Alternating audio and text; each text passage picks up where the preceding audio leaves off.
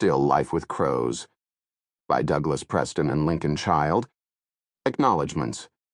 Lincoln Child would like to thank Special Agent Douglas Margini for his ongoing advice on both law enforcement matters and electric guitars. Would also like to thank my cousin, Greg Tier, and my friends Bob Wincott and Pat Alacco for particularly sage advice on the manuscript. Victor S. was very helpful in providing certain necessary details. D. like to thank the following people for helping make sure that the life of a writer need not be that of a monk: Chris and Susan Yango, Tony Trishka, Irene Soderlund, Roger Lasley, Patrick Dowd, Gerard and Terry Hyland, Dennis Kelly, Bruce Swanson, Jim Jenkins, Mark Mendel, Ray Spencer, and Malou and Sonny Baula. Thanks to Lee Suckno for various and sundry ministrations. Most importantly, want to thank my parents, Nancy and Bill Child, my brother Doug, and my sister Cynthia, my daughter Veronica, and especially my wife, Lucy, for their love and support. Moat would also like to gratefully acknowledge my adoptive hometown of Northfield, Minnesota, which, in the nostalgic spyglass of memory, retains all the charms and graces of small-town America while somehow managing to avoid its limitations. Douglas Preston would like to express his very great appreciation to Bobby Rotenberg for reading the manuscript and offering excellent suggestions. Mort thanked my daughter Celine for her invaluable advice, especially with the character of Corey, but I'm deeply indebted to Karen Copeland for her tremendous help and support, and Mort thanked Niccolo Capone for innumerable fascinating literary conversations and excellent ideas. My thanks goes to Barry Turkis for dragging me up and down the Tuscan Hills in Beachy, and to his wife, Jody. Also wish to thank some of my Florentine friends for providing a counterbalance to many solitary hours spent in front of the computer. They are Miriam Slabink, Ross Capone, Lucia Boldrini and Riccardo Zucconi, Vasiliki Lambrou and Paolo Busoni, Edward Tosks, Phyllis and Ted Swindles, Peter and Marguerite Kasparian, Andrea and Vaha Kushquarian, and Katia Ballerini. Am also most indebted to our Italian translator, Andrea Carlo Capi, for his friendship and advocacy of our books and for giving us a piece of excellent advice on this novel in particular. And how can Moat help but acknowledge the incomparable Andrea Pinkets? Finally, Moat want to express my greatest appreciation to my wife, Christine, and my two other children, Alethea and Isaac, for their constant love and support. And as always, we want to thank in particular those people without whom the novels of Preston and Child would not exist: Jamie Levine, Jamie Robb, Eric Simonoff, Edie Clem, and Matthew Snyder. Although we have used southwestern Kansas as the location for this novel, the town of Medicine Creek, as well as Cry County, and many of the other towns and cities mentioned in the novel, are either fictitious or are used fictitiously, as are the characters that populate them. We have not hesitated to alter the geography and agriculture of southwestern Kansas to suit our fictional purposes. Medicine Creek, Kansas, early August sunset. The great sea of yellow corn stretches from horizon to horizon under an angry sky. When the wind rises, the corn stirs and rustles as if alive, and when the wind dies down again, the corn falls silent. The heat wave is now in its third week, and dead air hovers over the corn in shimmering curtains. One road cuts through the corn from north to south, another from east to west. Where the two roads cross lies the town. Sad gray buildings huddle together at the intersection, gradually thinning along Beotehat roads into separate houses, then scattered farms, and then nothing. A creek, edged by scraggly trees, wanders in from the northwest, loops lazily around the town, and disappears in the southeast. It is the only curved thing in this landscape of straight lines. To the northeast rises a cluster of mounds surrounded by trees. A giant slaughterhouse stands south of the town, lost in the corn, its metal sides scoured by years of dust storms. The faint odor of blood and disinfectant drifts in a plume southward from the plant, riding the fitful currents of air. Beyond, just over the horizon, stand three gigantic grain silos, like a tall masted ship lost at sea. The temperature is exactly 100 degrees. Heat lightning flickers silently along the distant northern horizon. The corn is 7 epite high, the fat cobs clustered on the stalks. Harvest is 2 weeks away. Twilight is falling over the landscape. The orange sky bleeds away into red. A handful of streetlights blink on in the town. A black and white police cruiser passes along the main street, heading east into the great nothingness of corn, its headlights stabbing into the rising darkness. Some 3 miles ahead of the cruiser, a column of slow-circling turkey vultures rides a thermal above the corn. They wheel down, then rise up again, circling endlessly, uneasily, rising and falling in a regular cadence. Sheriff Dent Hazen fiddled with the dashboard knobs and cursed at the tepid air that streamed from the vents. He felt the vent with the back of his hand, but it wasn't getting any cooler. The AC had finally bit the dust. He muttered another imprecation and cranked down the window, tossing out his cigarette butt. Furnace-like air boiled in, and the cruiser filled with the smell of late summer Kansas, earth, cornstalks. He could see the circling turkey buzzards rise and dip above the dying smear of sunset along the horizon. One ugly motherfucker of a bird, thought Hazen, and he glanced over at the long-barreled Winchester Defender lying on the seat beside him. With any luck, he'd get close enough to assist 2 or 3 of them into the next world. He slowed and glanced once again at the dark birds, silhouetted against the sky.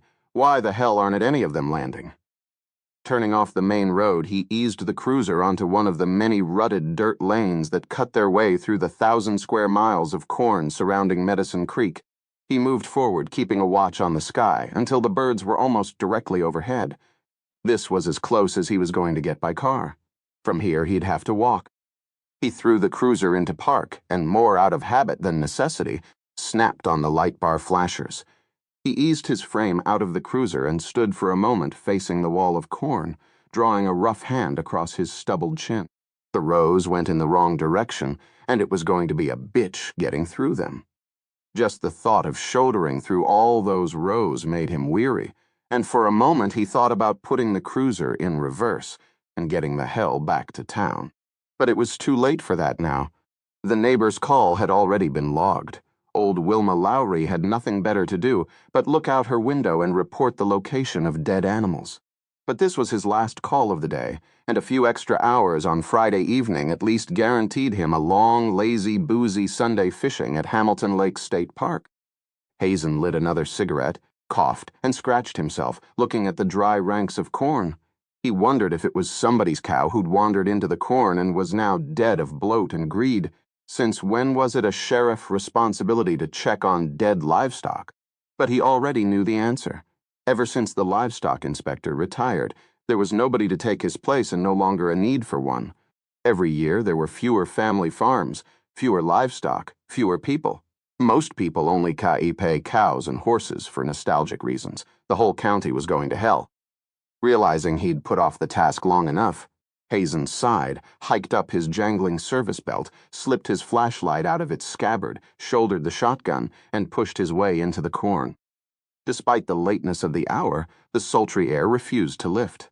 The beam of his light flashed through the cornstalks stretching before him like endless rows of prison bars, his nose filled with the smell of dry stalks, that peculiar rusty smell so familiar it was part of his very being. His feet crunched dry clods of earth, kicking up dust. It had been a wet spring, and until the heat wave kicked in a few weeks back, the summer sun had been benevolent. The stalks were as high as Hazen could ever remember, at least a foot or more over his head. Amazing how fast the black earth could turn to dust without rain. Once, as a kid, he'd run into a cornfield to escape his older brother, and gotten lost. For 2 hours, the disorientation he'd have felt then came back to him now. Inside the Cheo Rona Rose, the air felt trapped. Hot, fetid, itchy. Hazen took a deep drag on the cigarette and continued forward, knocking the fat cobs aside with irritation. The field belonged to Buswell Agricon of Atlanta, and Sheriff Hazen could not have cared less if they lost a few ears because of his rough passage. Within 2 weeks, Agricon's huge combine harvesters would appear on the horizon, mowing down the corn, each feeding half a dozen streams of kernels into their hoppers. The corn would be trucked to the cluster of huge grain silos just over the northern horizon, and from there, railed to feed lots from Nebraska to Missouri, to disappear down the throats of mindless castrated cattle, which would in turn be transformed into big fat marbled sirloins for rich assholes in New York and Tokyo. Or maybe this was one of those gasohol fields where the corn wasn't eaten by man or even beast, but burned up in the engines of cars instead. What a world. Hazen bullied his way through row after row. Already his nose was running. He tossed his cigarette away, then realized he should probably have pinched it off first. Hell with it. 1,000 acres of the damn corn could burn, and Buswell Agricon wouldn't even notice. They should take care of their own fields, pick up their own dead animals. Of course, the executives had probably never set foot in a real cornfield in their lives. Like almost everyone else in Medicine Creek, Hazen came from a farming family that no longer farmed. They had sold their land to companies like Buswell Agricon. The population of Medicine Creek had been dropping for more than half a century, and the great industrial cornfields were now dotted hat, abandoned houses, their empty window frames staring like dead eyes over the billowy mane of crops. But Hazen had stayed. Not that he liked Medicine Creek particularly. What he liked was wearing a uniform and being respected. He liked the town because he knew the town, every last person, every dark corner, every nasty secret. Truth was, he simply couldn't imagine himself anywhere else. He was as much a part of Medicine Creek as Medicine Creek was a part of him. Hazen stopped suddenly. He swept his beam through the stalks ahead. The air, full of dust, now carried another smell, the perfume of decay. He glanced up. The buzzards were far above now, directly over his head. Another 50 yards, and he would be there. The air was still, the silence complete. He unshouldered his shotgun and moved forward more cautiously. The smell of decay drifted through the rows, sweeter by the moment. Now Hazen could make out a gap in the corn, a clearing directly ahead of him. Odd, the sky had flamed its red farewell and was now dark. The sheriff raised his gun, eased off the safety with his thumb, and broke through the last corn row into the clearing. For a moment he looked around in wild incomprehension, and then, rather suddenly, he realized what he was looking at. The gun went off when it hit the ground, and the load of double-aught buckshot blew by Hazen's ear, but the sheriff barely noticed. 2 hours later, Sheriff Dent Hazen stood in approximately the same spot, but now the cornfield had been transformed into a gigantic crime scene. The clearing was ringed with portable sodium vapor lights that bathed the scene in a harsh white glow, and a generator growled somewhere out in the corn. The Stadies had bulldozed an access road into the site, and now almost a dozen state cruisers, sock trucks, ambulances, and other vehicles sat in an instant parking lot carved out of the corn. 2 photographers were taking pictures, their flashes punctuating the night, while a lone evidence gatherer crouched nearby, picking at the ground with a pair of tweezers. Hazen stared at the victim, sickness rising in his gut. This was the first homicide in Medicine Creek in his lifetime.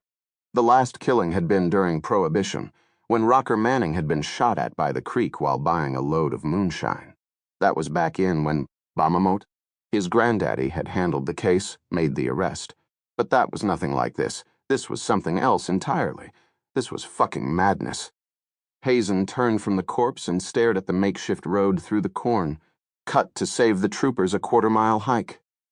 There was a good possibility the road had destroyed evidence. He wondered if it was standard Stady procedure, or if they even had a procedure for this kind of situation. All the activity had an ad hoc air about it, as if the troopers were so shocked by the crime that they were just making it up as they went along. Sheriff Hazen did hold Stadies in particularly high regard.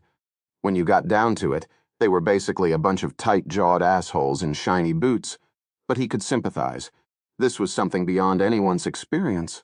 He lit a fresh Camel off the stub of his last one and reminded himself that it wasn't really his first homicide. It wasn't his case at all. He may have found the body, but it was outside the township and therefore outside his jurisdiction. This was a Stady job, and thank the risen Lord for that. Sheriff Hazen, the towering Kansas State Trooper captain, came crunching over the corn stubble, his black boots shining, his hand outstretched, mouth tensed in what was supposed to pass for a smile. Hazen took the hand and shook it, annoyed by the man's height. It was the 3rd time the captain had offered him his hand. Hazen wondered if the man had a bad memory, or if he was just so agitated that the handshaking was a nervous reaction. Probably the latter. The MES coming down from Garden City, the captain said. Should be here in 10 minutes. Sheriff Hazen wished to hell he'd sent Tad out on this one. He would have gladly given up his weekend fishing. Christ, he would even stayed sober to miss this. On the other hand, he thought, perhaps this would have been too much for Tad. In so many ways, he was still only a kid. "We've got ourselves an artist here," said the trooper, shaking his head. "A real artist. You think this Luglunk make the Kansas City Star?" Hazen didn't reply. This was a new thought to him. He thought of his picture in the paper and found the idea displeasing. Someone walking past with a fluoroscope bumped into him. Christ, The crime scene was getting to be more crowded than a Baptist wedding. He filled his lungs with tobacco, then forced himself to look out over the scene yet again. It seemed important that he should see it one more time, before it was all disassembled and put into bags and taken away. His eyes played over it, automatically committing every hideous little detail to memory. It had been set up almost like a scene in a play. A circular clearing had been made in the heart of the cornfield, the broken stalks carefully stacked to one side, leaving an area of dirt clods and stubble perhaps 40 feet in diameter. Even in the terrible unreality of the moment, Hazen found himself marveling at the geometrical precision with which the circle had been formed. At one end of the clearing stood a miniature forest of sharpened sticks, 2 to 3 feet high, pushed into the earth, their cruel-looking ends pointing upward. At the precise middle of the clearing stood a circle of dead crows spitted on stakes. Only they weren't tea stakes, but Indian arrows, each topped by a flaked point. There were at least a couple dozen of the birds, maybe more, their vacant eyes staring yellow beaks pointing inward. And in the center of this circle of crows lay the corpse of a woman. At least Sheriff Hazen thought it was a woman. Her lips, nose, and ears were missing. The corpse lay on its back, its mouth wide open, looking like the entrance to a pink cave. It had bleached blonde hair, a clump of it ripped away and missing. The clothes had been shredded in countless small, neat, parallel lines. There was no sense of disorder. The relationship between the head and the shoulders looked wrong. Hazen thought her neck was probably broken, but there was no bruising on the neck indicating strangulation.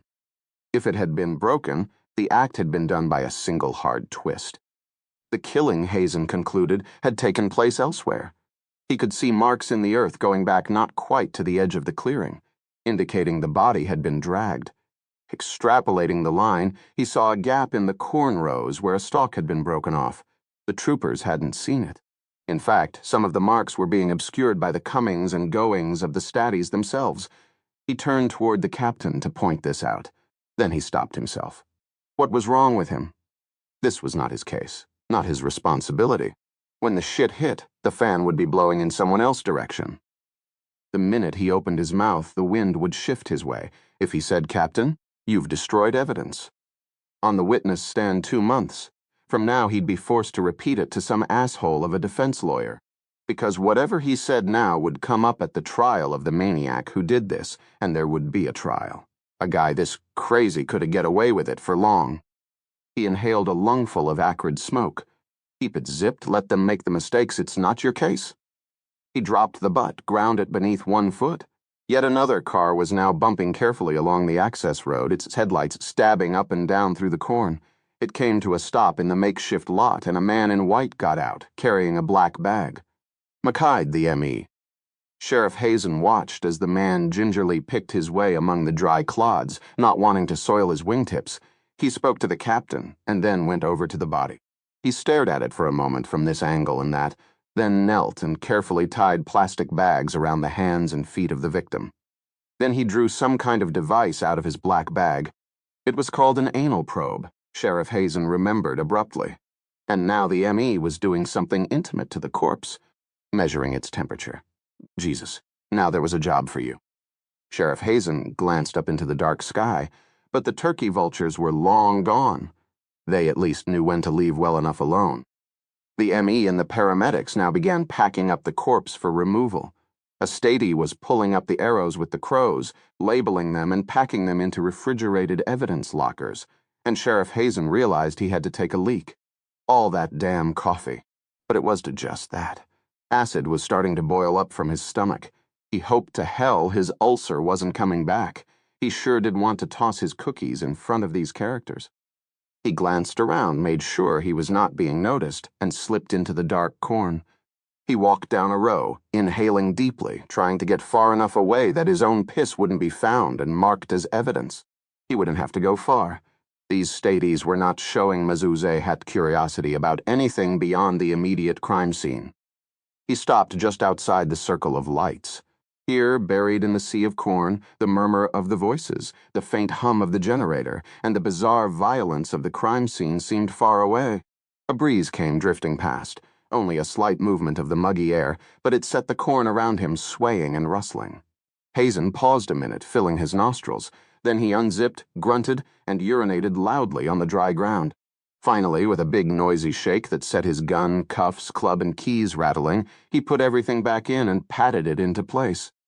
As he turned, he saw something in the reflected glow of the lights. He stopped, shining his flashlight across the corn rows. There it was in the next row over. He looked more closely. A piece of cloth caught high up on one of the dry husks. It appeared to be the same as the material the victim was wearing. He shone his light up and down the row, but he saw nothing else. He straightened up. He was doing it again. This wasn't his case. Maybe he'd mention it. Maybe he'd let the statties find it on their own if it really meant anything. Anyway, when he pushed his way back into the clearing, the trooper captain came forward at once. "Sheriff Hazen, Mort was just looking for you," he said. He was carrying a handheld GPS unit in one hand and a USGS topographical map in the other, and his face was wearing a very different expression than it had just moments before. "Congratulations." "What's that?" asked Hazen. The captain pointed to the GPS device. "According to this reading, we re-inside the boundary of the township of Medicine Creek, 12 feet inside the boundary, to be exact, which means it's your case, Sheriff. We here to help, of course, but it's your case. So let me be the first to offer my congratulations." He beamed and held out his hand. Sheriff Dent Hazen ignored the hand. Instead, he plucked the pack of cigarettes from his breast pocket, shook one out, pushed it between his lips, and lit it. He inhaled and then spoke, the smoke puffing out with his words. 12 feet, he repeated. Jesus Christ. The captain let his hand fall to his side. Hazen began to talk. The victim was murdered somewhere else and carried here. The murderer came through the corn over there, dragged her the last 20 feet or so. If you follow the row backwards from that broken stalk, you luglunk come to a piece of caught fabric. The fabric matches that of the victim, but it's caught too high on the stalk for her to have been walking, so he must have been lugging her on his back. You may see my footprints and the place where Mort took a piss in the adjoining row. Don't bother with that, and for God's sake, Captain, do we really need all these people? This is a crime scene, not a Walmart parking lot. Moat want only the ME, the photographer, and the evidence gatherer on site. Tell the rest to back off. Sheriff, we do have our procedures to follow. My procedures are now your procedures. The captain swallowed. Moat want a pair of certified, trained AKC police bloodhounds here ASAP to get on the trail, and Mott want you to get the forensic evidence team down from Dodge. Right. And one other thing. What's that? Mort wants your boys to pull over any arriving press, especially television trucks. Tie them up while we complete work here. Pull them over for what? Give 'em all speeding tickets. That's what you boys are good at, right? The captain's tight jaw grew even tighter, and if they not speeding? Sheriff Hazen grinned. Oh, they luglunk be speeding, all right. You can bet your ass on it. 3. Deputy Sheriff Tad Franklin sat hunched over his desk, filling out reams of unfamiliar paperwork and trying to pretend that the unruly knot of television and newspaper reporters just outside the plate glass window of the Medicine Creek Sheriff Department didn't exist. Tad had always liked the fact that the sheriff's hand quuck was located in a former 5 and 10-cent storefront, where he could wave to passers-by, chat with friends, keep tabs on who was coming or going. But now the disadvantages of the office had suddenly become obvious. The fiery light of yet another hot August sunrise had begun spilling down the street, stretching long shadows from the news trucks and gilding the unhappy faces of the reporters. They had been up all night, and things were beginning to look ugly. A steady stream came and went from Maisie's diner across the street, but the plain food only seemed to make them grumpier. Tad Franklin tried to concentrate on the paperwork, but he found himself unable to ignore the tapping on the window, the questions, the occasional shouted vulgarity. This was getting intolerable. If they woke Sheriff Hazen, who was grabbing a few winks in the back cell, things might get even uglier. Tad rose, tried to put on as stern a look as possible, and cracked open a window. Moat Luglung ask you once again to step back from the glass, he said. This was greeted with a muffled chorus of disrespectful comments, shouted questions, a general undercurrent of irritation. Tad knew from the call letters on the vans that the reporters weren't a local. They were from Topeka, Kansas City, Tulsa, Amarillo, and Denver. Well, they could just ride on back home and... Behind him, Tad heard a door thump, a cough. He turned to see Sheriff Hazen, yawning and rubbing his stubbly chin, the hair on one side of his head sticking out horizontally. The sheriff smoothed it down, then fitted on his hat with both hands. Tad closed the window. "Sorry, Sheriff, but these people just want to go away." The sheriff yawned, waved his hand casually, turned his back on the crowd. A particularly angry reporter in the rear of the crowd shouted out a stream of invective, in which the words redneck in miniature could be heard. Hazen went to the coffee pot, poured a cup. He sipped it, made a face, spat the coffee back into the cup, hawked up a loogie, deposited it in the cup as well, and then poured everything back into the pot. "Want me to get a fresh pot?" asked Tad. "No thanks, Tad," the sheriff replied, giving his deputy at shoulder a gruff pat. Then he turned back to face the group through the glass once more. "These folks need something for the 6 o'clock news, don't you think?" he said. "Time for a press conference." A press conference? Tad had never attended a press conference in his life, let alone been part of one. How do you do that? Sheriff Hazen barked a laugh, briefly displaying a rack of yellow teeth. "We go outside and answer questions." He went to the old glass door, unlocked it, and stuck his head out. "How you folks all doing?" This was greeted by a surge and an incomprehensible welter of shouted questions. Sheriff Hazen held up an arm, palm toward the crowd. He was still wearing his short-sleeved uniform from the night before, and the gesture exposed a half-moon of sweat that reached halfway to his waist. He was short, but short like a bulldog, and there was something about him that commanded respect. Tad had seen the sheriff loosen the teeth of a suspect almost twice his size. "Never get in a fight with anyone under 5'6", he told himself. The crowd fell silent. The sheriff dropped his arm. "My deputy, Tad Franklin, and myself will give a statement and answer questions. Let's all behave like civilized people. What say?"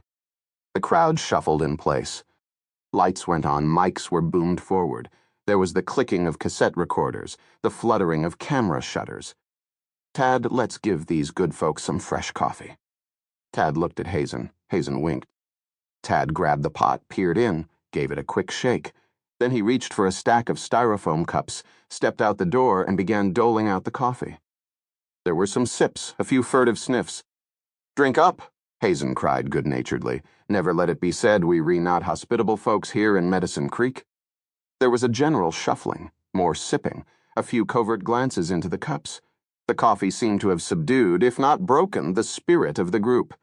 Though it was barely dawn, the heat was already oppressive. There was no place to put down the cups, no trash can to drop them in, and a sign outside the door to the sheriff's office read no littering. Motamdola fine. Hazen adjusted his hat, then stepped out onto the sidewalk. He looked around, his shoulders squared to the crowd as the cameras rolled. He then addressed the group. He told in dry police language of finding the body. He described the clearing, the body, and the spitted birds. It was pretty vivid stuff, but the sheriff managed to handle it matter-of-factly, throwing in a folksy comment here and there, in a way that neutralized most of the gruesome aspects. It amazed Tad how easygoing, even charming his boss could be when he wanted to.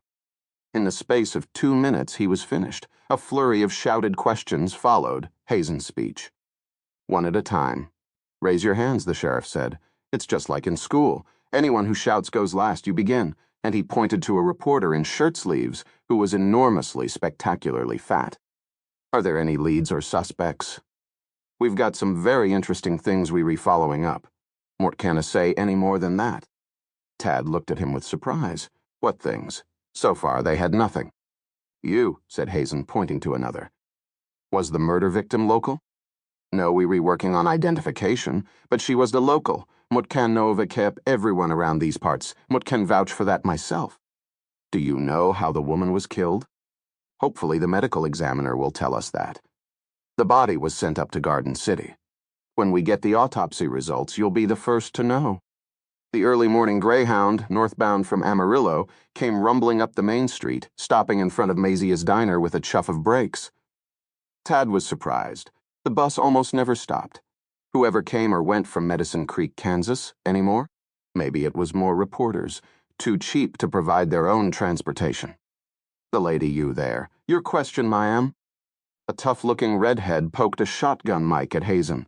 "What law enforcement agencies are involved?" "The state police have been a big help, But since the body was found in Medicine Creek Township, it's our case. FBI. The FBI doesn't get involved in local murder cases, and we don't expect them to take an interest in this one.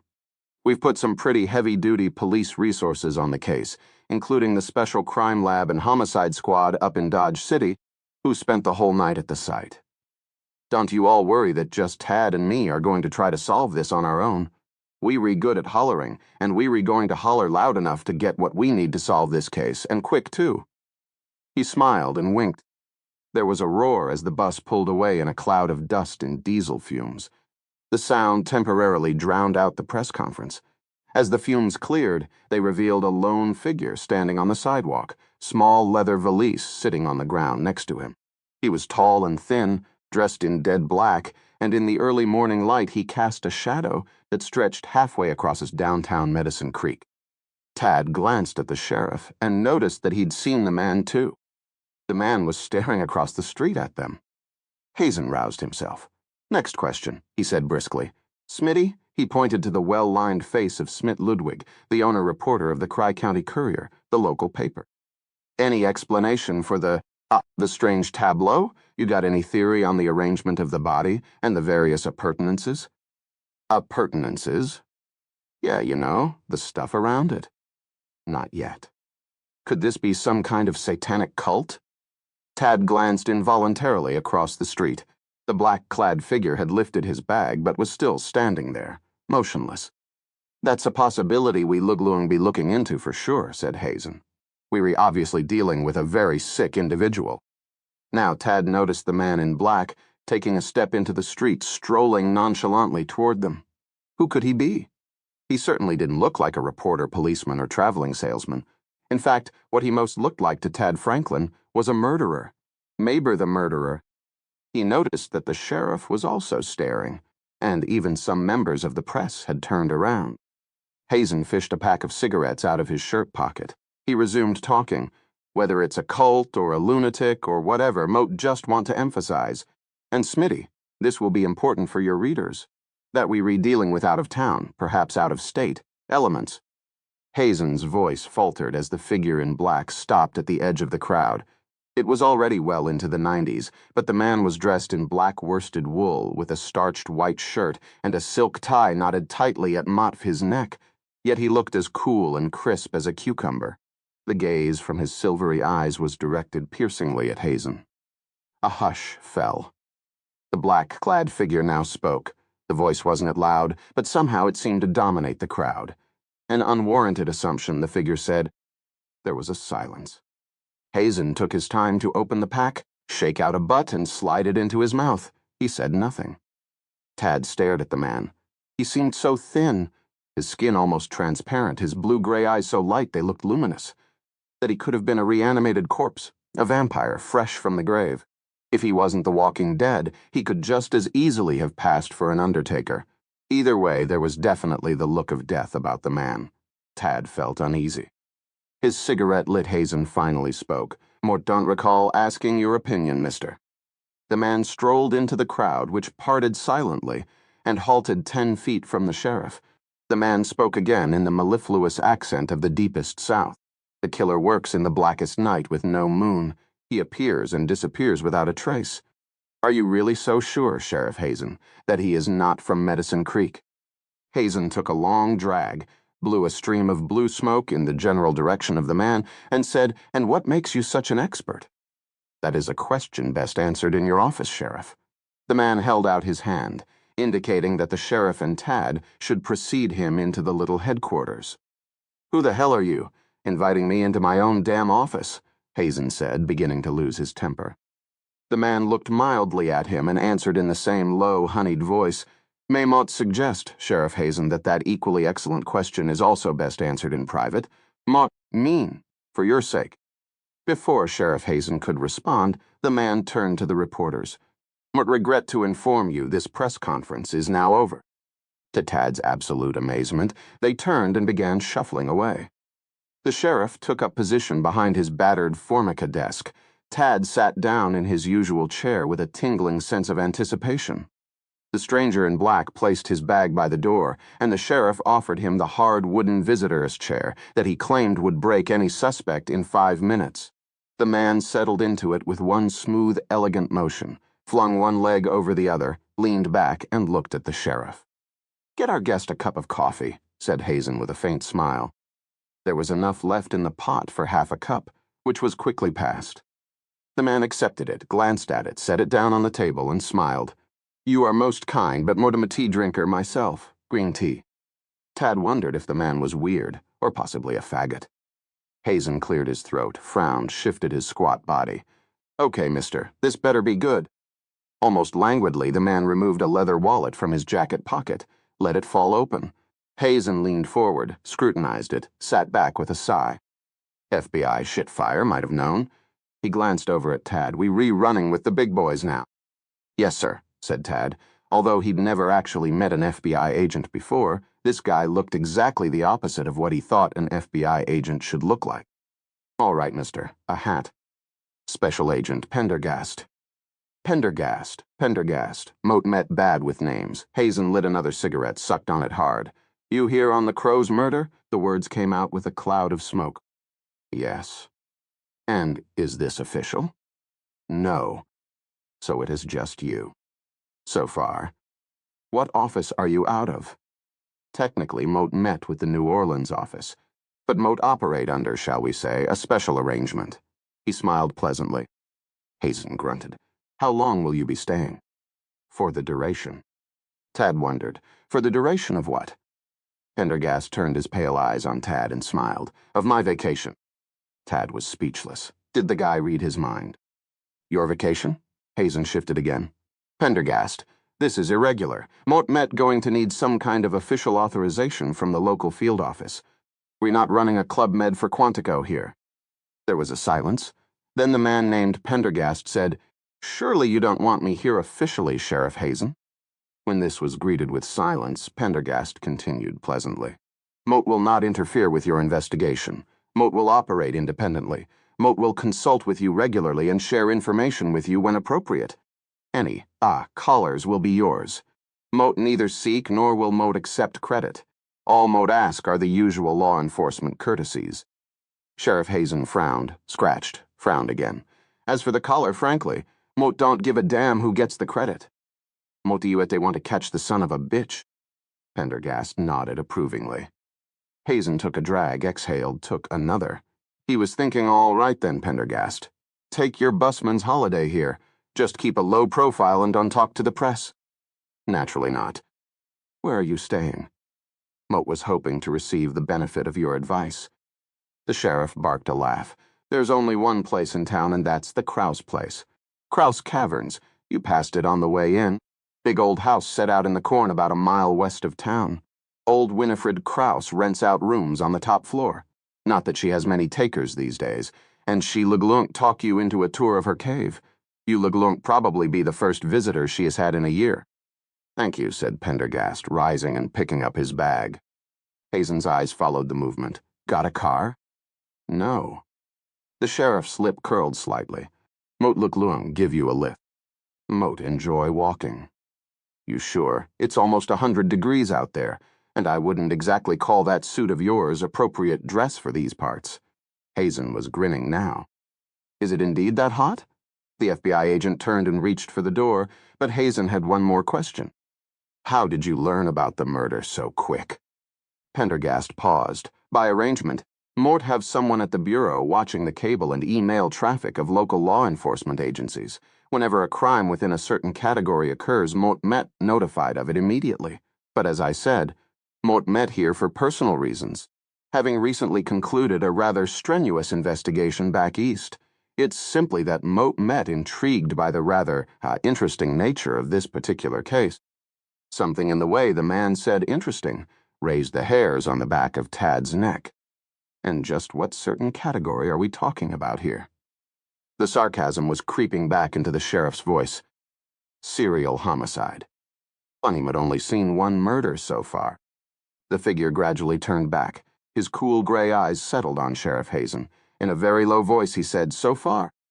Winifred Krause paused in her cross-stitch to gaze at the very strange sight out her parlor window. She felt vaguely frightened.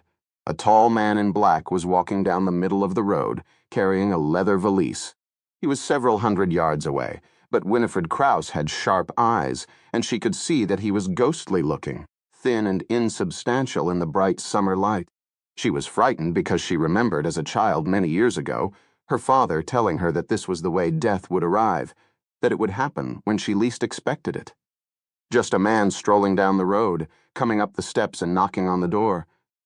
A man dressed in black, and when you looked down at his feet, instead of shoes you'd see cloven hooves, and then you'd smell the brimstone and fire, and that would be it, and you'd be dragged screaming into hell. The man was approaching. Bekep had long, cool strides, his shadow eating up the road before him. Winifred Krause told herself she was being silly, that it was just a story, and that death didn't carry a valise anyway. But why would anyone be dressed in black at this time of year? Not even Pastor Wilbur wore black in this heat, and this man was to just wearing black, but a black suit jacket and all. Was he selling something? But then where was his car? Nobody walked on the Cry County Road. No one. At least not since she was a little girl before the war, when the drifters used to come through in the early spring, heading for the fields of California. The man had paused at the spot where her rutted and dusty drive met the macadam of the road. He looked up at the house, right at the parlor, it seemed, and Winifred automatically laid aside her cross-stitch. Now he was stepping into her lane. He was coming to the house. He was actually coming to the house, and his hair was so white, his skin so pale, his suit so black. There was the low rap of the door knocker. Winifred's hand flew to her mouth. Should she answer it? Should she wait for him to go away? Would he go away? She waited. The knock came again, more insistent. Winifred frowned. She was being an old silly.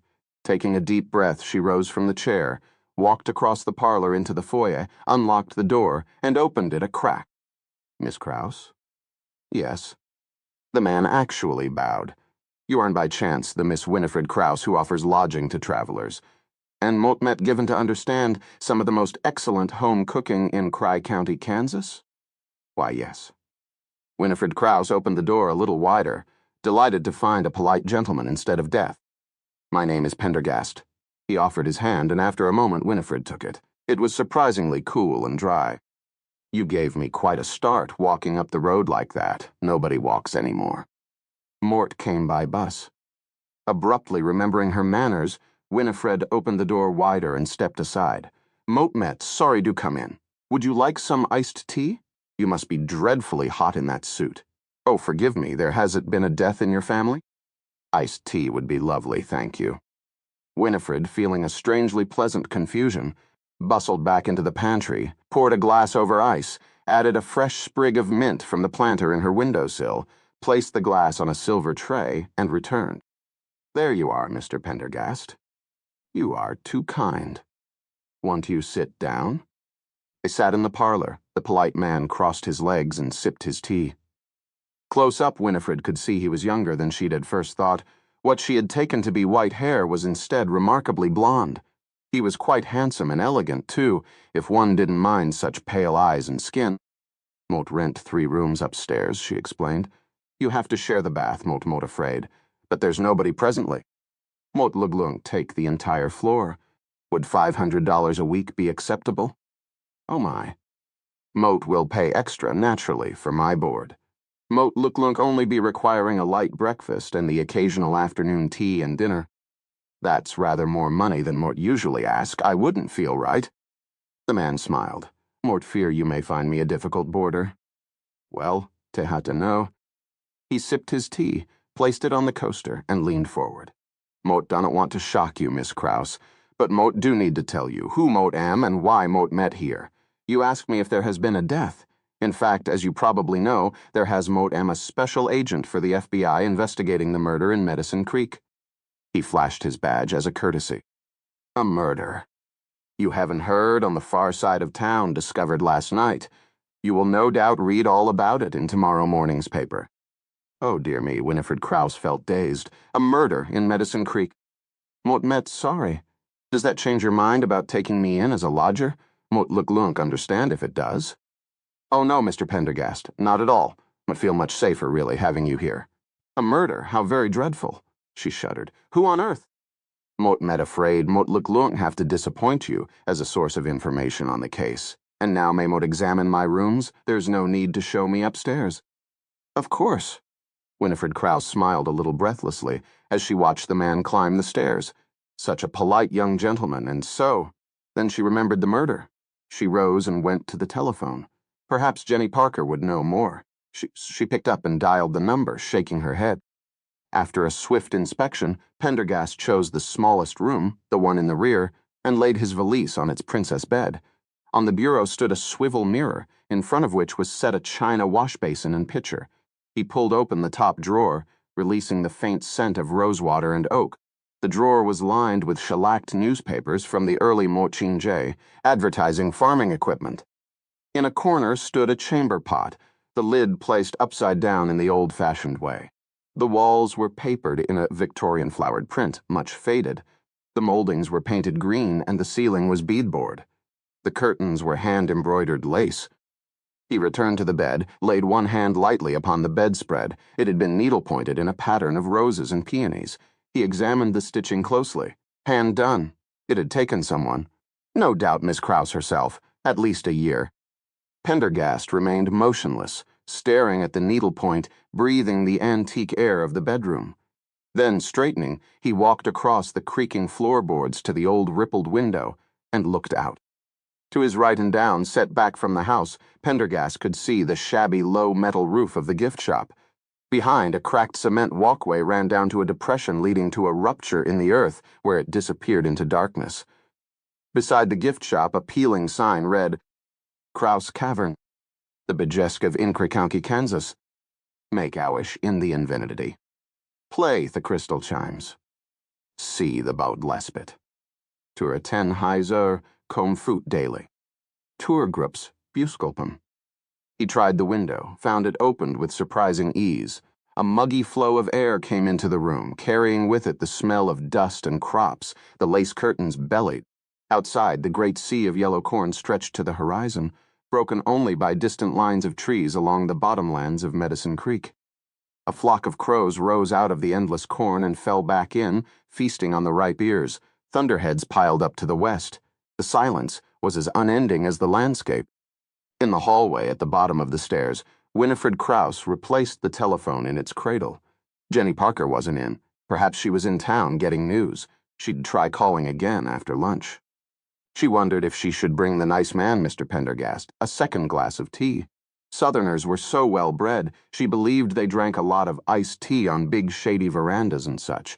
It was such a hot day, and he'd walked from town.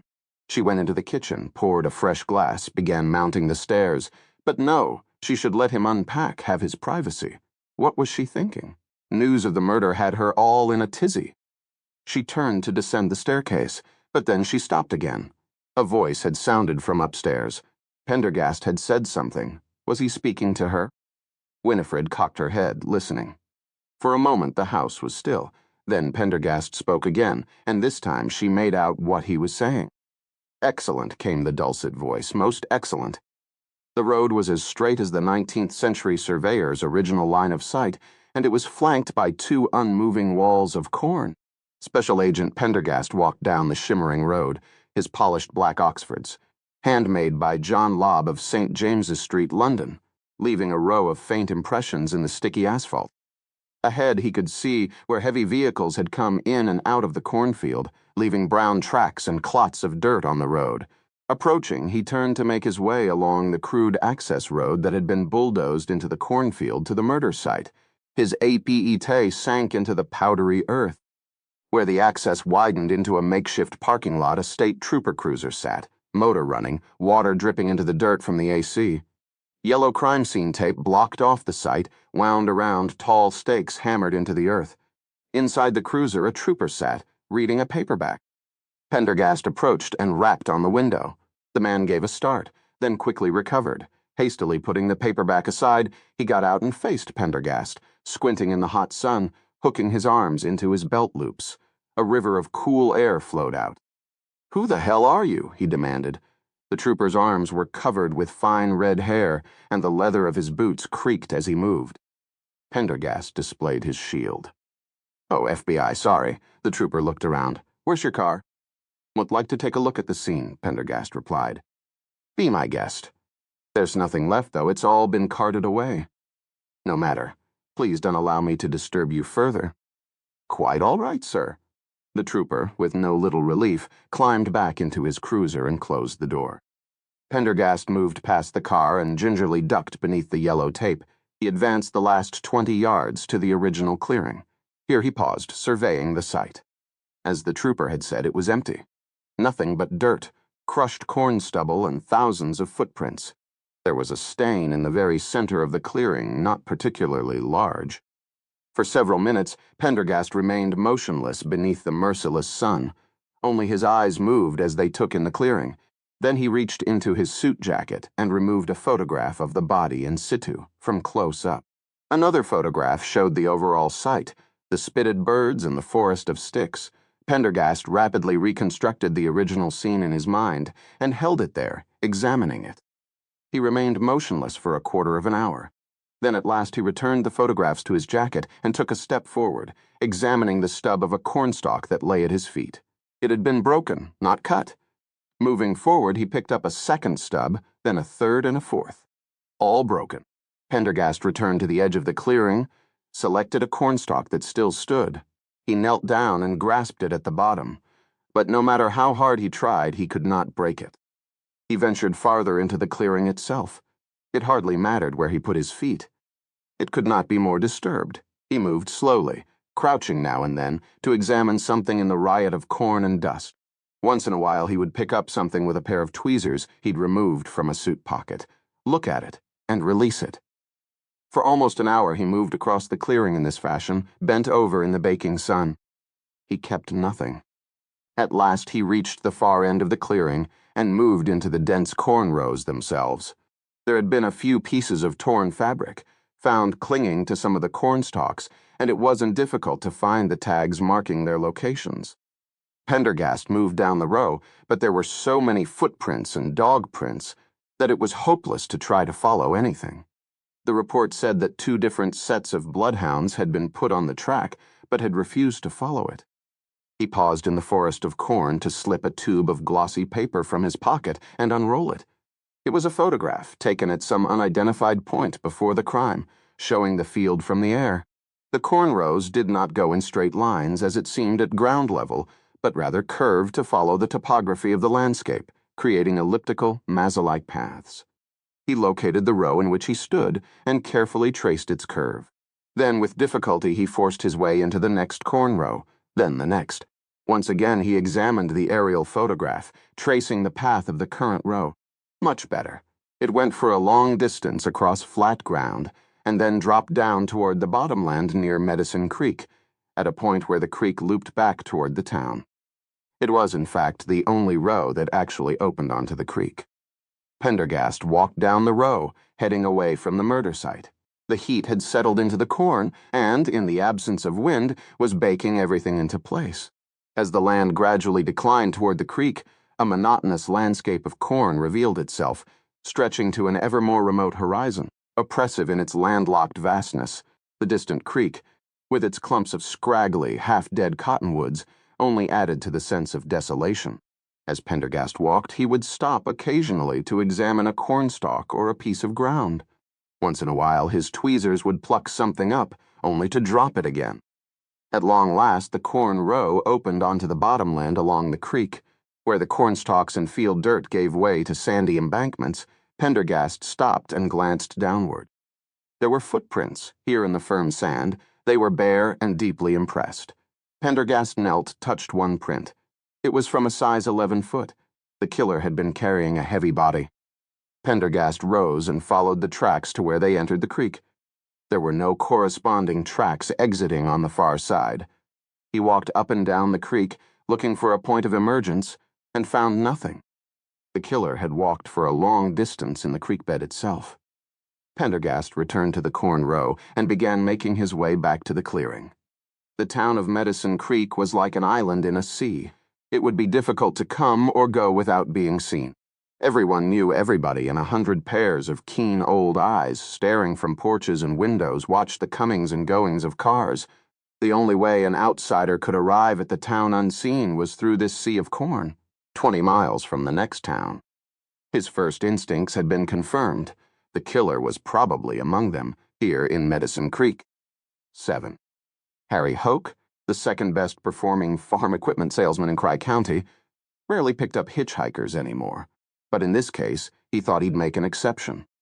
After all, the gentleman dressed in mourning was standing so sadly by the side of the road. Hawk's own mother had been taken just the year before, and he knew what it was like. He pulled his Ford Taurus into the gravel just beyond the man and gave a little toot. He lowered his window as the man strolled up.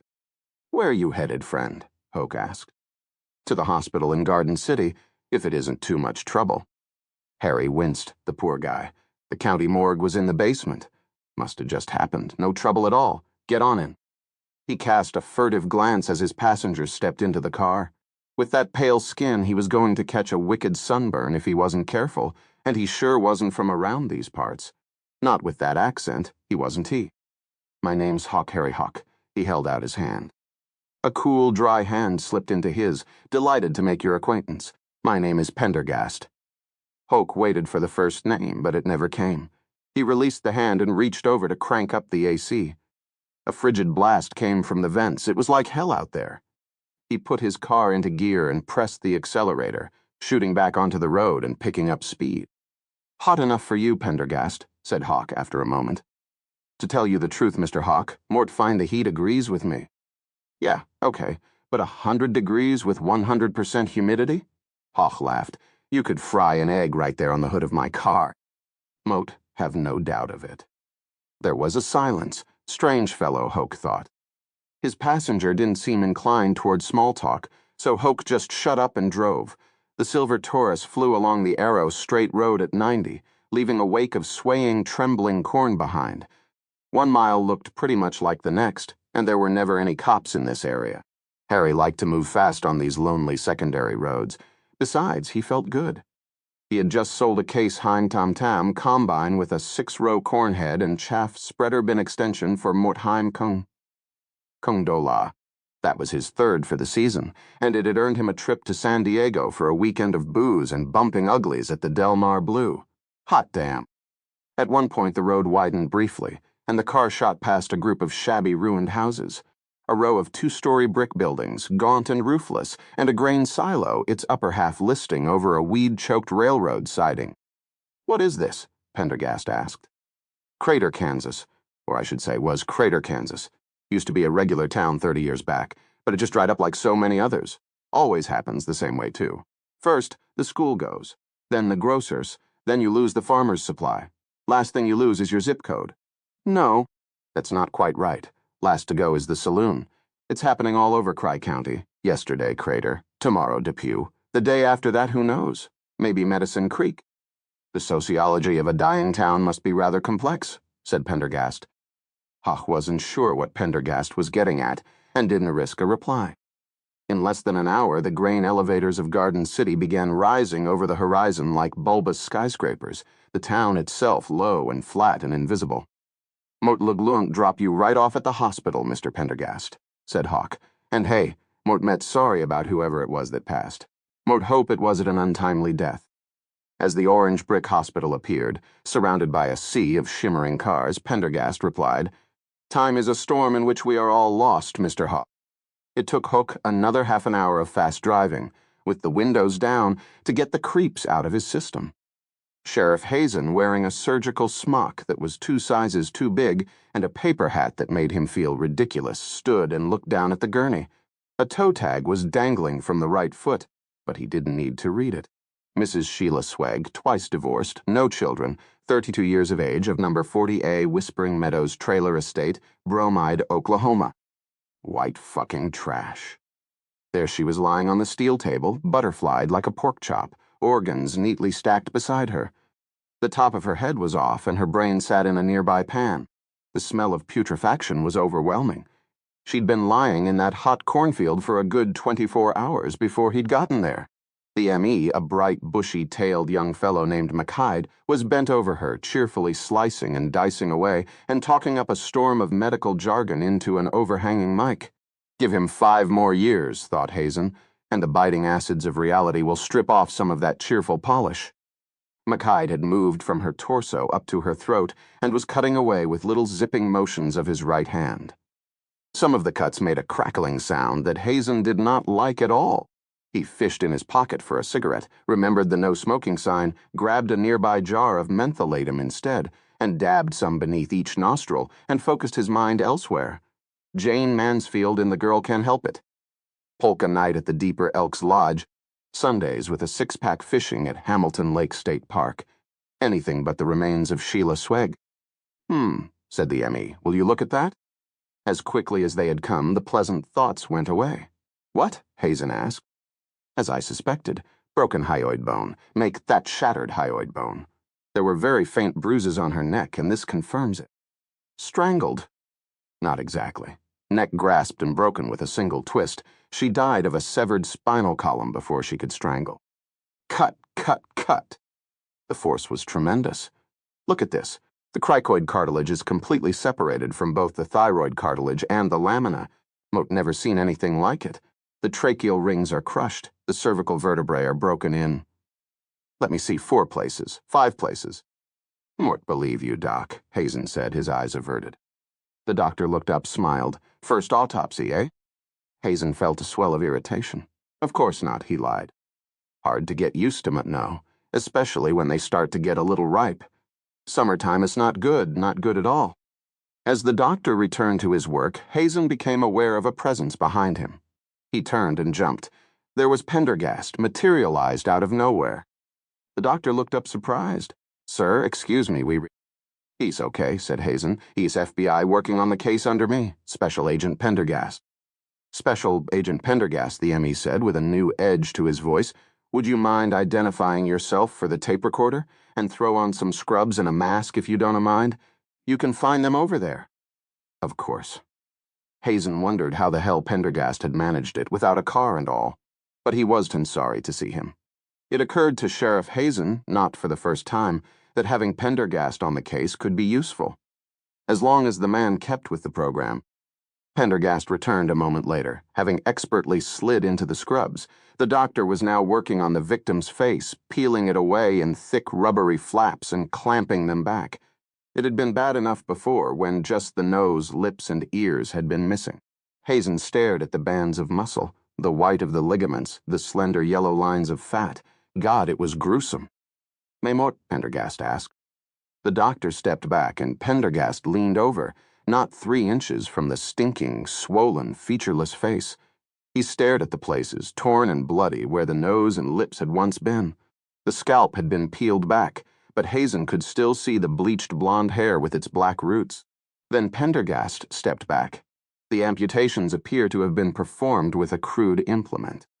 The doctor raised his eyebrows. A crude implement? Moat would suggest a superficial microscopic examination with a comprehensive series of photos, and part of the scalp has been ripped off, as you no doubt have noted. Right, good. The doctor sounded irritated at the advice. Hazen had to smile. The agent was showing up the doc. But if Pendergast were right about this, he stopped himself from asking just what kind of crude implement Pendergast had in mind. He felt his gorge rising and immediately turned his mind back to Jane Mansfield. Any sign of the lips, ears, and nose? Pendergast asked. The police could have found them, said the M.E. Hazen felt a surge of annoyance at this implied criticism. The M.E. had been at it all afternoon, making one snide comment after another about the shortcomings of Hazen S. report, and by extension, his police work.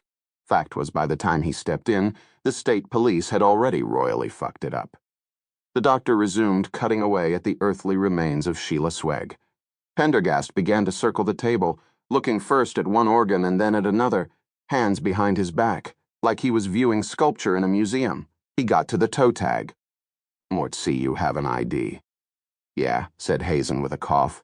Some cracker from the Oklahoma Panhandle. We found her car, one of those Korean rice burners, hidden in the corn 5 miles the other side of Medicine Creek. Any idea what she was doing there? We found a bunch of shovels and picks in the trunk. A relic hunter. They always sneaking around the mounds, digging for old Indian artifacts. This is a common occurrence, then? Not around here so much, but yeah, some people make a living at it, driving from state to state, looting old sites for stuff to sell at flea markets. Every mound, battleground, and Boot Hill from Dodge City to California's been hit by them. They got no shame. Does she have a record? Petty shit, credit card fraud, selling phony crap on eBay, nickel and dime insurance scams. You've made excellent progress, Sheriff. Hazen nodded curtly. Well, said the doctor, we're just about done here. Do either of you have any questions or special requests?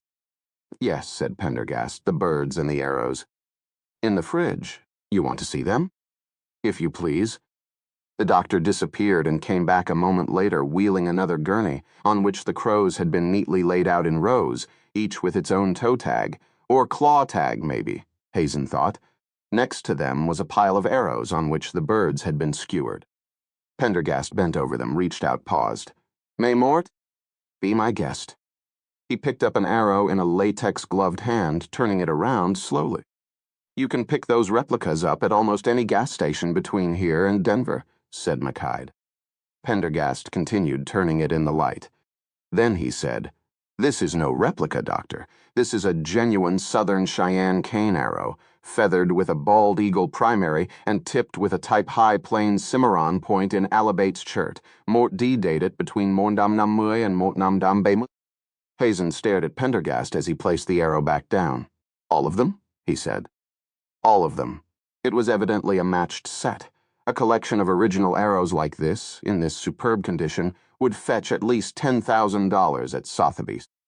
In the ensuing silence, Pendergast picked up a bird and turned it gently around, palpating it, completely crushed, it seems. That right, the doctor's voice had grown wary, irritated. Yes, every bone broken. It's a sack of mush. He glanced up. You're planning to autopsy the birds, are you not, Doctor? The doctor gave a snort. All 24 of them? We'll do 1 or 2. Moat would strongly recommend doing them all. The doctor stepped back from the gurney. Agent Pendergast, Mort failed to see what purpose that would serve, except to waste my time and the taxpayers' money. As I said, we will do 1 or 2. Pendergast laid the bird back on the tray and picked up another, palpated it, and then another, before finally selecting one. Then, before the doctor could object, Pendergast plucked a scalpel from the surgical tray and made a long, deliberate stroke across the bird's underside.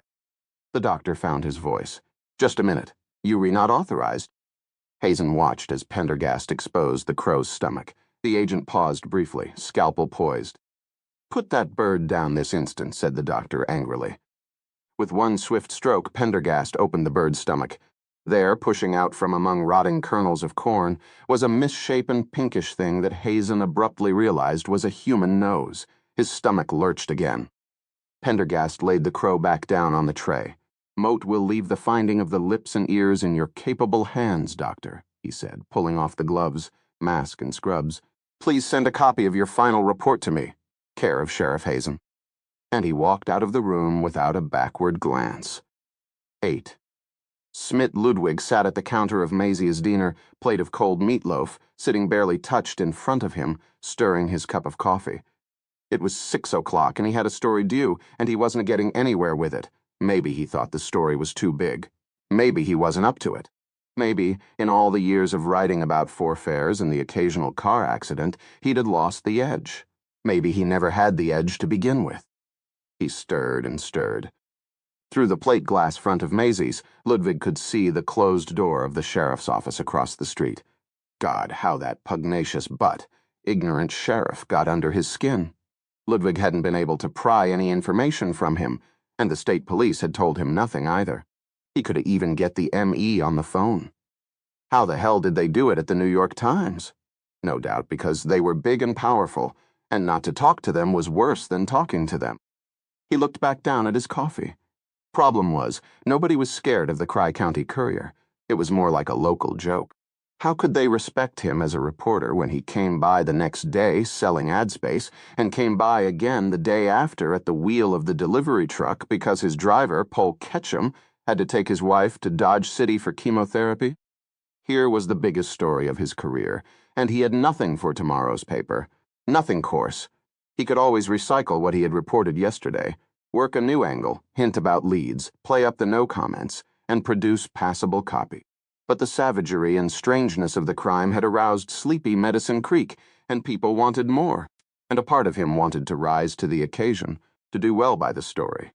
A part of him wanted, now that he finally had the chance, to be a real journalist.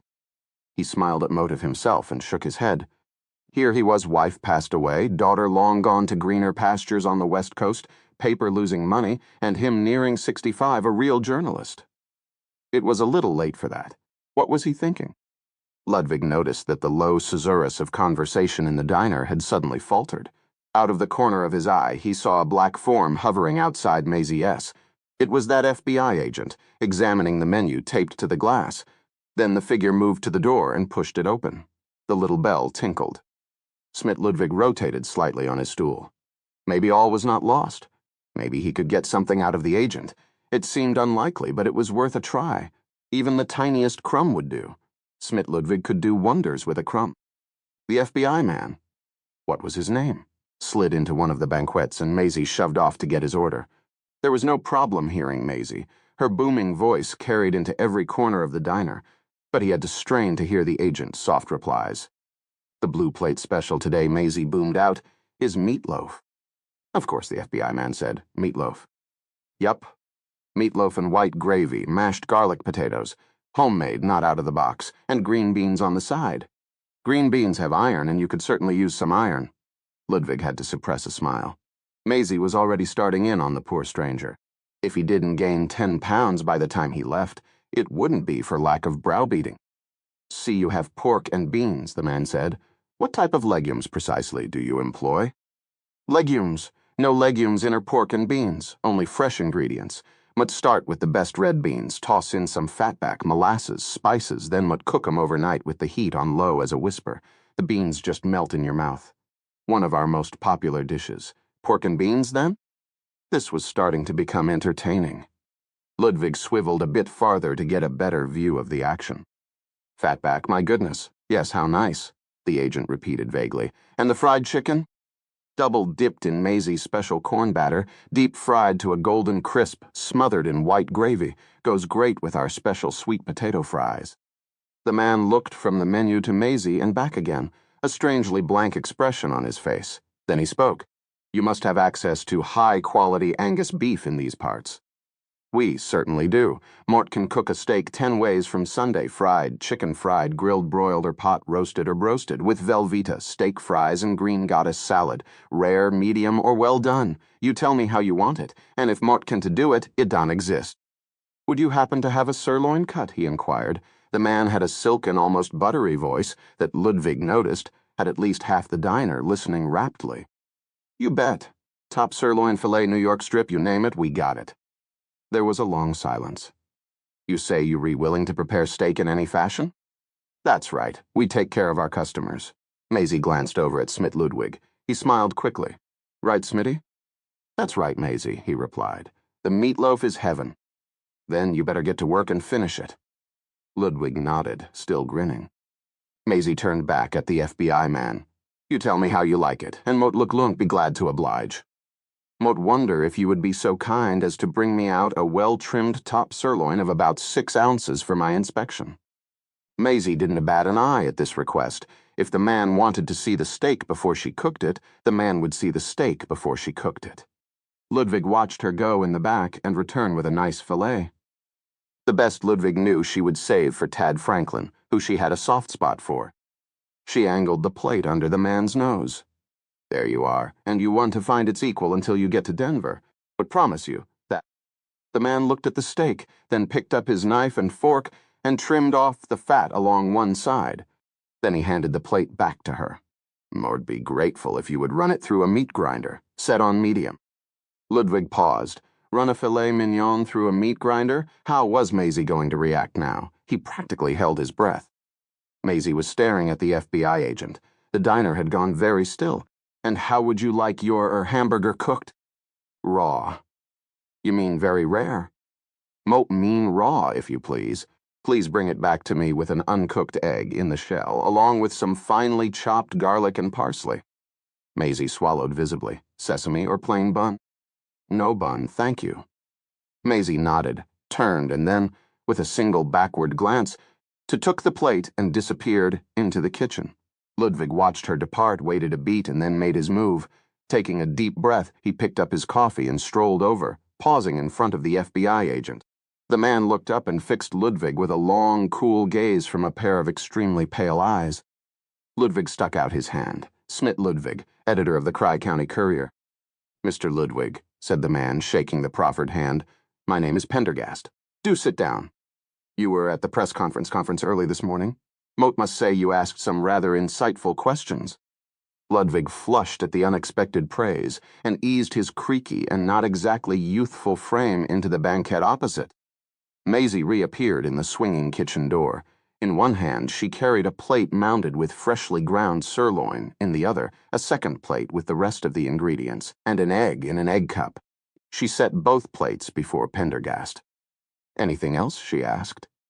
She looked stricken. And who wouldn't be, Ludwig thought, running a decent sirloin like that through a meat grinder? That will be all. Thank you very much. We aim to please, Maisie attempted a smile, but Ludwig could see she was thoroughly defeated. This was something utterly foreign to her experience. Ludwig and the entire diner watched as Pendergast sprinkled the garlic over the raw meat, added salt and pepper, cracked the raw egg on top, and carefully folded the ingredients together. Then he molded it with his fork into a pleasing mound, sprinkled parsley on top, and sat back to contemplate his work. Suddenly, Ludwig understood. Steak tartare? He asked, nodding toward the plate. Yes, it is. Moat saw somebody make that on the Food Network. How is it? Pendergast delicately lifted a portion to his mouth, chewed with half-closed eyes. All that is lacking is a chimibe Leoville poivre. You really should try the meatloaf, Ludwig replied, lowering his voice. Maisie has her strengths and weaknesses. The meatloaf is one of her strengths. It's damn good, in fact. Mort shall take it under consideration. Where are you from, Mr. Pendergast? Can I quite place the accent? New Orleans. What a coincidence. Moat went there for Mardi Gras once. How nice for you, Moat. Myself have never attended.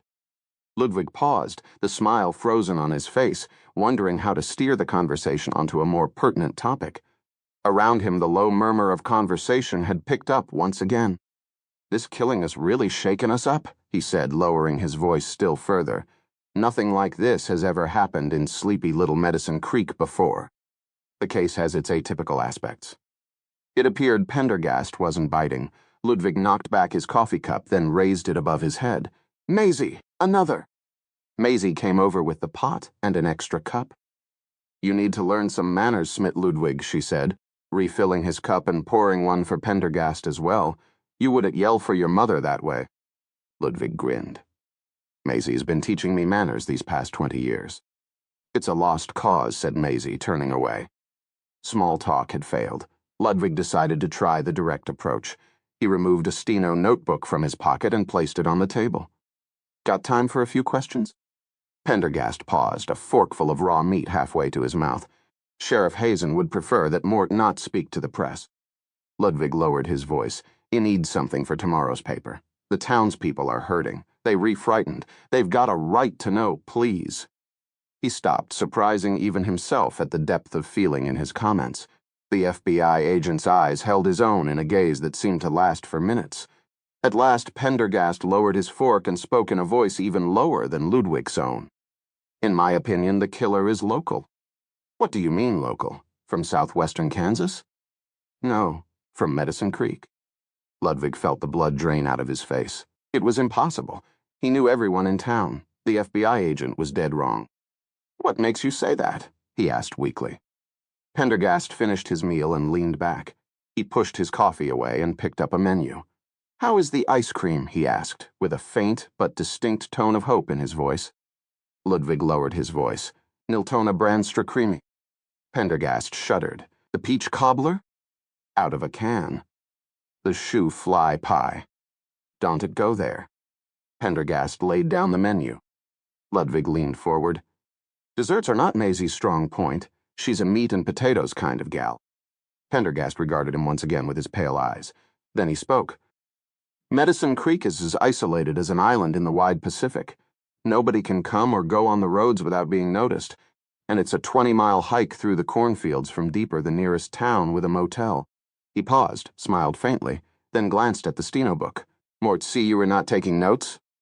Ludwig laughed nervously. Give me something Mort can print. There's one unshakable article of faith in this town. The killer and the victim are both from away. We have our share of troublemakers, but believe me, no killers. Pendergast looked at him with mild curiosity.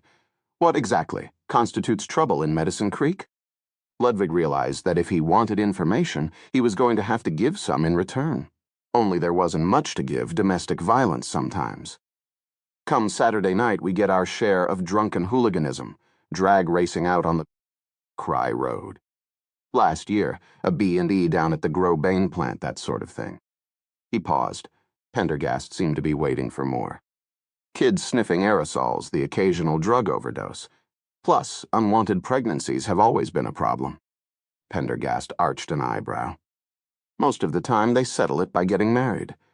In the old days, the girl was sometimes sent away to have her baby, and it was put up for adoption. You know how it is in a small town like this. Not a lot for a young person to do, except... Ludwig smiled, remembering back to the days when he and his wife were in high school. Saturday night, parking down by the creek, the windows all steamed up. It seemed so long ago, a world utterly gone. He shook off the memory.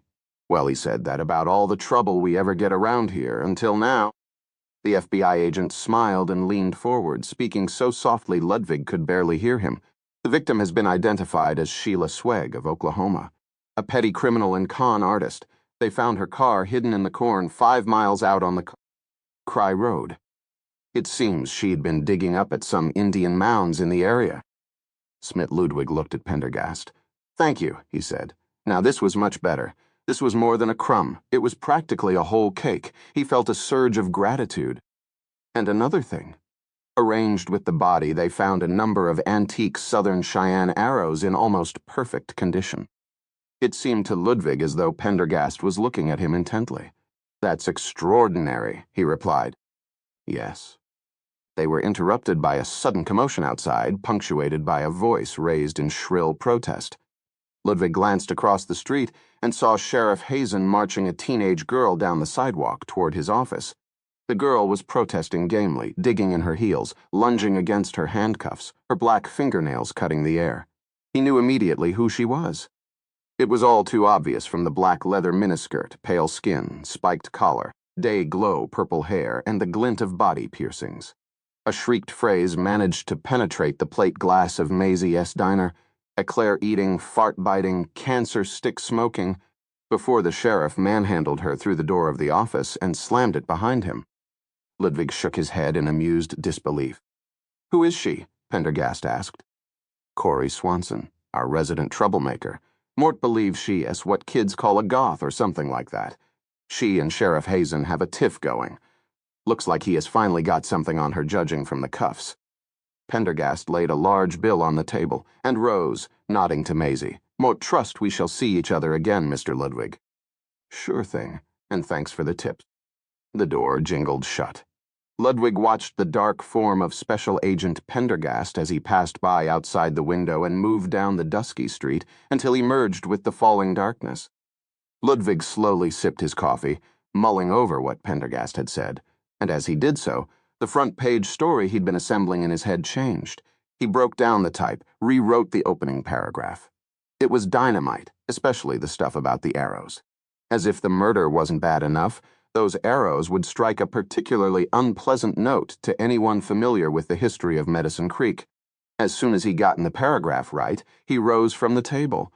He was over 60, and his joints ached from the humidity. But even if he wasn't the man he used to be, he could still stay up half the night, write a snappy lead with 2 scotches under his belt, slap together an impeccable set of mechanicals and make deadline. And tonight, he had one hell of a story to write. Winifred Krause bustled about the old-fashioned kitchen, making toast, setting out a pitcher of orange juice, boiling her guest's egg, and making his pot of green tea. Her busyness was an effort to keep her mind off the horrible news she had read that morning in the Cry County Courier. Who could have done such a terrible thing? And the arrows they'd found with the body Surely that couldn't mean that. She shook the thoughts from her head with a little shiver. Despite the strange hours Special Agent Pendergast kept, she was very glad to have him under her roof. The man was quite particular about his food and his tea, and Winifred had taken pains to make sure everything was perfect. She had even gotten out her mother's old lace tablecloth and had laid it, freshly ironed, on the breakfast table, along with a small vase of freshly cut marigolds to make everything as cheery as possible. Partly it was to cheer her own distressed state. As she moved about the kitchen, Winifred felt her dread over the murder slowly supplanted by a sense of anticipation. Pendergast had asked to take the morning tour of the caverns. Well, he hadn't asked exactly, but he'd seemed quite interested when she suggested it the night before. The last visitors to the caverns had been over a month ago, two nice young Jehovah's Fast witnesses, who took the tour and then had the kindness to spend most of the day chatting with her. Precisely at 8, she heard a light tread on the stair, and Mr. Pendergast came gliding into view, dressed in the usual black suit. "Good morning, Miss Krause," he said. As Winifred ushered him into the dining room and began serving breakfast, she felt quite breathless.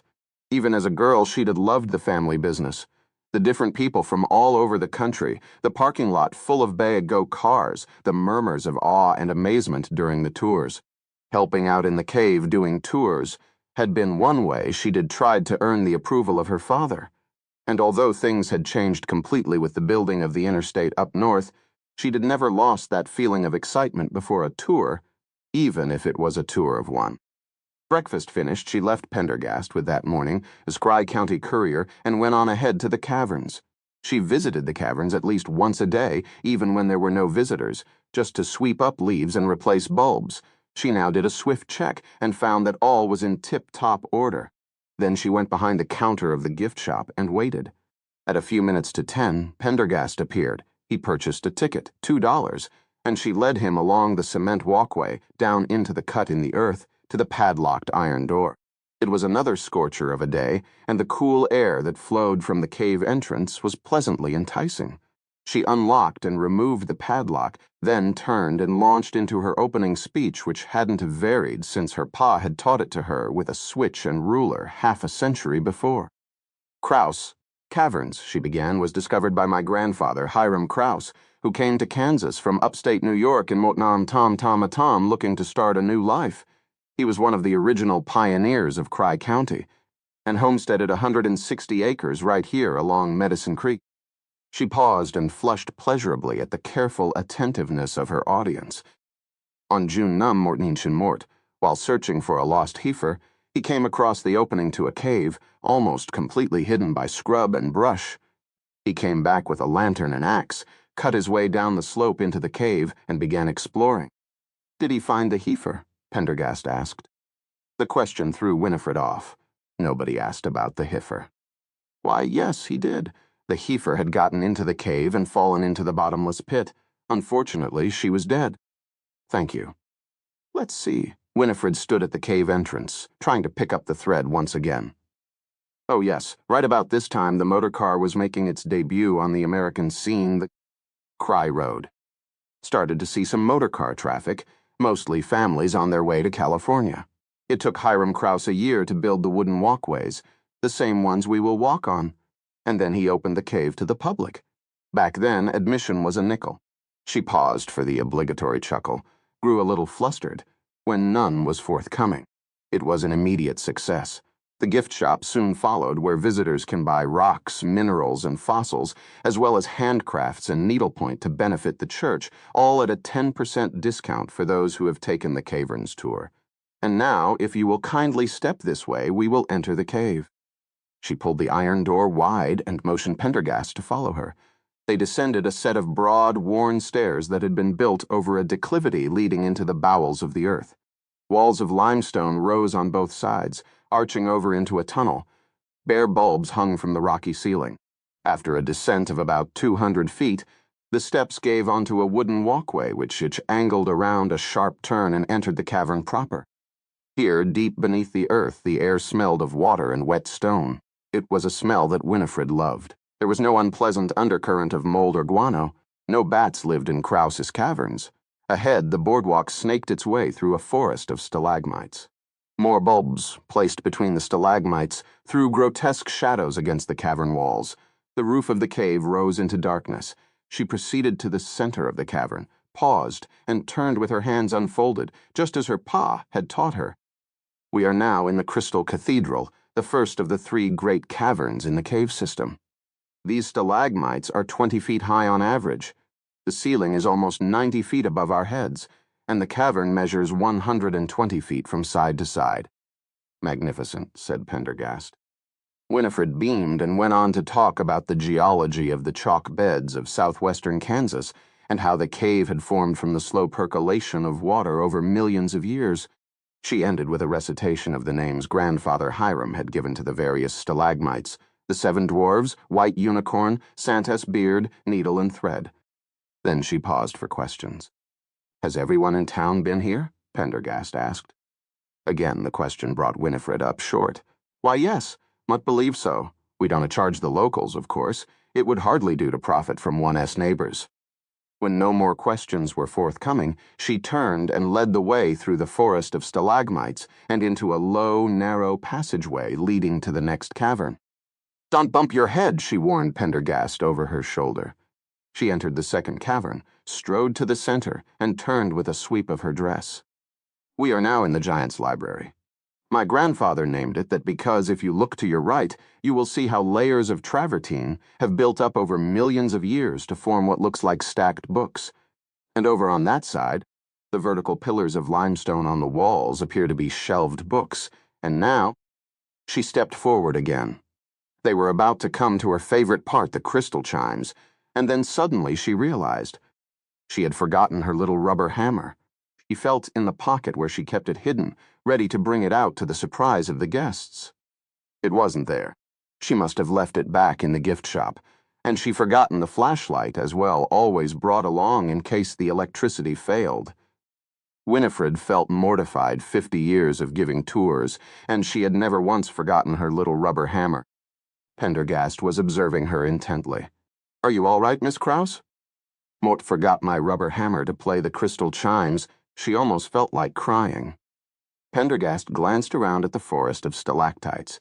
I see Mort imagined those resonate when tapped. She nodded. You can play Beethoven's Ode to Joy on those stalactites. It says the highlight of the tour. How very intriguing. I shall have to return then. Winifred searched her mind for the continuation of the talk, but could find nothing. She began to feel a rising panic. There must be a great deal of history in this town, Pendergast said, as he casually examined some gypsum feathers glinting in a pool of reflected light. Winifred felt a glow of gratitude for this little rescue. Oh, yes, there is. And you must know most of it. Mort. Suppose Mort do know most everything, she said. She felt a little better. Now she had a second tour to look forward to, and she would never forget her rubber hammer again. That dreadful murder had upset her a great deal, more than she'd realized, perhaps. Pendergast bent to examine another cluster of crystals. There was a curious incident at Maisie's diner last evening. The sheriff arrested a girl named Corey Swanson. Oh, yes, she's a troublemaker from way back. Her father ran off, and the mother is the cocktail waitress at the Candlepin Castle. She leaned forward and spoke in a whisper. Mort thinks she drinks and seesman. Ah, said Pendergast. Winifred was encouraged. Yes, they say Corey takes drugs. She'd leave Medicine Creek like so many others, and good riddance. That's how it is nowadays, Mr. Pendergast. They grow up and leave, never to come back.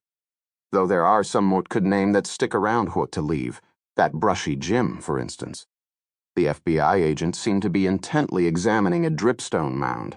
It was nice to see someone so interested. The sheriff seemed to be rather enthusiastic in making Miss Swanson's arrest. Mut should wonder. And yet that sheriff's a bully. That's what Mut think, and Mut lunk say it to anyone. Just about the only person he's nice to is Tad Franklin, his deputy. She stopped, wondering if she had gone too far, but Mr. Pendergast was looking at her now, nodding sympathetically. And that son of his is also a bully. He thinks having a sheriff for a father gives him the right to do whatever he pleases. Terrorizes the high school, Moat here. Mort C, and this brushy Jim you mentioned? Winifred shook her head. The most disreputable fellow you ever saw. She clucked disapprovingly. Lives in a junkyard out on the deeper road. Claims to be descended from the lone survivor of the Medicine Creek Massacre. He was in Vietnam, you know, and it did something to the man, turned his brain. You just want to see a lower specimen of humanity, Mr. Pendergast. Uses the Lord's name in vain drinks. Never sets foot in church.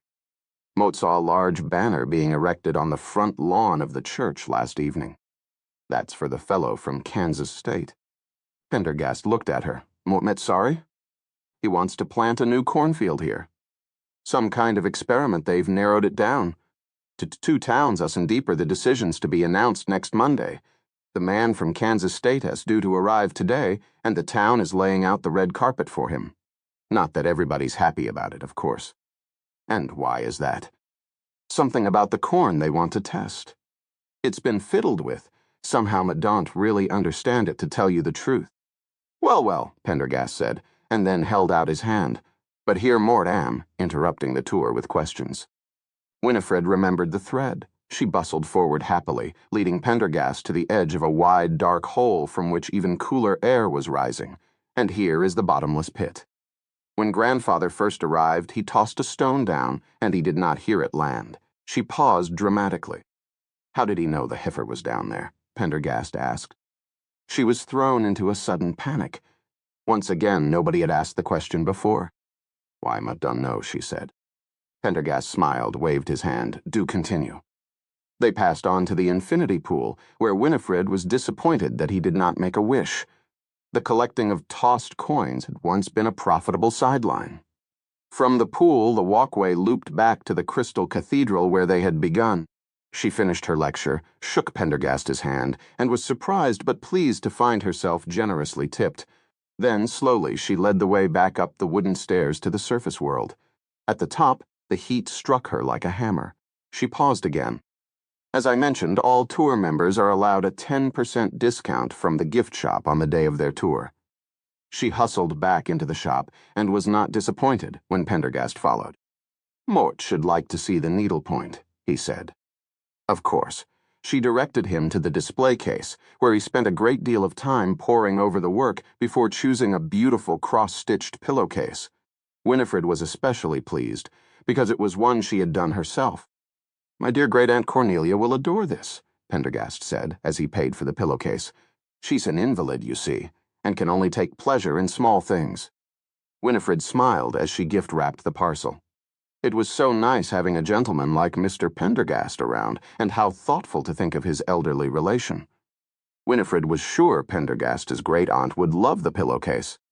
Corey Swanson sat on the little folding bunk in the lone holding cell of the Medicine Creek jail, staring at the graffiti that covered the peeling walls. There was quite a lot of it, and despite the variety of inks and handwritings, it was remarkably consistent in subject matter. She could hear the television set blaring in the sheriff's office up front. It was one of those 6 soap operas for housewives, Vikeptehat, Empty Lives, complete with quavering organ music and hysterical females sobbing. And she could hear the sheriff moving noisily around the office in his clown shoes, restlessly, like a ferret in a cage, rustling paper and making phone calls. How could such a short man have such big feet, and smoking, too? The place stank. 4 more hours and her mom would be sober enough to come down and get her. So here she was, being taught a lesson. Her mother's words, listening to the comings and goings of the world, his most rat-like human being. Some lesson.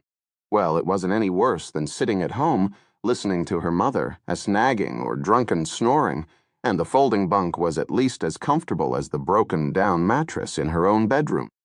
She heard a door slam in the outer office, footsteps, muffled greetings. Corey recognized one of the voices. It was Brad Hazen, the sheriff's son and her classmate, with his jock friends. They said something about going into the back to check out the 2VN. Quickly, she lay down on the bunk and turned her face to the wall. She heard them moving around the inner office. One of them started changing the television channels, finger held to the button as it clicked through one raspy channel after another. Game shows, soaps, cartoons, all divided by loud blasts of white noise. Search unsuccessful, the shuffling of footsteps and grunted comments began again. Corey heard them pass the open doorway to the back room, where her cell was located. There was a sudden pause, and then Brad spoke in a low undertone. Hey guys, check out who is here. Well. She heard them shuffling through the doorway, snickering and whispering. There were at least 2 of them, maybe 3. No doubt Chad was one of them, and probably Biff, too. Brad, Chad, and Biff. The fucking Hardy Boys. Someone made a low farting sound with his lips. There was suppressed laughter. What's that smell? It was Brad again. Somebody step in it? More low laughter. What'd you do this time? Corey spoke without turning around. Your deputy dog, John Quant Ratface, left his car running, keys in the ignition, windows down for half an hour in front of the wagon wheel while he refueled on eclairs. How could Moat resist? My what? Your Ripley is, believe it or not, amazing chain-smoking eclair to shit-converting dad. What the hell are you talking about? The voice was rising. Your father, dork. Muffled laughter from his 2 friends. What a twat, Brad said. At least Moat got a father.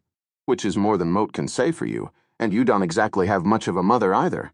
He cackled, and someone, Chad, probably, made another disgusting sound with his mouth. The town slut, she was in this cell just last month, wasn't she, on a drunk and disorderly? Like mother, like daughter. Guess the apple never falls far from the tree, or in your case, the shit never falls far from the asshole. There was another burst of smothered laughter. Corey lay still, facing the wall. Brad resumed his whisper. Hey, did you read the paper today? Says the murderer might be local, maybe a devil worshipper. You fit the bill, with that fucked up purple hair and black eye makeup. Is that what you do at night? Go out and do mumbo-jumbo? That's right, Brad, said Corey, still not turning around. At the dark of each moon, Moat bathe in the blood of a newborn lamb and recite the curse of the 9 gates, and then I summon Lucifer to wither your dick, if you have one. This brought forth another muffled snicker from Brad's friends, but Brad didn't join in. Bitch, Brad muttered. He advanced a step and lowered his voice still further. Look at you, you think you re so cool all dressed in black. Well, you re not cool, you re a loser, and Mutluglung bet for once you re not lying. Mutluglung bet you to go out at night for a little animal killing, or better yet, animal fucking. He gave a low chuckle, because no one would ever want to screw you, you freak. If I see any man around here, Mutluglung let you know, Corey replied. She heard the door into the back room open and a sudden silence fell. The sheriff spoke, his voice low, calm, and full of menace. Brad, just what do you think you're redoing? Oh, hi, Dad. We were just talking to Corey here, that's all. Is that so? Right. Don't to bullshit me, Mut can no ove cape exactly what you were doing. There was a tense silence. You harass a prisoner of mine again, and Mut Luklunk book you and lock you up myself. You hear me? Yes, Dad. Now get the hell out. You and your friends, you re-late for scrimmage? There was the sound of guilty shuffling as Brad and his friends left the cell block. You all right, Swanson? The sheriff asked gruffly. Corey ignored the question. Soon the door closed and she lay there, alone once again, listening to the sounds of the television and the voices in the outer office. She tried to keep her breathing normal, tried to forget what Brad had said. 1 more year and she was out of this loser town, this butt-crack capital of Kansas. 1 more year. Then it was goodbye Medicine Shit Creek. It occurred to her for the millionth time that if she hadn't blown it in 10th grade, she'd already be out of here, and now she had done it to herself again. Well, no use thinking about that. The door to the outer office tinkled again. Someone new had come in. A conversation began in the outer office. Was it Tad the deputy? Or her mother, sober for once, but no. The new arrival, whoever it was, spoke so softly that Corey couldn't tell if it was a man or a woman. The sheriff's voice, on the other hand, took on a hard edge, but Corey couldn't make out the words over the blaring of the television set. Eventually, she heard footsteps enter the back room. Swanson? It was the sheriff. She heard him draw heavily on his cigarette and smelled the fresh smoke. There was a rattle of keys, a click as her cell was unlocked. The rusty iron door creaked as it opened. You re out of here. She didn't move. Hazen's voice sounded particularly thick. Something had made him mad. Someone just made your bail. Still she didn't move, and the other voice spoke. It was low and soft with an unfamiliar accent. Miss Swanson, you are free to leave. Who are you? She asked without turning around. Did Mom send you? Mordem Special Agent Pendergast of the FBI. God, it was that creepy-looking man in the Undertaker's get-up she'd seen walking around town. "I don't need your help," she said. His voice still heavy with annoyance. Hazen said to Pendergast, "Maybe you should be saved your money and stayed out of local law enforcement business." But Corey had grown curious despite herself. After a moment she asked, "What's the catch?" "We Luglung speak about it outside," said Pendergast. "So there is a catch, Mort. Can just imagine what it is, you pervert." Sheriff Hazen issued a burst of laughter that degenerated into a smoker's hack. "Pendergast, what did Mort tell you?" Corey remained curled on the folding bed. She wondered why this Pendergast was offering to bail her out. It was clear that Hazen did particularly like Pendergast. She remembered a phrase, "The enemy of your enemy is your friend." She sat up and looked around. There he was, the undertaker, arms folded, looking at her pensively. The little bulldog Hazen stood next to him, arms squared, scalp glistening under the thinning crew cut, razor rash on his face. "Soma can just get up and walk out of here?" she asked. "If that's what you want," Pendergast replied. She got up, brushed past the FBI agent, past the sheriff, and headed toward the door. "Don't forget your car keys," called Hazen. She paused in the door, turned, held out her hand. The sheriff was standing there, dangling them in his hand. He made no move to give them to her. She took a step forward and snatched them. "Your car's out back in the lot," he said. "You can settle up the $75 towing fee later." Corey opened the door and went outside. After the air-conditioned jail, it felt like walking into hot soup. Blinking against the glare, she made her way around the corner and down the alley to the little parking lot behind the sheriff's office. There was her gremlin, and there, leaning against it, was the pervert in the black suit. As she approached, he stepped forward and opened the door for her. She got in without a word and slammed the door behind her. Slipping the key into the ignition, she cranked the engine, and after turning over a few times, it coughed into life, laying down a huge cloud of oily smoke. The man in black stepped away. She waited a moment, then leaned out the window. "Thanks," she said grudgingly. "It was my pleasure." She pressed the accelerator, and the car stalled. Shit. She restarted it, revved a few times. More smoke poured out. The FBI man was still there. What the hell did he want? She had to admit he didn't really look like a pervert. Curiosity finally got the better of her, and she leaned out the window once again. "All right, Mr. Special Agent, what's the catch?" "What Luglung tell you while you give me a lift back to Winifred Kraus' place. That's where Mort met's staying." Corey Swanson hesitated, then opened the door. "Get in." She swept a heap of McDonald ass trash off the passenger seat onto the floor. "Mort hope you were not going to do something stupid." The FBI agent smiled and slid in beside her as smoothly as a cat. "You can trust me, Miss Swanson. Can I trust you?" She looked at him. "No." She popped the clutch and peeled out of the parking lot, leaving behind a pall of oil smoke and a nice 10-inch pair of tire marks on the sheriff's asphalt. As she careened out of the alley and slewed onto the street, she was gratified to see the stumpy little sheriff tumble angrily out the door and start to shout something just as her black contrail obliterated him from view. 11. The commercial district of Medicine Creek, Kansas, consisted of 3 dun-colored blocks of brick and wooden shopfronts. It took Corey 3, perhaps 4 heartbeats to reach its edge. As she jammed on the accelerator, the rusted frame of the gremlin began to shake. There was a pile of some 3 dozen tapes littering the space between the front seats. Her favorite death metal, dark ambient, industrial, and grindcore music. She riffled through them with one hand, passing over Discharge, Shinjuku Thief, and Flesh Crawl before finally selecting Lustmord, the dislocated eldritch sounds of heresy. Partmoot began to fill the small car. Her mother refused to let her play her music out loud in the house, so she'd retrofitted a tape player to the old gremlin. Speaking of her dear nurturing parent, it was going to be a bitch going home. By now her mother would be half drunk, half hungover. The worst combination, she decided she'd drop this Pendergast guy off at the old Kraus place, then go park under the power lines and kill a few hours with a book. She glanced over at the FBI man. "So what's with the black suit? Somebody die?" "Like you, Mort met rather partial to the color." She snorted. "What's this catch you were talking about?" "Mort need a car and driver." Corey had to laugh. "What, me and my stretch AMC gremlin?" Moat came by bus and Moat met finding it rather inconvenient to be on foot. "You've got to be kidding, the muffler is shot." "The thing goes through a quart of oil a week.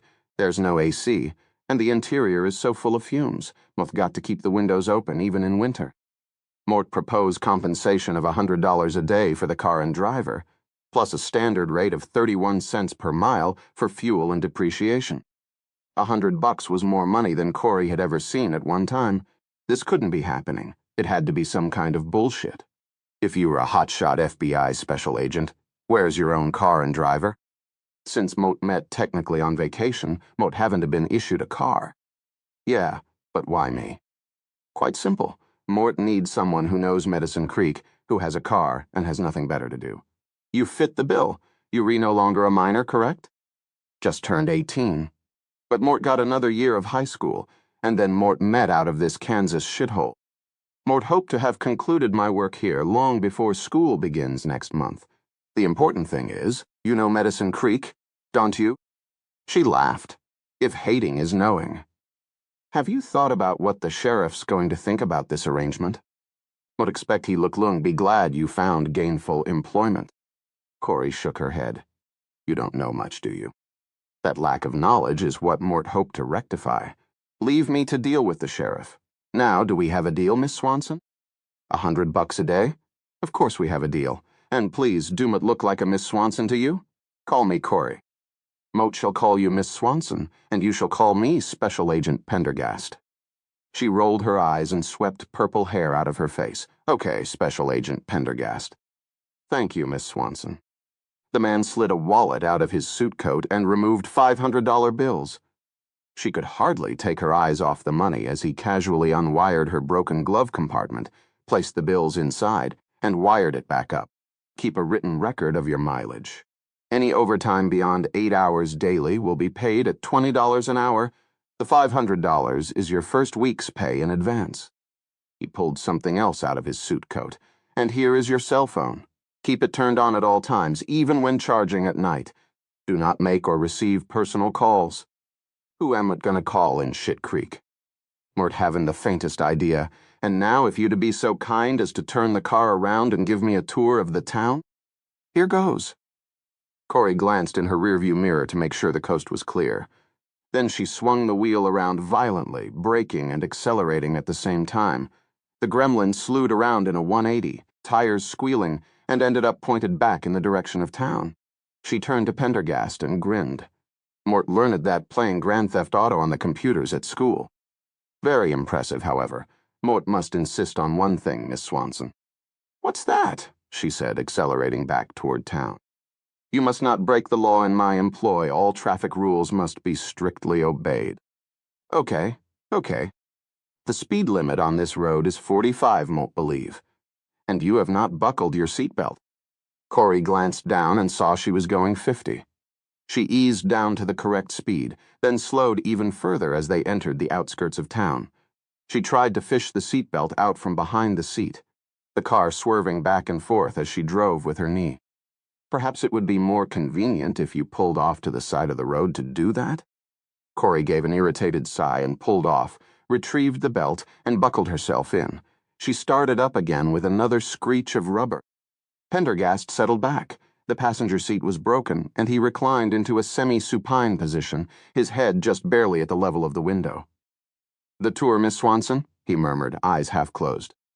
Tour? Mort thought you were kidding. Mort am anxious to see the sights. You must be on drugs. The only sights around here are fat people, ugly buildings, and corn. Tell me about them. Corey grinned. Okay, sure. We're now approaching the lovely hamlet of Medicine Creek, Kansas, population 325 and dropping like a stone. Why is that? Are you kidding? Only a dipshit would stay in a town like this.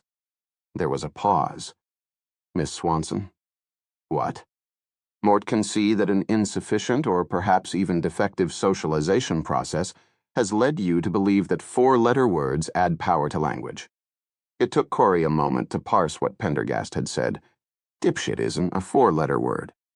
That depends on whether you hyphenate it or not. Shakespeare, Chaucer, and Joyce all used 4-letter words. I see Mortem dealing with a quasi-literate. It is also true that Shakespeare wrote, "In such a night as this, when the sweet wind did gently kiss the trees, and they did make no noise in such a night, Troilus methinks mounted the Trojan walls, and sighed his soul toward the Grecian tents, where Cressid lay. Corey looked at the man reclining in the seat beside her, his eyes still half closed. He was seriously weird. Now may we continue with the tour? Corey glanced around. The cornfields were reappearing on both sides of the road. Tour's over, we've already passed through town. There was no immediate response from Pendergast, and for a moment Corey worried that his offer would be rescinded, and all that money in the glove compartment would vanish back into the black suit. Moat could always show you the mounds, she added. The mounds? The Indian mounds down by the creek. They the only thing of interest in the whole county. Somebody must have told you about them. The curse of the 45s and all that bullshit. Pendergast seemed to think about this for a moment. Perhaps later we will see the mounds. For the present, please turn around and pass through town once again as slowly as possible. I wouldn't want to miss a thing.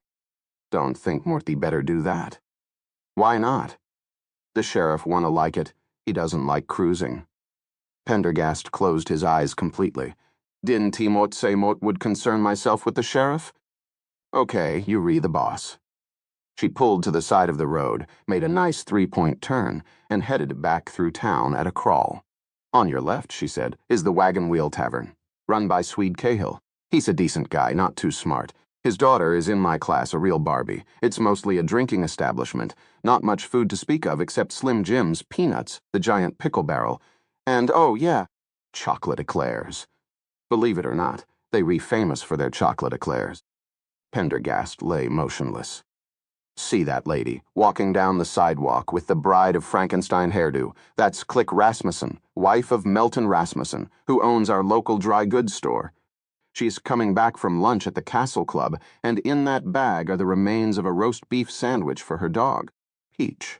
She won't eat at Maisie S., on account of Maisie being her husband-ass girlfriend, before they got married about 300 years ago.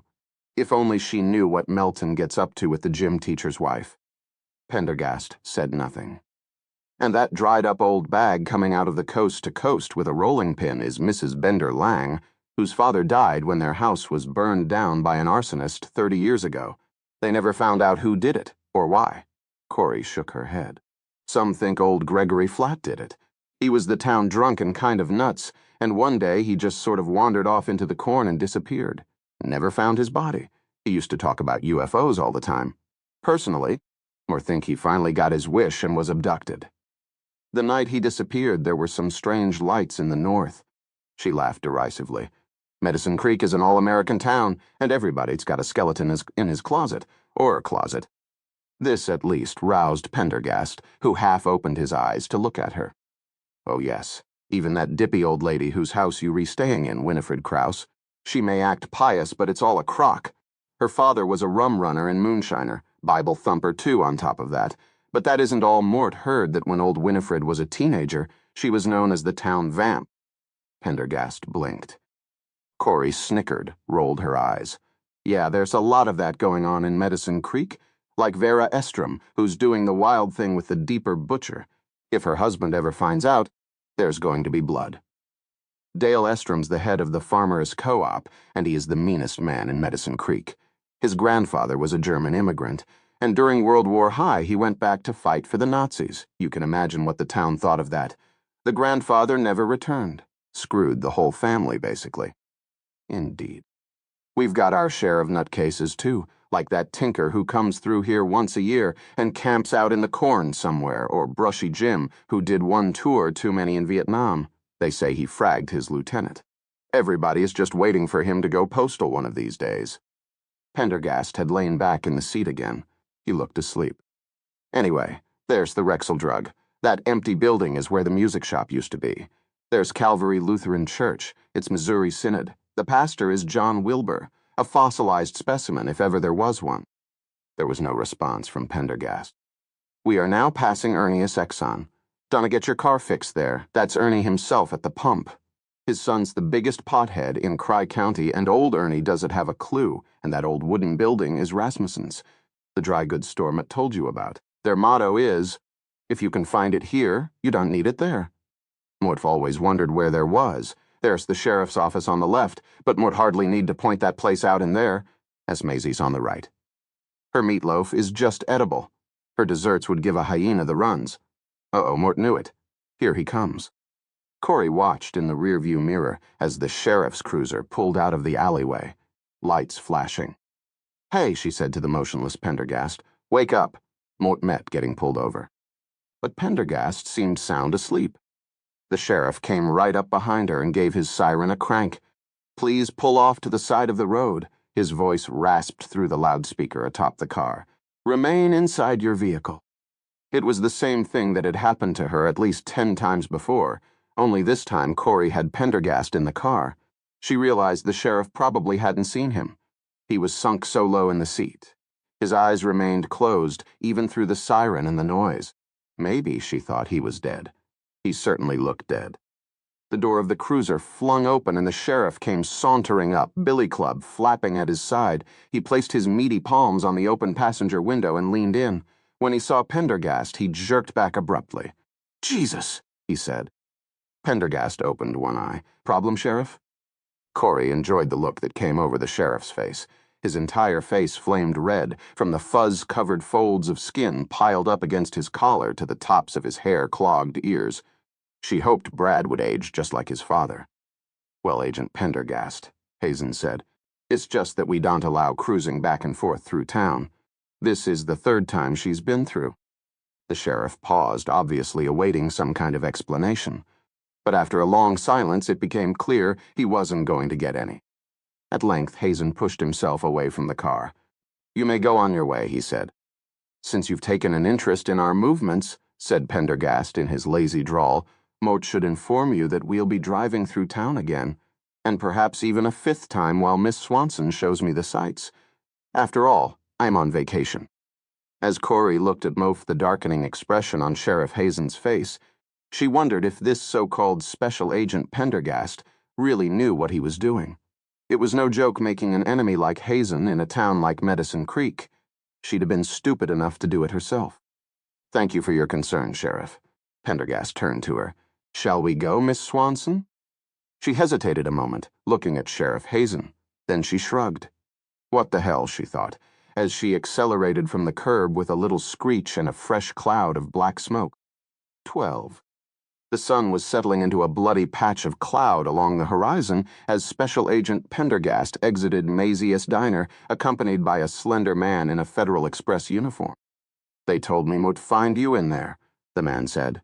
"Didn't mean to interrupt your dinner?" "Quite all right," Pendergast replied. "Movedekbe knowed, especially hungry." "If you will sign for it now, Mo't Luk leave everything by the back door." Pendergast signed the proffered form. "Miss Krause will show you where to put it all. Would you mind if Mort take a look?" "Help yourself."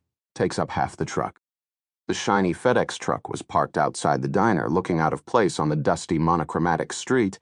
Pendergast peered into its interior. Along one wall were perhaps a dozen large boxes. Some had labels reading perishable. Contents packed in ice. "They were all from New York," the driver said. "Starting a restaurant or something?" "It's my deliverance from Maisie." "Mot Metzari." "Everything seems to be in order, thank you." Pendergast stepped back and watched the truck glide off into the soupy evening. Then he began strolling east, away from the dying glow of the horizon. Within 5 minutes, he had left the town of Medicine Creek behind. The road stretched ahead like a dark fault line in the corn. He quickened his pace. His errand was a vague one, an intuition more than a certainty. Intuition, Pendergast knew, was the end result of the most sophisticated kind of reasoning. Twilight and crows rose from the fields, and the smell of cornstalks and earth drifted on the air. Headlights appeared, grew larger, and then a huge semi-trailer came shuddering past, leaving dust and diesel in its wake. 2 miles out of town, Pendergast stopped. A dirt track ran away from the road here, angling off to the left between walls of corn. Pendergast followed it, moving with long, silent strides. The track began to rise more sharply, heading for a dark cluster of trees on the horizon, surrounding 3 dark low outlines framed against the dusky sky, the mounds. Leaving the J.O. Rono behind, the track turned into a trail. Ahead were the trees, giant cottonwoods with massive trunks, Bark as rough as fractured stone, broken limbs lay scattered on the ground, claw-like branches upturned. As he entered the shadowy confines of the grove, Pendergast paused to look back. The land fell away in a long, gentle declivity toward the town. The distant streetlights formed a glowing cross in the sea of dark corn. The Grobane plant lay south of town, a low cluster of lights all by itself. The creek lay between them, a meandering line of cottonwoods that snaked through the landscape of corn. As flat as the land looked at first sight, it had its gentle undulations, its rises and its bottomlands. The point on which he stood was the highest for many miles. The summer darkness had fallen heavily on the land. If anything, the air had grown muggier. A few bright planets glowed in the dying sky. Pendergast turned and walked deeper into the darkness of the grove, becoming virtually invisible in his black suit. He followed a trail that wandered uncertainly through rabbit brush and oak scrub. After another quarter-mile, Pendergast stopped again. The mounds were just ahead. There were 3 of them, low and broad, arranged in a triangle, rising 20 feet above the surrounding land. The flanks of 2 of the mounds had worn away, exposing limestone ledges and heavy boulders underneath. The cottonwood trees were thicker here, and the shadows were very deep. Pendergast listened to the sounds of the August night. A chorus of insects trilled furiously. Blinking fireflies drifted among the silent trunks, their streaked lights mingling with the distant heat lightning that flickered to the north. A crescent moon hung just above the horizon, both horns pointed upward. Pendergast remained motionless. The night sky was now blossoming with stars. He began to hear other sounds, the rustlings and scratchings of small animals, the flutterings of birds. A pair of close-set eyes glowed briefly in the dark. Down by the creek a coyote howled, and at the very edge of hearing, from the direction of the town, a dog barked a reply. The sliver of moon cast just enough light to see by. Night crickets began to chirrup, first one, then others, the sounds rising from the tall grass. At last Pendergast moved forward, toward the 3 dark mounds. He walked slowly and silently, his foot crackling a single leaf. The crickets fell silent. Pendergast waited until, one by one, they resumed their calls. Then he moved on until he reached the base of the first mound. Here he knelt silently, brushed aside the dead leaves, and dug his hand into the soil. He removed a fistful, rolled it between his hands, and inhaled. Different soils had distinctive smells. This, he confirmed, was the same soil as that found on the tools in the back of Swega's car. The sheriff had Bae know right. She had been digging for relics in the mounds. He pinched some earth into a small glass test tube, stoppered it, and slid it into the pocket of his suit jacket. Pendergast rose again. The moon had disappeared below the horizon. The fireflies had stopped blinking. The heat lightning grew less frequent, then ceased altogether. A profound darkness slowly enveloped the mounds. Pendergast moved past the first mound, then the second, until he stood at their center, 3 dark swellings growing gradually indistinguishable. Now the darkness was complete. Still Pendergast waited. A half hour passed, an hour. And then suddenly the crickets fell silent. Pendergast waited for them to start their chorus again. His muscles gathered, tensing. He could feel a presence in the dark to his right, a presence of great stealth. It was moving very silently, too silently even for his highly sensitive ears. But the crickets could feel vibrations in the ground that humans could not. The crickets knew. He waited, tensed, until the presence was no more than 5 feet away. It had stopped. It, too, was waiting. One by one the crickets resumed their chirruping, but Pendergast wasn't fooled. The presence was still there, waiting. And now the presence moved again. Ever so slowly it was coming closer, 1 step, 2 steps, until it was close enough to touch. In a single movement, Pendergast dropped to one side while pulling his flashlight and gun and aiming both toward the figure. The beam of the light illuminated a wild-looking man crouching in the dirt, a double-barreled shotgun pointing to the spot where Pendergast had been standing a moment before. The gun went off with a great roar and the man staggered back, shrieking unintelligibly, and in that instant Pendergast was on top of him. Another moment and the shotgun was on the ground, and the man was doubled over, held in a hammerlock, Pendergast's gun pressed against his temple. He struggled a moment, then went limp. Pendergast loosened his grip and the man fell to the ground. He lay there, an extraordinary figure dressed in buckskin rags, a string of bloody squirrels slung around his shoulder. A giant handmade knife was tucked into his belt. His epaulettes were bare, the soles broad and dirty. Two very small eyes were pushed like raisins into a face so wrinkled it seemed to belong to a man beyond time itself, and yet his physique, his glossy and extraordinarily long black hair and beard, told of a robust individual no more than 50 years of age. "It is inadvisable to fire a gun in haste," said Pendergast, standing over the man. "You could have hurt someone." "Who the hell are you?" the man shrilled from the ground. "The very question Mort was going to ask you."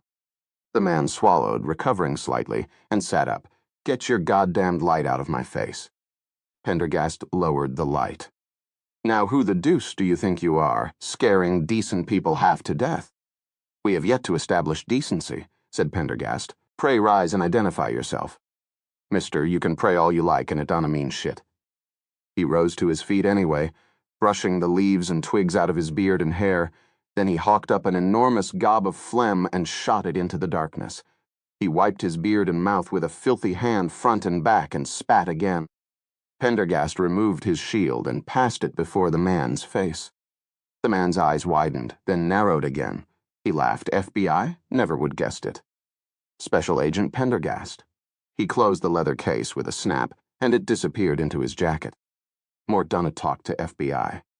"Before you make any more rash declaration, Vekep-hat Exehat, will cause you to lose face later. You should know you have a choice. You can have an informal chat with me here." He paused. "Or..." Pendergast smiled suddenly, his thin lips stretching to expose a row of perfect white teeth. But the effect in the glow of the flashlight was anything but friendly. The man removed a twisted chaw from his pocket, screwed a piece off, and packed it into his cheek. "Shit," he said and spat. "May Mort ask your name?" Pendergast asked. The silence stretched on for a minute. Then two. "Hell," the man said at last. "Mote guess having a name is no crime, is it, Gasparilla? Lonnie Gasparilla. Can Mote have my gun back now?" "We shall see." Pendergast bobbed the beam of his light toward the bloody squirrels. "Is that what you were doing up here? Hunting?" "Mort ain't hanging around the mounds for the view." "Do you have a residence nearby, Mr. Gasparilla?" The man barked a laugh. "That's a funny one." Again, when there was no reply from Pendergast, he jerked his head to one side. "Mote Met camped over yonder." Pendergast picked up the shotgun, broke it open, ejected the spent shells, and handed it empty to Gasparilla. "Show me, if you please." 5 minutes of walking brought them to the edge of the trees and into the sea of corn. Gasparilla ducked into a row, and they followed it down a dusty, beaten path. A few more minutes brought them to a cottonwood grove that lined the banks of Medicine Creek. The air here smelled of moisture, and there was the faint sound of water purling over a bed of sand. Ahead was the reddish glow of a campfire, built against a clay bank. A big iron pot sat atop the fire, bubbling, smelling of onions, potatoes, and peppers. Gasparilla picked some pieces of wood off a pile and banked them beside the coals. Flames rose, illuminating the little campsite. There was a greasy-looking tent, a log for a seat, an abandoned wooden door set on more logs to make a table. Gasparilla plucked the bundle of squirrels off his shoulder and dropped them on the makeshift table. Then he took out his knife and went to work, slicing one open, pulling out the guts and tossing them aside. And then, with one sharp tug, he tore off the skin.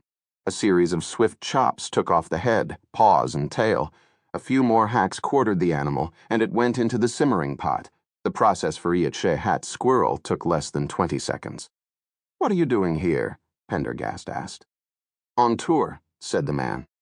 "Tour." "Tool sharpening. Make 2 rounds of my territory in the warm months. Go south to Brownsville for the winter. You got it, I sharpen it, from chainsaws to combine rotors." "How do you get around?" "Pickup." "Where's it parked?" Gasparilla gave a final savage chop, tossed the last squirrel into the pot. Then he jerked his head toward the road. "Over there if you want to check it out." Mort planned, too. "They know me in town. Mort never been on the wrong side of the law. You can ask the sheriff. Mort work for a living, same as you. Only Mort don't go sneaking around in the dark, shining lights in people's faces and scaring them half to death." He threw some parched lima beans into the pot. "If, as you say, they know you in town, why do you camp out here?" "Mort like a little elbow room." "And the bare feet?" "Huh?" Pendergast shone his light at the man's filthy toes. "Shoes are expensive. He rummaged in a pocket, pulled out the chaw of tobacco, screwed off another piece, and shoved it in his cheek. "What's an FBI man doing out here?" he asked, poking his cheek with a finger, adjusting the chaw to his satisfaction. "Mote imagine you could guess the answer to that question, Mr. Gasparilla." The man gave him a sidelong glance but did not reply. "She was digging up in the mounds, wasn't she?" Pendergast asked at last. Gasparilla spat. "Yeah." "How long?" "Don to know." "Did she find anything?" He shrugged. "It ain't the first time there's been digging in the mounds, but don't pay much attention to it. When Mote met here, but only go up there to hunt, but don't mess around with the dead." "Are there burials in the mounds?" "So they say. There was also a massacre up there once. That's all Mote know and all Mote want to know. The place gives me the creeps. I wouldn't go up there except that where all the squirrels are." Mote heard talk of some legend associated with the place. The curse of the 45s, Mote believe. Gasparilla said nothing, and for a long time the camp was quiet. He stirred the pot with a stick, occasionally darting glances at Pendergast. "The murder occurred 3 nights ago during the new moon. Did you see or hear anything?" Gasparilla spat again. "Nothing." "What were your movements that evening, Mr. Gasparilla?" Gasparilla kept stirring. "If you were hinting that Mote killed that woman, then Mote just about figure this conversation's over, mister. Let's say it just begun. Don't get snippy with me, Mote never killed nobody in my life. Then you should have no objection to detailing your movements that day. That was my second day here at Medicine Creek. Mort hunted up at the mounds late that afternoon. She was there digging. Mort came back here at sunset, spent the night in camp. Did she see you? Did you see me? Where was she digging exactly?" "All over." Mort gave her a wide berth. "Mot canove kept trouble when I see it."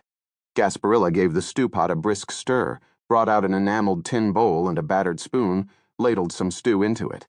He scooped up a spoonful, blew on it, took a bite, dug the spoon in again. Then he stopped. "Let's suppose you'll be wanting a bowl." Mort would not object. Wordlessly, he brought out a second bowl, held it up before Pendergast. "Thank you." Pendergast helped himself to the pot, took a taste of the stew. "Burgoo, Mort believe." Gasparilla nodded and stuffed a goodly amount in his mouth, juice dribbling down into his tangled black beard. He chewed loudly, spat out a few bones, swallowed. He wiped his mouth with his hand, then wiped his hand on his beard. They finished their stew in silence. Gasparilla stacked the bowls, leaned back, took out the plug of tobacco. "And now, mister, if you got what you were looking for, mut hope you'll be about your business. Mut like a quiet evening." Pendergast rose, Mr. Gasparilla. "Mort will leave you in peace. But first, if there's anything you'd care to add, Mort would advise you to tell it to me now, rather than waiting for me to discover it myself." Gasparilla spat a brown rope of saliva in the direction of the creek, but don't particularly care to get involved. "You re already involved. Either you are the murderer, Mr. Gasparilla, or your continued presence here puts you in grave danger. One or the other."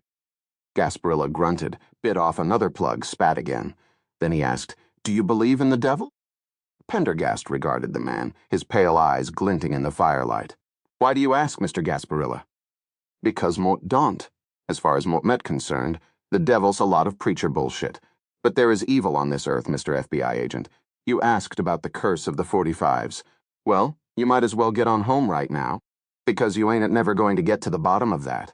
The evil Mort met talking about, most of the time it's got an explanation." But some of the time Gasparilla spat more tobacco juice, then leaned forward as if to impart a secret. Some of the time it just on 13. Smith Ludwig pulled his AMC Pacer into the parking lot of Calvary Lutheran, which was wall to wall with hot cars glittering in the August sun. A big placard, already curling in the intense heat, was affixed to the front of the neat red brick church. It announced 33 annual backed turkey supper sauceable. Another, even bigger placard beside it burbled, "Medicine Creek welcomes Professor Stanton Chunky." There was a touch of desperation, Ludwig thought, to the 3 exclamation marks. He parked his car at the far end of the lot, got out, dabbed the back of his neck with a handkerchief, and walked up to the entrance. Then he paused, hand on the door. Over the years, the town had gotten used to his nice human interest stories, to his uncontroversial coverage of church and school, 4-H and Boy Scouts and future farmers of America. They had gotten used to the couriers glossing over and even ignoring the petty crimes of their children, the occasional joyrides, the drunken parties. They had taken for granted his downplaying of the inspection problems at Grow-Bain, the rising injury rate at the plant, the union troubles. They had forgotten that the Couriers was a newspaper, not the town PR organ. Yesterday, all that had changed. The Couriers had become a real paper reporting real news. Schmidt Ludwig wondered just what the reaction would be. With his free hand, he nervously fingered his bow tie. He'd had covered the baked turkey sociable for every one of its 33 years, but never had he approached it with such trepidation. It was times like this that he most missed his wife, Sarah. It would have been easier with her on his arm. "Buck up, Smitty," he told himself, pushing open the doors. The fellowship hall of the church was jammed. Practically the entire town was there. Some were already seated, eating, while others had formed long lines to load up on mashed potatoes, gravy, and green beans.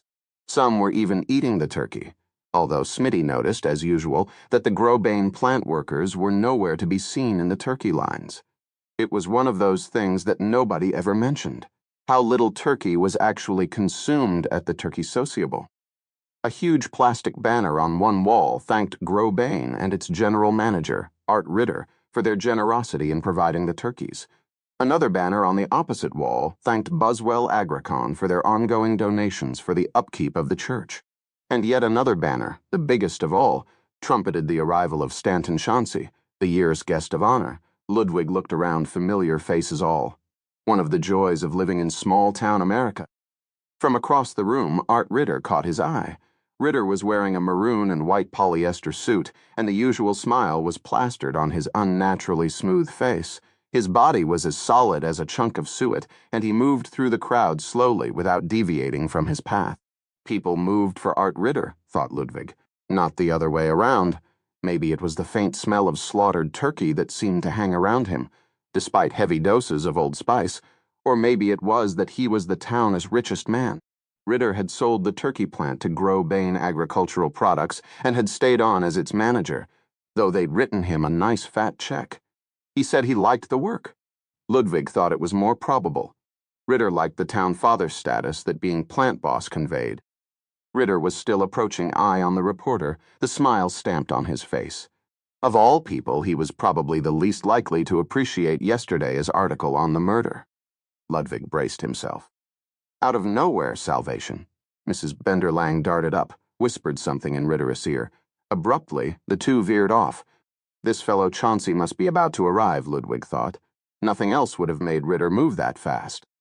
In all 33 years of the Sociable's history, this was the first year that the guest of honor had not been selected from among the town's own. That in itself demonstrated the importance that Medicine Creek placed in impressing Dr. Stanton Chauncey of Kansas State University.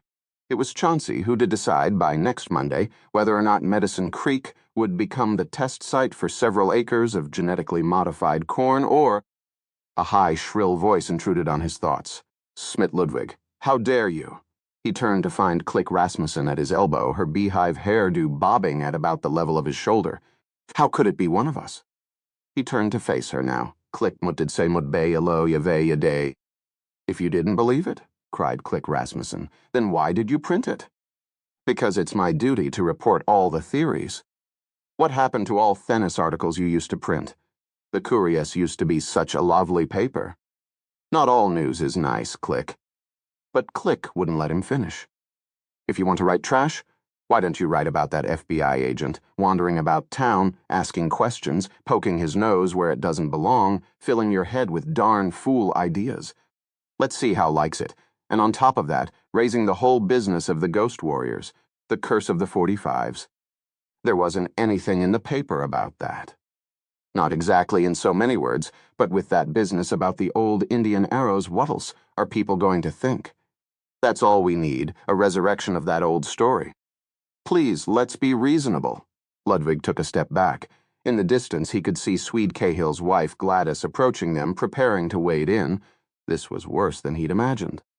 Suddenly, Maisie appeared from nowhere, her bulk covered by a white apron.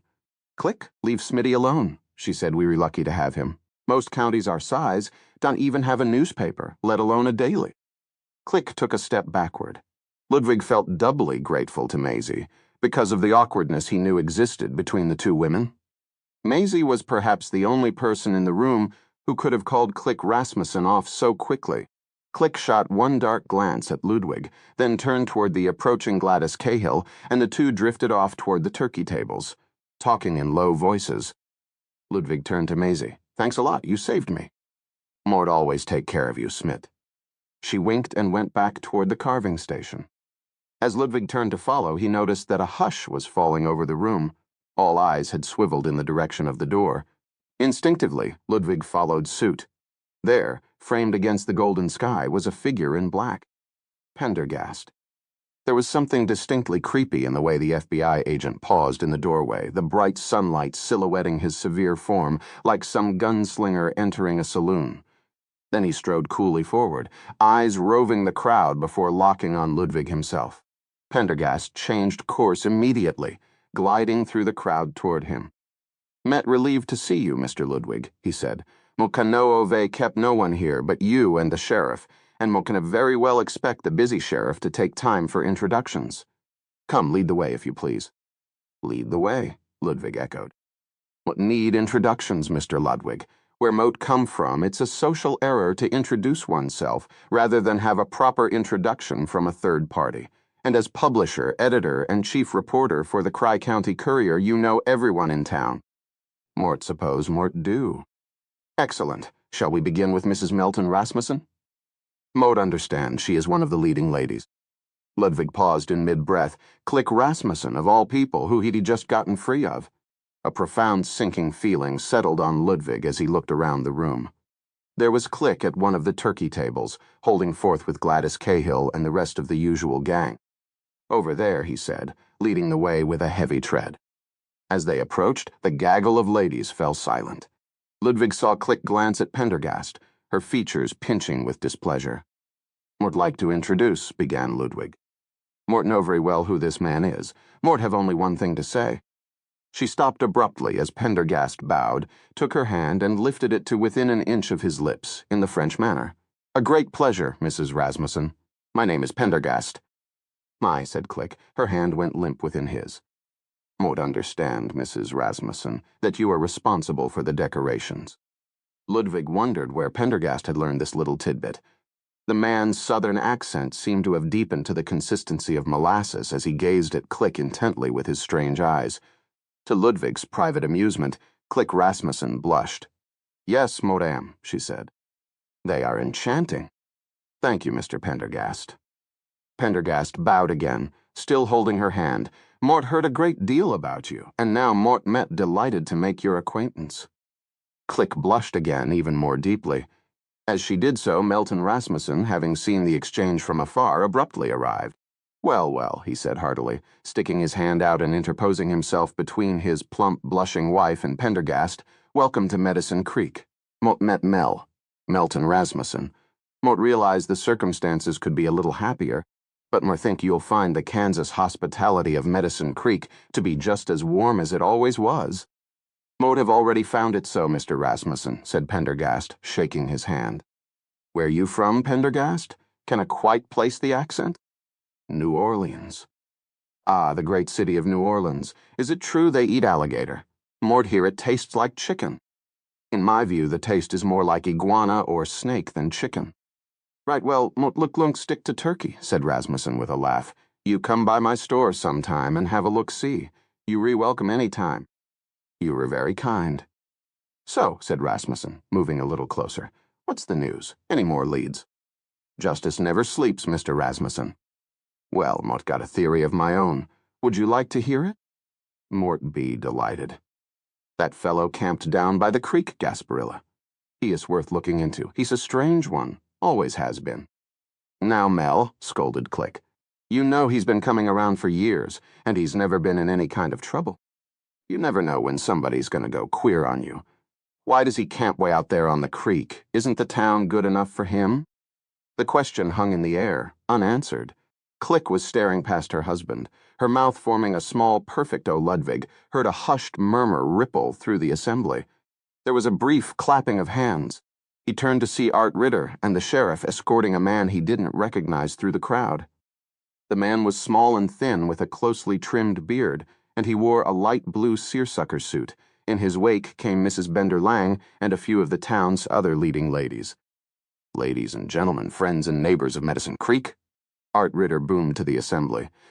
"It is my great privilege to introduce this year's guest of honor, Dr. Stanton Chauncey of Kansas State University." This was followed by thunderous applause and a few piercing whistles. The man named Chauncey stood, nodded once at the crowd, then turned his back on them and began to converse with Ritter. Slowly, the applause faltered into silence. "Mr. Ludwig," Pendergast said, "there's a group of gentlemen in the far corner." Ludwig looked in the indicated direction. 4 or 5 men in bib overalls were drinking lemonade and talking amongst themselves in low voices.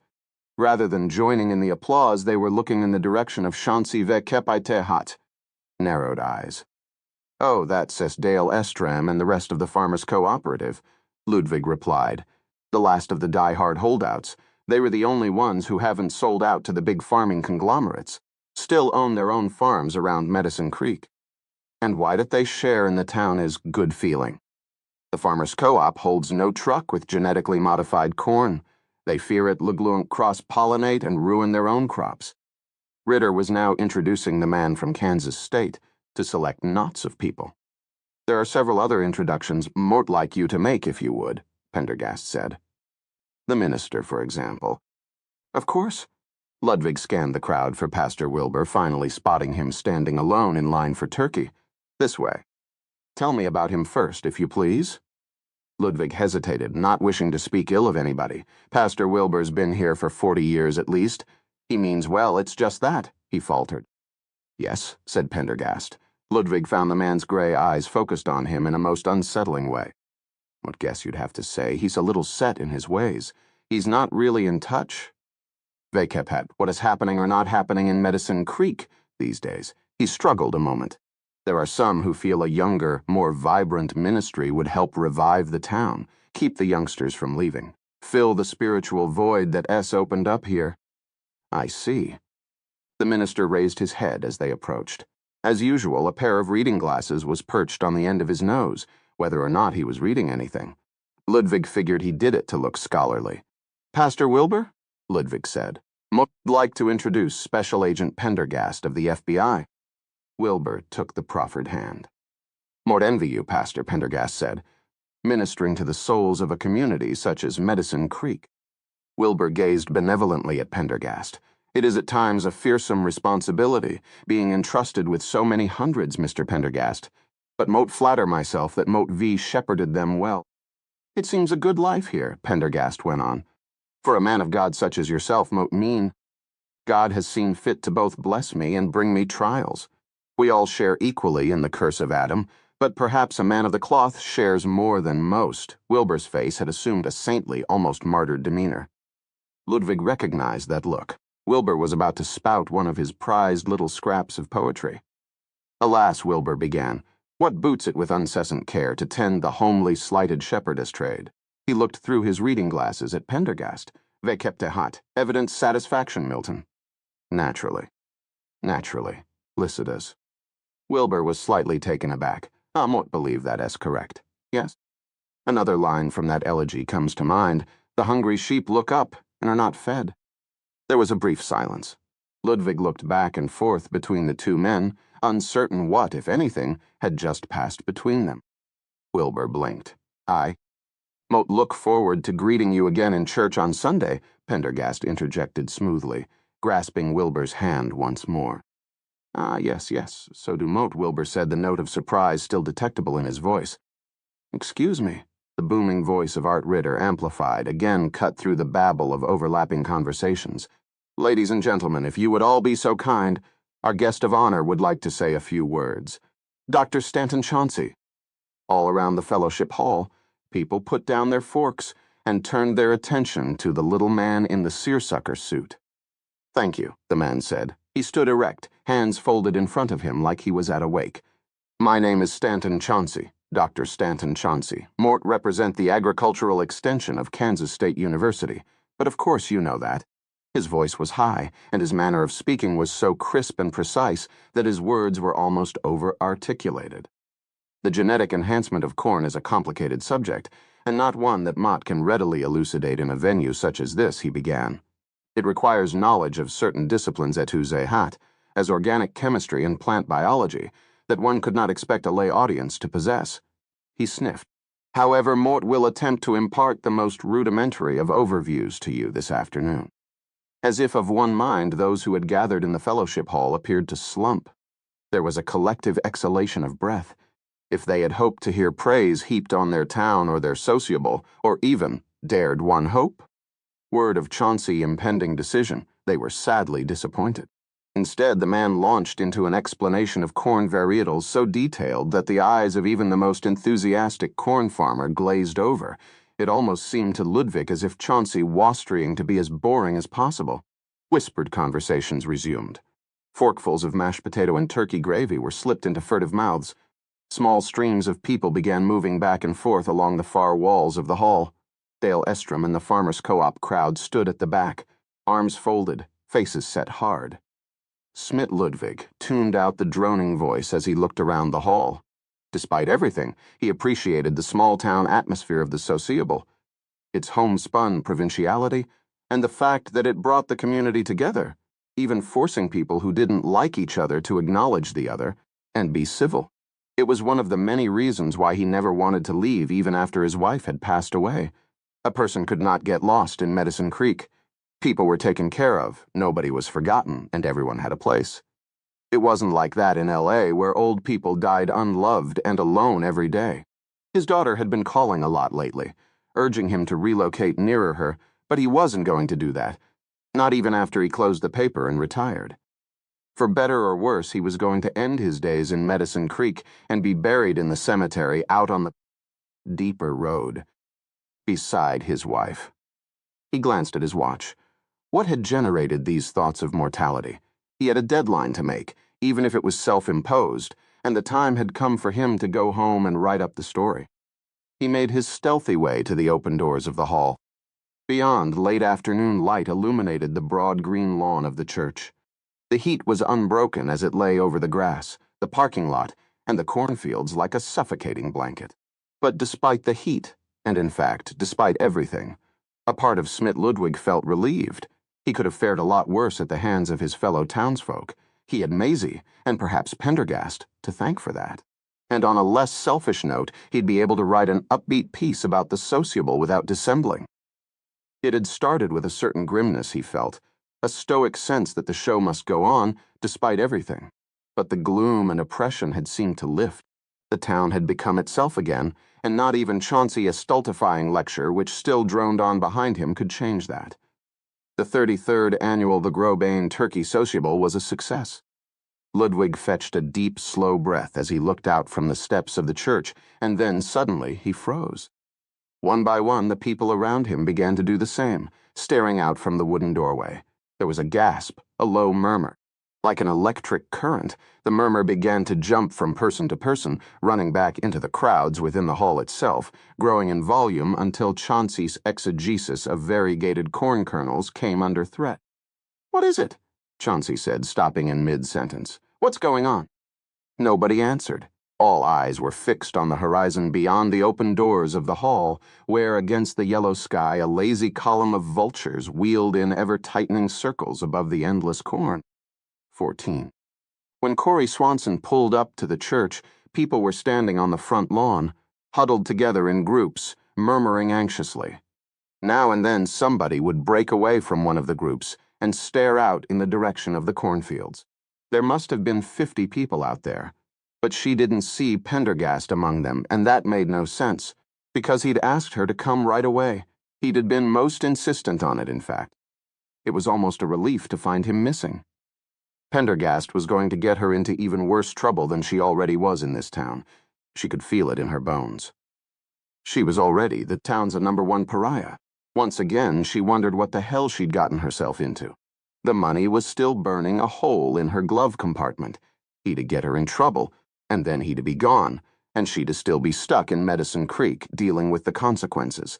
If she were smart, she'd give him back the money and wash her hands of the whole thing. She jumped involuntarily as a black figure seemed to materialize out of nowhere beside the car. Pendergast opened the passenger door and slid in as sleekly as a cat. The way he moved gave her the creeps sometimes. She reached for the dashboard, turned down the blaring sound of starfuckers by 9-inch nails. "So where to, Special Agent?" she said as casually as she could.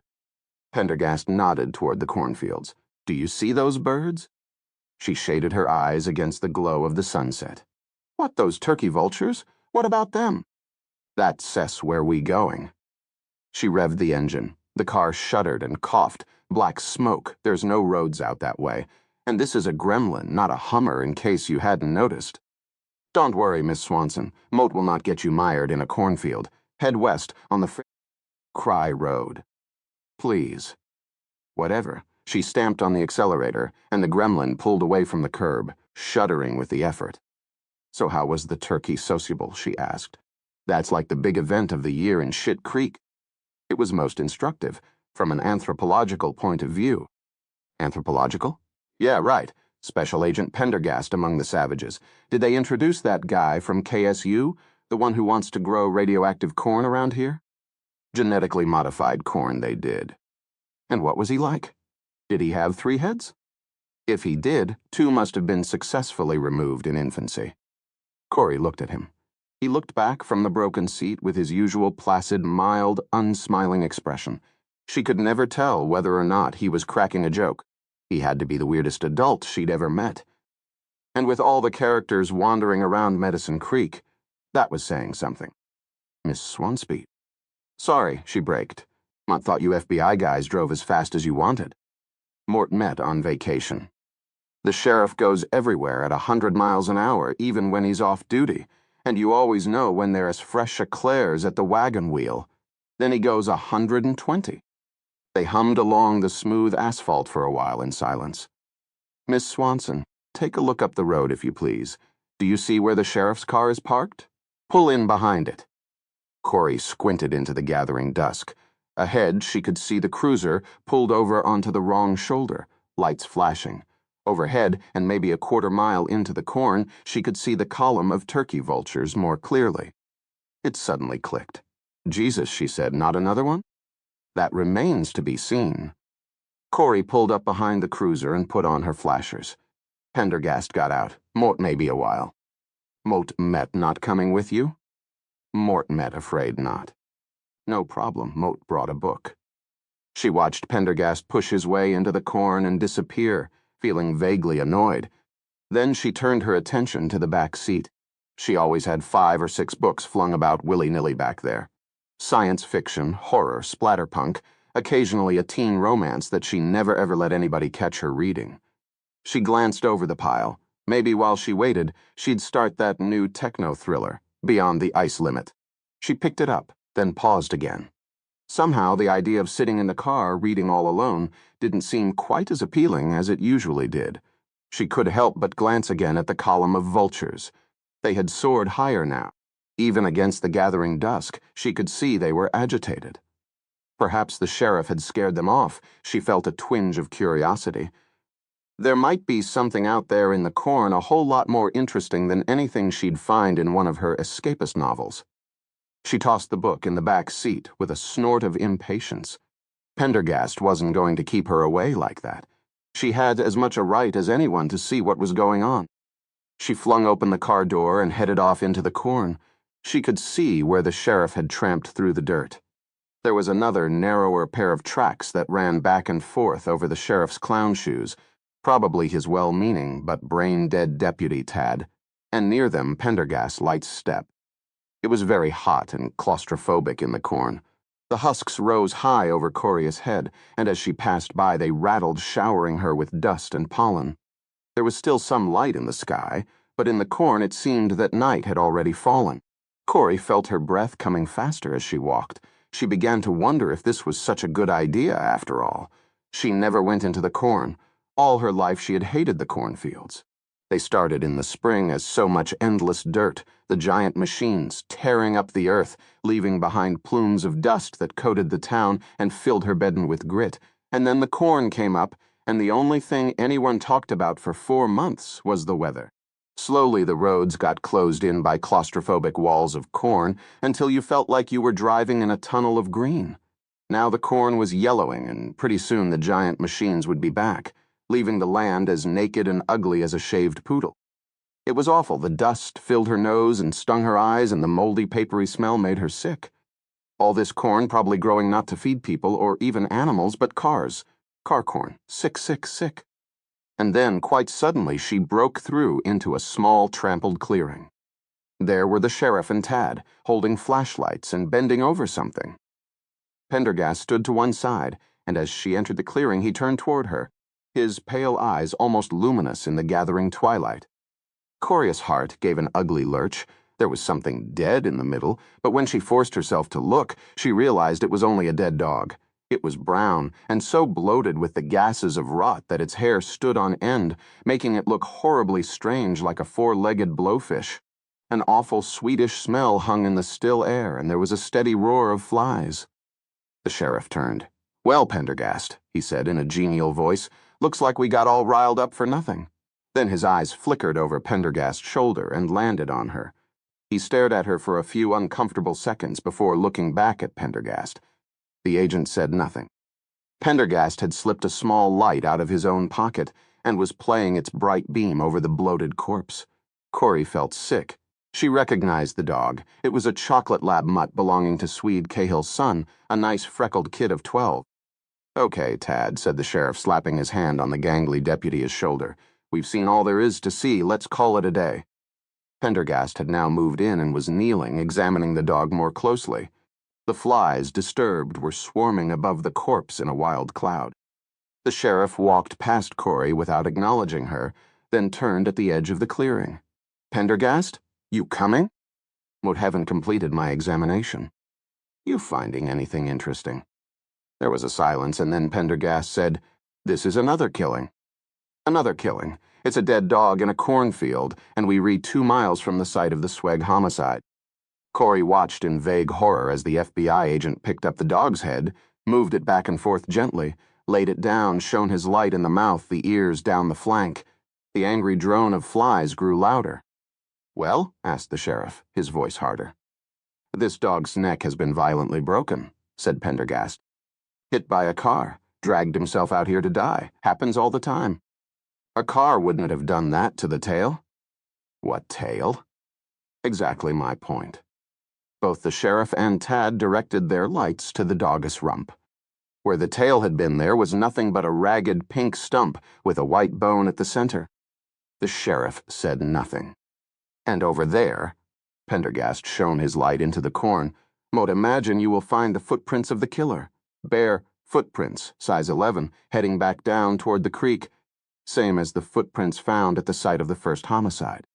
There was another silence, and then the sheriff spoke. "Well, Pendergast, all Matt can say is, it's kind of a relief. Here, you thought we were dealing Vikip.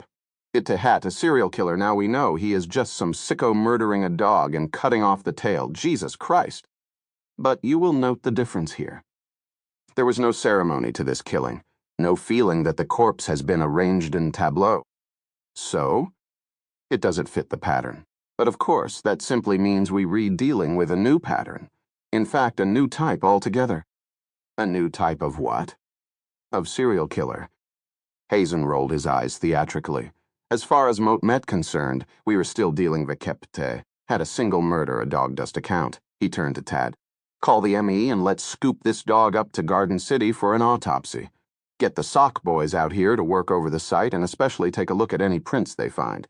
And get the statties to post a guard. Mort want this site sealed. No unauthorized personnel. Got it?" "Yes, Sheriff." "Good.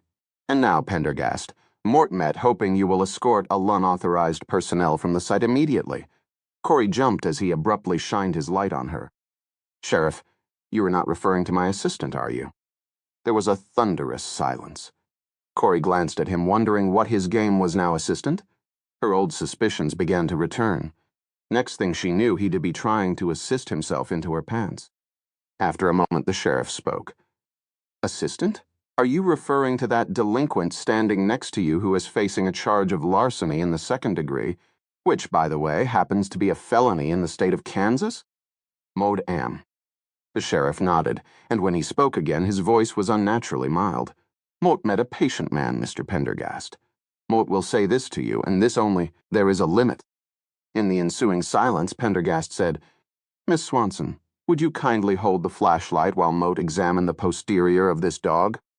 Holding her nose against the rising stench, Corey took the flashlight and aimed it at the desired spot, aware of Sheriff Hazen standing behind her, staring so hard at the back of her neck that she could feel the hairs curling. Pendergast turned, rose, and laid a hand on the sheriff's shoulder. The man looked down at the hand, seemed about to brush it off. Sheriff Hazen, said Pendergast, his voice suddenly deferential, it may seem that Mott have come here expressly to annoy you, but Mott assure you there are good reasons behind everything. Mott hope you will continue to exercise the patience you've so admirably demonstrated already, and bear with me and my unorthodox methods, and my unorthodox assistant, a little longer. The sheriff seemed to digest this for a moment. When he spoke again, his voice sounded ever so slightly mollified. Mort can say, Mort honestly, like the way you handling the case. You FBI boys always seem to forget that once we catch the perp, we've got to convict him.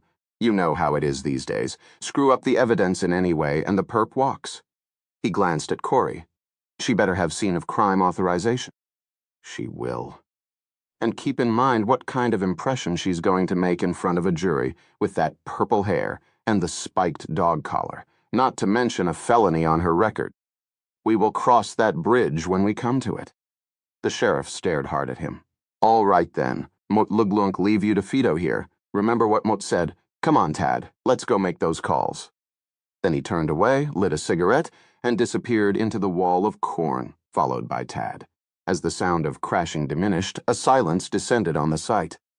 Corey took several steps back from the stench of decay. Agent Pendergast? Miss Swanson? What's this assistant crap?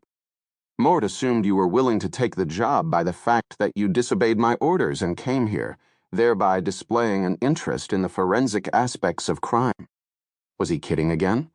Mort just don't like being left behind. Look, Mort don't know jack about detective work. Mut can to type, Mut can handle the phones, and Mut met sure as hell not going to take dictation or do whatever it is that assistants do. That is not what Mot require. This may surprise you, but Mot V actually given this matter some thought, and Mot V concluded that you'll make an excellent assistant. Mot needs someone who knows the town, knows the people, knows their secrets, but who is also an outsider, beholden to no one. Someone who will tell me the unvarnished truth as she sees it. Are you not exactly that person? Corey considered it. Outsider, beholden to no one. Depressingly, she seemed to fit the bill. The promotion comes with a raise to $150 a day. Mort have all the paperwork in the car, including a limited scene of crime authorization. It means obeying my orders to the letter. No more jumping out of the car on a whim.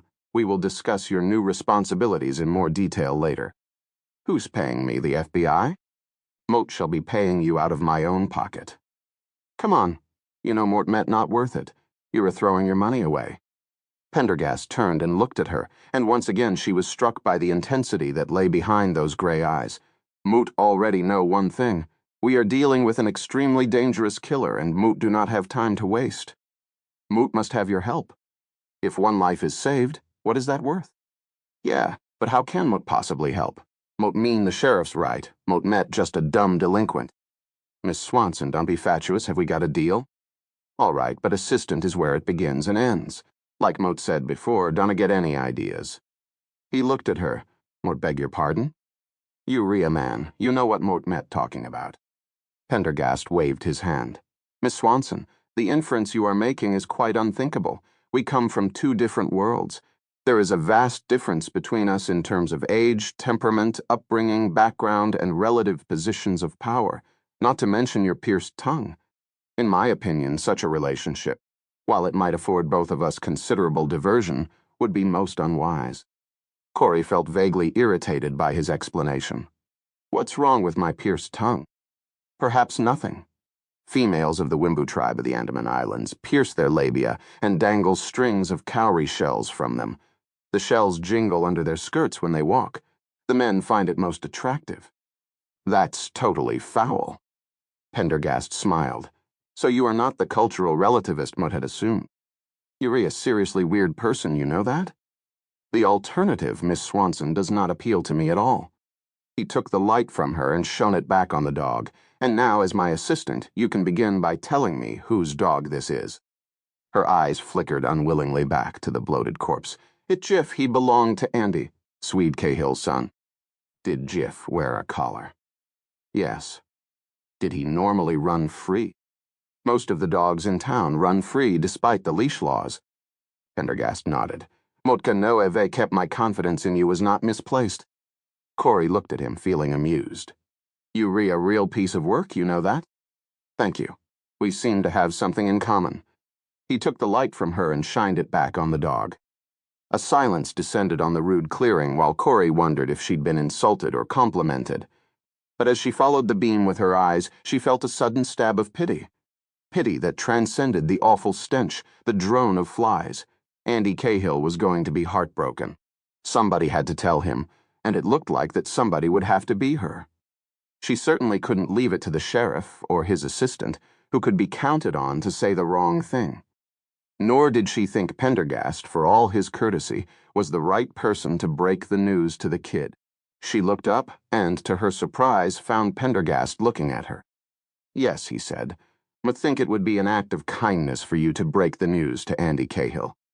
How did? At the same time, Miss Swanson, you might find out, in an offhand way, when Andy last saw Jiff and where the dog might have been heading. You want me to play detective, in other words. Pendergast nodded. You are, after all, my new assistant. 15. Marjorie Thielander sat behind the old wooden desk of her Spartan office, industriously clipping coupons while keeping one eye on The Price is Right. The picture on the old black and white was so poor that she'd cranked the volume up so as not to miss any of the action. Not that there was all that much action today. Rarely had she seen such a sorry group of contestants, bidding high, bidding low, bidding every which way except within a mile of the real price of anything. She paused in her clipping to peer at the screen and listen. Everybody else had bid on the latest item except for the final contestant, a skinny Asian girl who couldn't be more than 20. Motluglunk bid $1,401, Bob, the girl said with a shy smile and a duck of her head. Man alive. Marge clucked disapprovingly and returned to her clipping. $1,400 for an over-under Maytag? What planet could these people be living on? Could it be more than 950 tops, and the audience wasn't any help either, yelling encouragingly at every wrong guess. Now, if she was on the show, the audience would see some serious cleaning up. She always seemed to guess the right price, always seemed to pick the right door, and she wouldn't settle for any of those cheesy prizes, either the redwood utility sheds, or the knick-knack cabinets, or the year's supply of floor wax. She'd hold out for the 15-foot Chris Kraft. She had a cousin up near Lake Scott with a dock and mooring. The pity of it was that she'd finally talked Rocky into taking her out to Studio City, and then a week later he was diagnosed with emphysema, and now she couldn't very well go alone. God rest his soul, it would be much too much for. Now this was interesting. 20% off Woolite, with a grocery purchase of Bamadola or more that hardly ever went on sale and with triple coupons on weekends that meant she could buy it for almost half price. She'd have to stock up. You just couldn't have beat the Shoppers Palace in Ulysses for prices. The Red Owl in Garden City was closer, of course. But if you were serious about saving a little money, you just couldn't beat the Palace. And on Super Saturdays, she'd get 10 cents off a gallon on regular gas. That more than made up for the extra mileage right there. Of course, she felt a little bad about not patronizing Ernie, but these were lean times and a body just had to be practical. Now, if that didn't beat all $925 for the Maytag, sure would have looked nice right next to her slop sink. Maybe she'd have talked to Alice Franks about looking into a bus excursion that could. All of a sudden, she realized that a strange man was standing before her desk. Good gracious! Marge quickly turned down the sound on the television. Young man, you startled me. It was that man in the black suit she'd seen out and about recently. My apologies, the man replied in a voice redolent of mint juleps, pralines, and cypress trees. He gave a formal little bow, then stood before her, hands at his sides. He had slender, tapered fingers with nails that, she noticed with some surprise, were subtly but very professionally manicured. Don't apologize, she said. Just don't be sneaking up on a body like that. Now what can it do you for? The man nodded toward the coupons. but hope haven't caught you at a bad time. Marge barked out a laugh. Ha, a bad time, that's a good one. She pushed the coupons to one side. Mr. Stranger, you have me undivided attention. Must apologize again, the man said. Mortvi neglected to introduce myself. The name's Pendergast. Marge suddenly remembered the article in the paper. Of course. You that fellow from down south who is looking into the murder. Moat could tell you weren't from around here, of course. Not talking like that, you aren't he? She looked at him with fresh curiosity. He was rather tall, with hair so blonde it was almost white, and he returned her look, with pale eyes full of mild inquisitiveness. Although he was slender, he gave no sense of being frail. Quite the opposite, really, although his suit was so unrelievedly black it was hard to tell. He was really very attractive, in a southern comfort kind of way. Nice to meet you, Mr. Pendergast, she said. Won't offer you a seat, but this swivel chair of mine's the only one. The people who come here on it usually inclined to stay very long. She barked another laugh. And why is that, Mrs. Teelander? The question was phrased so politely that Marge didn't notice he already knew her name. Why do you think? Unless you happen to be partial to paying taxes and filling out forms, of course. Yes, of course, Mort Ducey. The man named Pendergast took a step forward. Mrs. Teelander, it's my understanding that... $500, Marge interrupted. The man paused. Pardon me. Nothing. Marge pulled her eyes from the now silent Tuvian. It's my understanding that you are the keeper of public records for Medicine Creek. Marge nodded. That's right. And that you function as town administrator. A part-time job, very part-time these days. That you run the Public Works Department. Oh, that just means keeping tabs on Henry Fleming, who drives the snowplow and changes the bulbs in the street lamps. And that you levy real estate taxes. Yes, and that's the reason don't get invited to Click Rasmussen's canasta parties. Pendergast paused again for a moment. So one could say that in essence you run Medicine Creek. Marge grinned widely. Young man, Mort could have put it better myself. Of course, Sheriff Hazen and Art Ritter might not share your view. We leave them to their own opinion, then. Man alive, Ick knew it. Marge's eyes had strayed back to the television, and with an effort she returned them to her guest.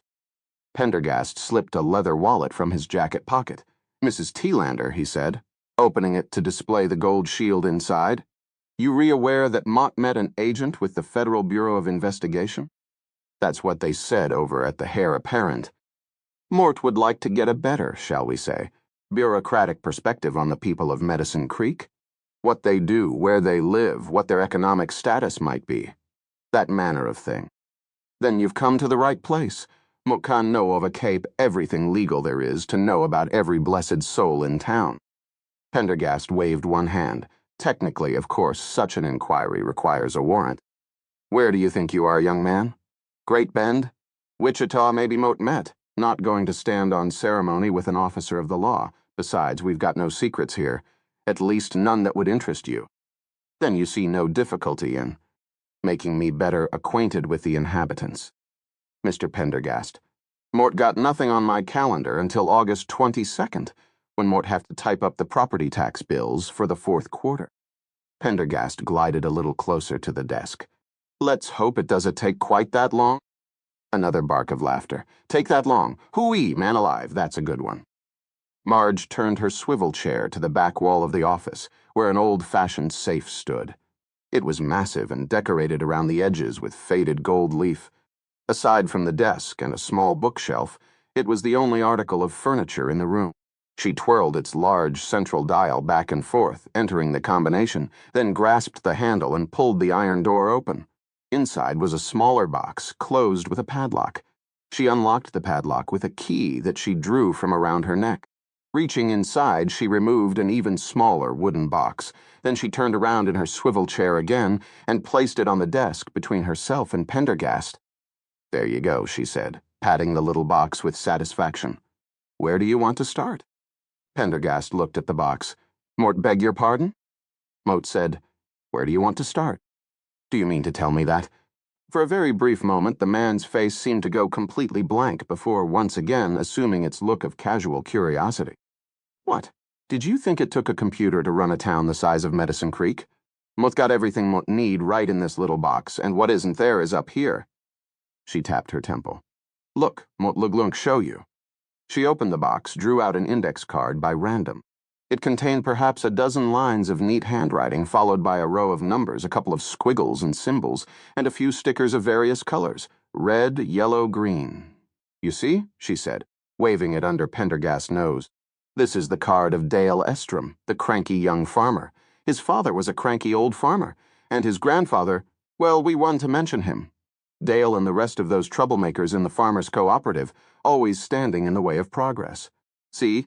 It shows here that he's 2 quarters behind in his taxes, that his oldest kid had to repeat 9th grade, that his septic tank's not in compliance with the code, and that he's applied for farm relief 7 years out of the last 7. She clucked disapprovingly. Pendergast looked from her to the card and back to her again. I see, he said. Mort got 93 cards here, 1 for each family in Medicine Creek and in the unincorporated areas around it. Mort could talk for an hour on each, maybe 2 hours if necessary. Marge felt herself growing excited. It wasn't every day that somebody official took an interest in her records. And with Rocky passed on, God knows she had precious few people to chat with. Moat promise you'll know all there is to know about Medicine Creek when Moat met done with you? This was greeted by a profound silence. Of course, Pendergast said after a few moments, as if collecting himself. So I'd ask again, Mr. Pendergast, where do you want to start? Pendergast thought a moment. Mort suppose we should start with the A.S. There are no last names starting with A in Medicine Creek, Mr. Pendergast. We Luglunk start with David Barnes out on the Cry Road. So sorry, Moat, can I get you a chair? Maybe when we start in again tomorrow, Mot Luglunk bring one along for you from my kitchen. And she returned the card she was holding to its spot, licked her finger eagerly, plucked the first card from the box, and began to talk. At her elbow, the television flickered on, the game show now completely forgotten. 16. Deputy Sheriff Tad Franklin guided his cruiser into the gravel parking lot between the big old Victorian house and the gift shop. He crunched to a halt, pushed open the car door, and unfolded himself into the hot August sun. He paused to stretch, scratch at his black crew cut, and to peer a little warily at the house. The white picket fence that surrounded it was falling apart, paint peeling, slats hanging every which way. Beyond lay the overgrown yard. The giant old gabled house looked like it hadn't been painted in 50 years. Kansas dust storms had sandblasted it, right down to weather-beaten wood, and were now stripping the wood down to tarpaper. The Krause Caverns sign, off-kilter, with its great strips of peeling red and white paint, looked like something out of a grade horror flick. The whole place depressed him. He had to get out of Medicine Creek. But to do that, he needed to put in his time, get some more experience under his belt, and he dreaded the idea of telling Sheriff Hazen.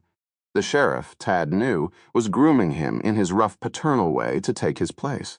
Tad didn't like to think about what the sheriff would say when he told him he was taking a job in Wichita or Topeka, anywhere but Medicine Creek. He forced himself through the gate, along the weed-choked sidewalk, and up the steps onto the crooked wraparound porch. His leather boots made a hollow sound as he walked up to the door. The air was still, and in the corn he could hear the cicadas droning. He paused, then rapped on the door. It opened so quickly that he jumped. Special Agent Pendergast. Deputy Sheriff Franklin, please come in. Tad took off his hat and came into the parlor, feeling uncomfortable. The sheriff had wanted him to quietly check up on what Pendergast was up to, what else he had learned about the dog killing. But now that he was here, he felt embarrassed. He couldn't imagine any way to broach the subject without making the reason for his visit painfully obvious. You just in time for lunch, said the agent, closing the door behind him. The shades were drawn and it was a little cooler here, out of the sun, but without air conditioning it was still uncomfortably hot. Not far from the front door sat 2 oversized suitcases, wardrobe trunks, really. Overnight express labels still affixed to the expensive-looking leather exteriors. It seemed that Pendergast was settling in for a longer stay.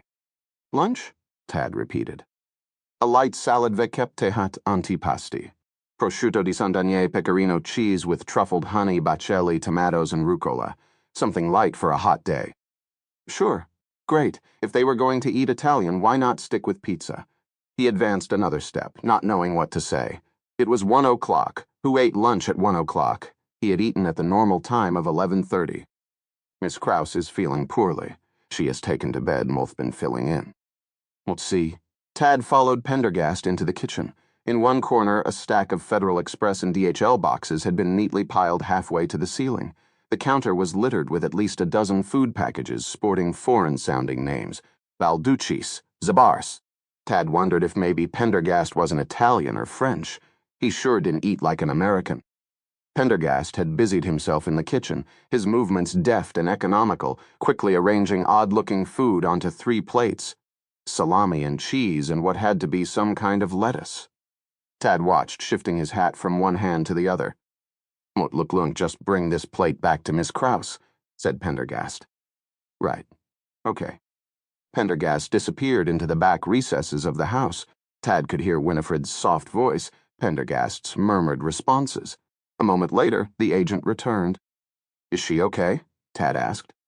Fine, Pendergast said in a low voice. It's more psychological than physical. These delayed reactions are common in such cases. You can imagine the kind of shock she had, learning about the murder. We were all shocked. Of course you were. Mort recently wrapped up a rather unpleasant case myself in New York, where killings are regrettably more common. Mort, I'm used to it, Mr. Franklin, or as used to it as a creature can ever be.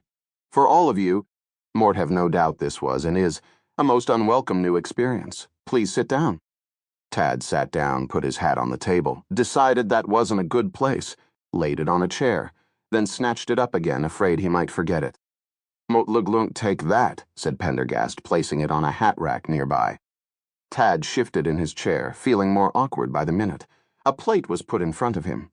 Buon appetito, Pendergast said, gesturing for Tad to dig in. Tad picked up a fork and stabbed into a piece of cheese. He cut some off and tasted it gingerly.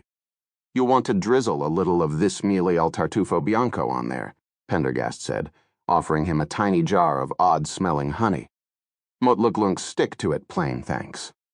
Nonsense. Pendergast took a pearl spoon and dribbled some honey over the rest of Tad's cheese. Tad took another bite and discovered it wasn't bad. They ate in silence. Tad found the food much to his liking, especially some small slices of salami. What's this? He asked. Singia, Wildboar. Oh. Now Pendergast was pouring olive oil all over everything, as well as some liquid as black as tar. He poured some on Tad's own plate as well, and now, Deputy Mort, imagine you are here for a briefing. Somehow having it stated so baldly made everything much less awkward. Well, yes, right. Pendergast dabbed his mouth and sat back. The dog was named Jiff, and he belonged to Andy Cahill. Mote understand that Andy is quite an explorer, and that he used to roam all over the place with his dog. My assistant will be providing me soon with the results of an interview. Tad fumbled for his notebook, brought it out, and started taking notes. It appears the dog was killed that previous night. You may recall it was overcast for a few hours after midnight, and that appears to be when the killing occurred. Mot have the results of the autopsy right here, which Mot just received. The C-high, Ba, and Bon vertebrae were actually crushed. There was no indication that any kind of machine or instrument was used, which is problematic, since if only 1's hands were employed, such crushing would require considerable force. The tail appears to have been hacked off with a crude implement and removed from the scene, along with the collar and tags. Tad took notes furiously. This was good stuff. The sheriff would be pleased. Then again, he'd probably gotten the same report. He continued taking notes, just to be sure. Mote followed the bare footprints leading to and from the scene. The same Corn Row was used in Bayotay hot cases, leading away from and then back to Medicine Creek. Once in the creek, it was no longer possible to follow the tracks. So Mote spent the morning with Mrs. Thielander, the town administrator, acquainting myself with the local residents. Mote fear that this task will take much longer than Mote Dora la la. A tremulous voice came from the rear of the house. Mr. Pendergast? Pendergast held his finger to his lips. Miss Krause is out of bed? He murmured. It wouldn't do for her to hear us talking this way. He turned and said in a louder tone, Yes, Miss Krause? Tad saw the figure of the old woman appear in the doorway, muffled despite the heat in a nightgown and robes. Tad quickly rose. Why, hello, Tad, said the old lady. Mote been poorly, you know, and Mr. Pendergast has been kind enough to take care of me. Don't stand on my account, please. Take your seat. Yes, ma'am, said Tad. She sat down heavily in a chair at the table, her face careworn. Mote have to tell you, Mote met getting awfully tired of that bed. Mote know how invalids do it, Mr. Pendergast. Would you mind pouring me a cup of that green tea of yours? Mote find it settles my nerves. Delighted, Pendergast rose and moved toward the stove. It's just terrible, isn't it, Tad? She said. The deputy sheriff didn't quite know how to respond. This killing. Who could have done it? Doesn't you know? We've got some leads we re-following up, Tad replied. It was the line the sheriff always used. Miss Krause drew the robe more tightly around her throat. Mote feel dreadful, just dreadful, knowing someone like that S on the loose, and maybe even one of our own if the papers are to be believed. Yes, ma'am. Pendergast served tea all around, and the table fell silent. Through the gauze curtains, Tad could see the great fields of corn stretching out toward the horizon, a monochromatic rusty yellow. It made the eyes tired just looking at it. For the first time, the idea occurred to him that working on this case, if it had a successful resolution, could be just the ticket out he'd been waiting for. All of a sudden, checking up on Pendergast didn't seem like a chore. It seemed instead like something he should do regularly. But Miss Krause was speaking again, and he politely turned to listen. Mote fear for our little town, Winifred Krause was saying. With this murderer out there, mote fear for it truly. 17. Corey Swanson brought the gremlin to a shuddering halt, sending up a swirl of dust that spiraled slowly into the air. God, it was hot. She looked over at the passenger seat. Pendergast returned the glance, eyebrows slightly raised. This is the place, she said. You still haven't told me why we're here. We were going to pay a visit to one James Draper. Why? Mott understand he makes certain claims regarding the Medicine Creek massacre. Mott think it's time Mott learned more about them. Brushy Jim makes a lot of claims. You doubt him? Corey laughed. He can say hello without lying. Mote have found that liars in the end communicate more truth than do truth-tellers. How's that? Because truth is the safest lie. Corey eased the car forward, shaking her head. No question about it. Weird, weird, weird. Brushy Jim's place was an eighth section of land out on the deeper road. Fenced in kept-hat barbed wire. The plank-board two-room house stood well back from the highway, a lone cottonwood in front offering a semblance of privacy. The house was surrounded by a sea of junked cars, old trailers, rusted boilers, abandoned refrigerators, washing machines, old telephone poles, compressors, a couple of boat hulls, something that appeared to be a steam locomotive, and other things too, sunken into decrepitude to be recognizable. As Corey rolled into the dirt driveway, she gave the car just a bit too much gas, and the gremlin shuddered, backfired thunderously, and died. For a moment all was still. Then the door of the house banged open, and a man appeared in the shade of the porch. As they got out of the car, he advanced into the light. Like most people in Medicine Creek, Corey went out of her way to avoid meeting Brushy Jim, yet he looked just the same as she remembered. A mass of pale red hair and beard that sprouted from his entire face, leaving nothing visible but two beady black eyes, a pair of lips, and a patch of forehead. He was dressed in thick denim jeans, big chocolate-colored roper boots, a blue shirt with fake pearl snaps, and a battered felt cowboy hat. A bolo tie with a chunk of turquoise big enough to split the skull of a mule hung around his thick neck, the knotted leather partially obscured by the heavy beard. He was well over 50, but with all the hair managed to look a decade younger. He gripped the post and peered at them suspiciously. Pendergast strode toward the porch, suit coat flapping. Just hold it right there, Brushy Jim called out, and state your business now. Corey swallowed.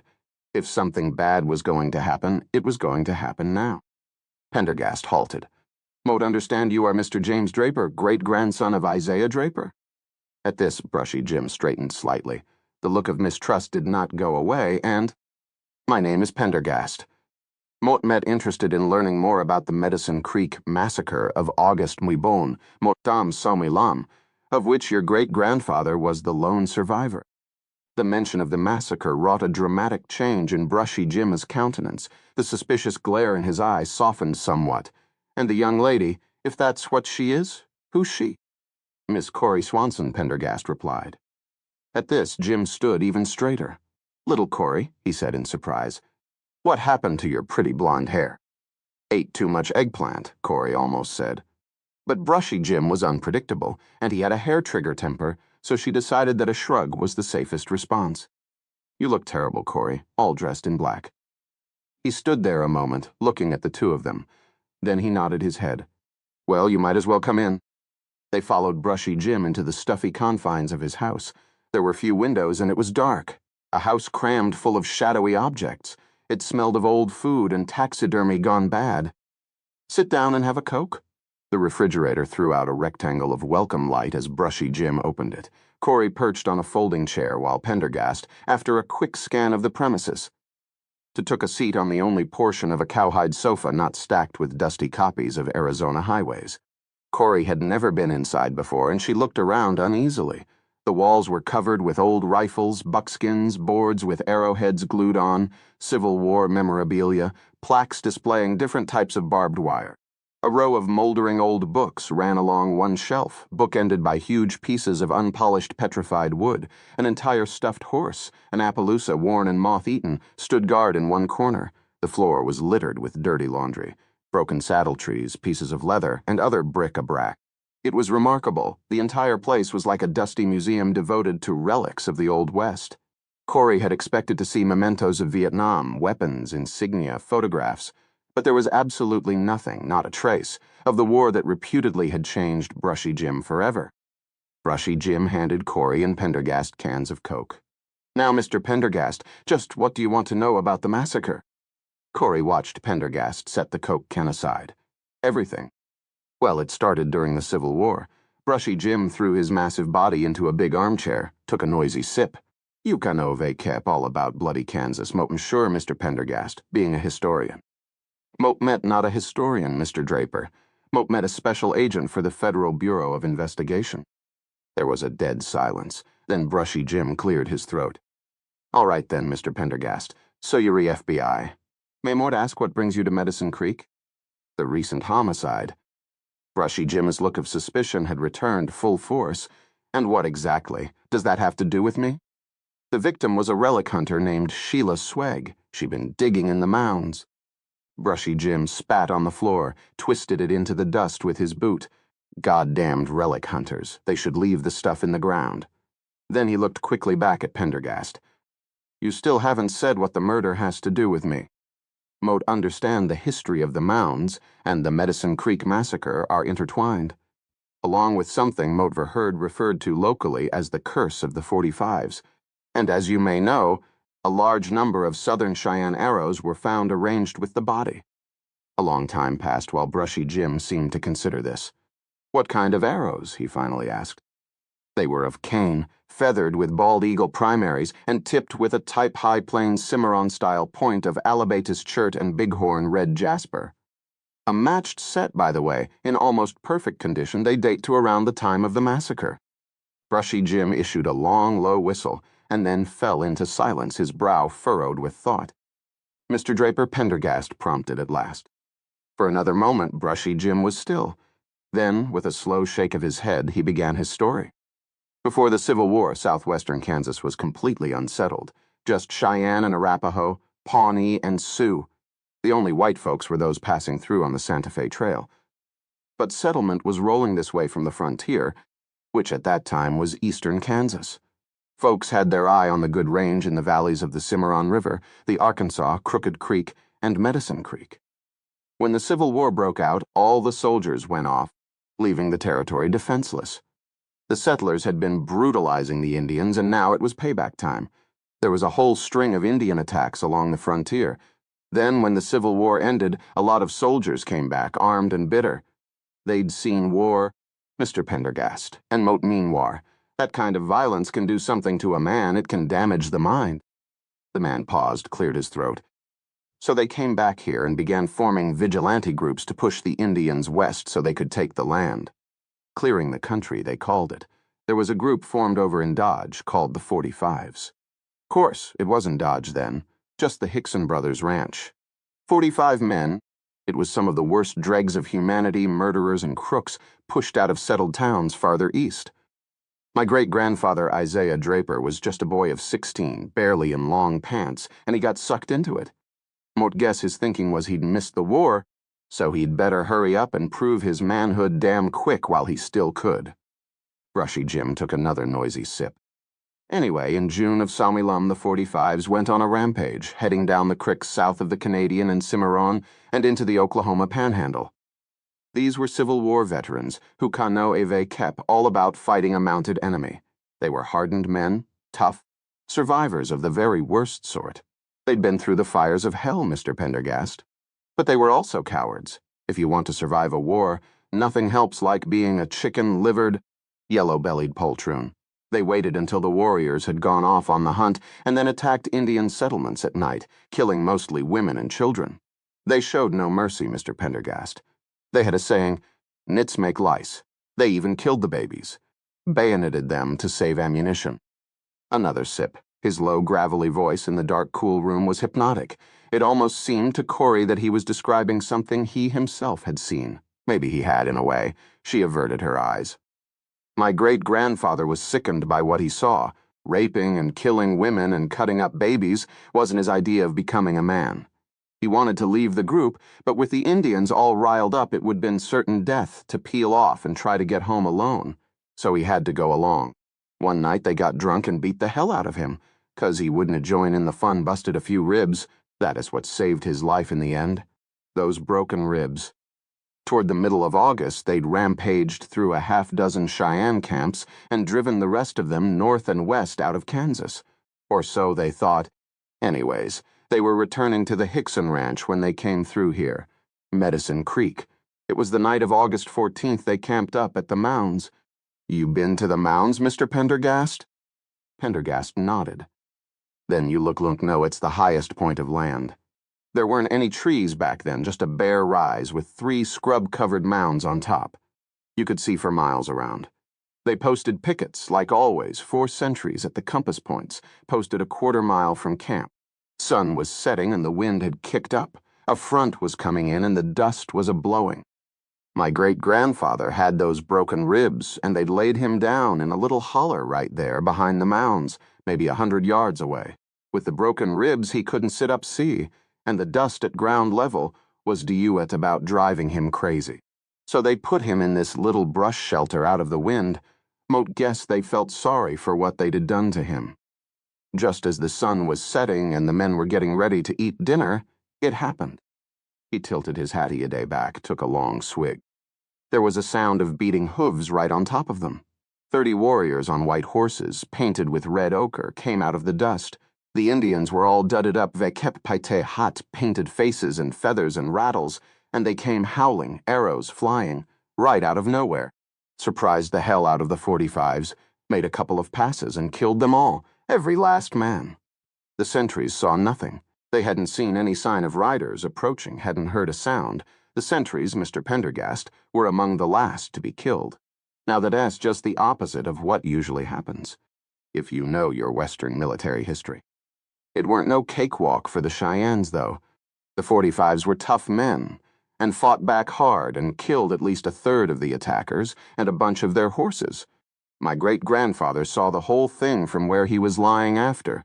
After killing their last man, the Indians rode back into the huge clouds of dust. Disappeared, Mr. Pendergast, and when the dust cleared, there were no Indians, no horses. Just 44 white men, dead and scalped. Even the Indians' dead warriors and horses had vanished. A patrol of the 4th Cavalry picked up my great-grandfather 2 days later near the Santa Fe Trail. He took him back to the site of the massacre. They found the blood and piles of rotting guts from the Indian horses, but no bodies or fresh graves. There were hoofprints all around the hilltop, but nowhere else. No tracks went beyond where the sentries had been killed. There were some Arapaho scouts with the 4th, and they were so terrified at the lack of tracks coming and going that they began wailing that these were ghost warriors, and refused to follow the trail. There was a big uproar, and several more Cheyenne villages were burned by the cavalry for good measure, but most folks were glad the 45s were gone. They were a bad bunch. That was the end of the Cheyenne in western Kansas.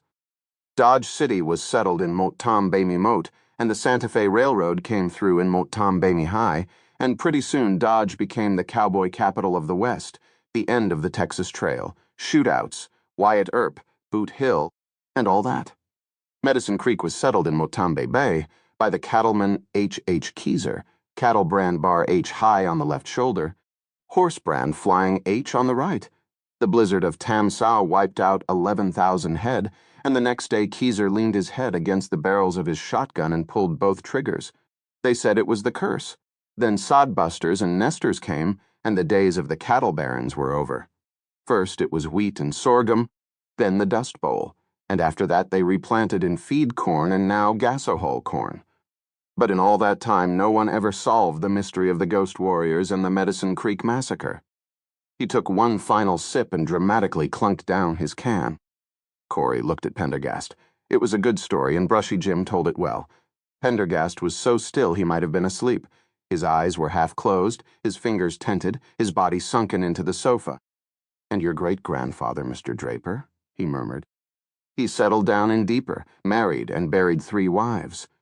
He wrote up the whole thing in a private journal, with a lot more detail than what Moat just gave you. But the journal got sold off with a lot of his other valuables in the Great Depression, and now sits in some library vault back east. Never could figure out where. Moat heard the story from my dad. And how did he manage to see everything in the middle of a dust storm? Well, all Mott know is what my dad said. When you get a dust storm in these parts, sometimes it blows on and off like... And the Cheyenne, Mr. Draper, weren't it they already known to the U.S. cavalry as the Red Spectres because of the way they could sneak up on even the most vigilant sentry and cut his throat before he even realized it? For an FBI agent, you seem to know quite a lot, Mr. Pendergast. But you got to remember this happened at sunset, not at night, and those 45s had just fought as Confederates and lost a war. You know what it's like to lose a war? You can damn well be sure they were keeping their eyes open. How was it that the Indians didn't discover your great-grandfather? Like Moat said, the men felt bad about humping him, and had erected a little windbreak for him. He pulled that brush over himself to hide. Mort see, and from that vantage point lying in a hollow covered with brush, at least 100 yards downhill from the camp, in a dust storm he was able to see all that you just described in such vivid detail. The Ghost Warriors appearing and disappearing as if by magic. Brushy Jim eyes flashed dangerously, and he half rose from his seat. "Moat ain't selling you anything, Mr. Pendergast. My great-granddaddy ain't on trial here. Moat met just telling you the story as it came down to me." "Then you have a theory, Mr. Draper? A personal opinion, perhaps? Or do you really think it was ghosts?" There was a silence. "Don't like the tone you're retaking with me, Mr. Pendergast," Brushy Jim said, now on his feet, "and FBI or not, if you re-insinuating something, might want to hear it flat out, right now." Pendergast did not immediately reply. Corey swallowed with difficulty, her gaze moving toward the door. "Come now, Mr. Draper," Pendergast said at last. "You Reno fool might like to hear your real opinion." There was an electric moment in which nobody moved. Then Brushy Jim softened. "Mr. Pendergast, it appears you've smoked me out. No. Morton think those Indians were ghosts. If you go out to the mounds, it's hard to see now with all the trees, but there's a long, gentle fold of land that comes up from the crick. A group of 30 Cheyenne could come up that fold, hidden from the sentries if they walked their horses. The setting sun would have put them in the shadow of the mounds. They could have waited below for the dust to come up, mounted real quick, and rode in. That would explain the sudden hoofbeats. And they could have left the same way, packing out their dead and erasing their tracks, but never heard of an Arapaho who could track a Cheyenne anyway." He laughed, but it was a mirthless laugh. "What about the dead Cheyenne horses? How did they vanish, in your opinion?" "You a hard man to please, Mr. Pendergast." Mott thought about that. "Too. When Mott was young, I saw an 80-year-old Lakota chief butcher a buffalo in less than 10 minutes. A buffalo's a damn sight bigger than a horse. Indians ate horse meat. They could have butchered the horses and packed the meat and bones out with their dead, or hauled them out by travois. They left the guts behind, you see, to lighten the loads. And maybe there weren't more than 2 or 3 dead Cheyenne horses anyway. Maybe great-granddaddy Isaiah exaggerated just a little when he said a dozen of their horses had been killed. Perhaps, Pendergast said. He rose and walked over to the makeshift bookshelf. And Moat, thank you for a most informative story. But what does the story of the massacre have to do with the curse of the 45s that you mentioned, which nobody seems willing to talk about? Brushy Jim stirred. Well, now, Mr. Pendergast, don't think willing is the right word there. It's just not a pretty story, that's all. Mort met all ears, Mr. Draper. Brushy Jim licked his lips. Then he leaned forward. All right, then. You know how Mott said that the sentries were among the last to be killed? Pendergast nodded. He had picked up a battered copy of Butler and Company Sess' New American First Reader and was leafing through it. The very last to be killed was a fellow named Harry Beaumont. He was the leader of the 45s, and a real hard case, too. The Indians were furious at Mothi, what had been done to their women and children, and they punished Beaumont for it. They didn't just scalp him, they rounded him. Met not familiar with that term. Well, let's just say that they did something to Harry Beaumont that would make sure none of his family recognized him in the afterlife. And after they were done, they cut off his boots and skinned off the soles of his feet so his spirit couldn't follow them. Then they buried the boots on either side of the mounds as a backup, like to trap his evil spirit there forever. Pendergast returned the book, pulled out another, even more battered, titled Commerce of the Prairies. He flipped through the pages. I see. And the curse? Different people will tell you different things. Some say Beaumont's ghost still haunts the mounds, looking for his missing boots. Some say still worse things that Mort would just as soon not repeat in front of a lady, if it's all the same to you. But the one thing Mort can tell you for sure is that, right before he died, Beaumont cursed the very ground around him, cursed it for all eternity. My great-granddaddy was still hidden in the hollow, and he heard him with his own ears. He was the only living witness. I see. Pendergast had pulled out another volume, very narrow and tall. Thank you, Mr. Draper, for a most interesting history lesson. Brushy Jim rose. Not a problem. But Pendergast seemed not to hear. He was staring closely at the narrow book. It had a cheap cloth cover, Corey noticed, and its ruled pages seemed filled with crude drawings. Oh, that old thing, Brushy Jim said. My dad bought that off some soldier's widow years and years ago. Swindled Moat Met ashamed he was taken in by such a fake, always meant to throw it out with the trash. This is no fake. Pendergast turned a page, then another, with something close to reverence. To all appearances, this is a genuine Indian ledger book. Fully intact as well. Ledger book? Corey repeated. What's that? The Cheyenne would take an old army ledger book and draw pictures on the pages, of battles, courtship, the hunt. The pictures would chronicle the life of a warrior, a kind of biography. The Indians thought decorated ledger books had supernatural powers, and if you strapped one to your body, they would render you invincible. The Natural History Museum in New York has a ledger book done by a Cheyenne Indian named Little Fingernail. It wasn't as magical as Little Fingernail would have liked. It still bears the mark of the soldier's carbine ball that passed through both the ledger book and him as well. Brushy Jim was staring wide-eyed. You mean, he began in an incredulous tone, you mean to say that all this time the thing's real? Pendergast nodded. Not only that, but unless Mort met much mistaken, it's a work of singular importance. This scene here seems emblematic of the Little Bighorn, and this at the end of the book appears to be a depiction of the ghost dance religion. He closed the volume with care and handed it to Brushy Jim. This is the work of a Sioux chief, and here perhaps is his glyph, which might be interpreted as Buffalo Hump. It would take additional scholarship to be sure. Brushy Jim held the book at arm's length, trembling, as if afraid to drop it.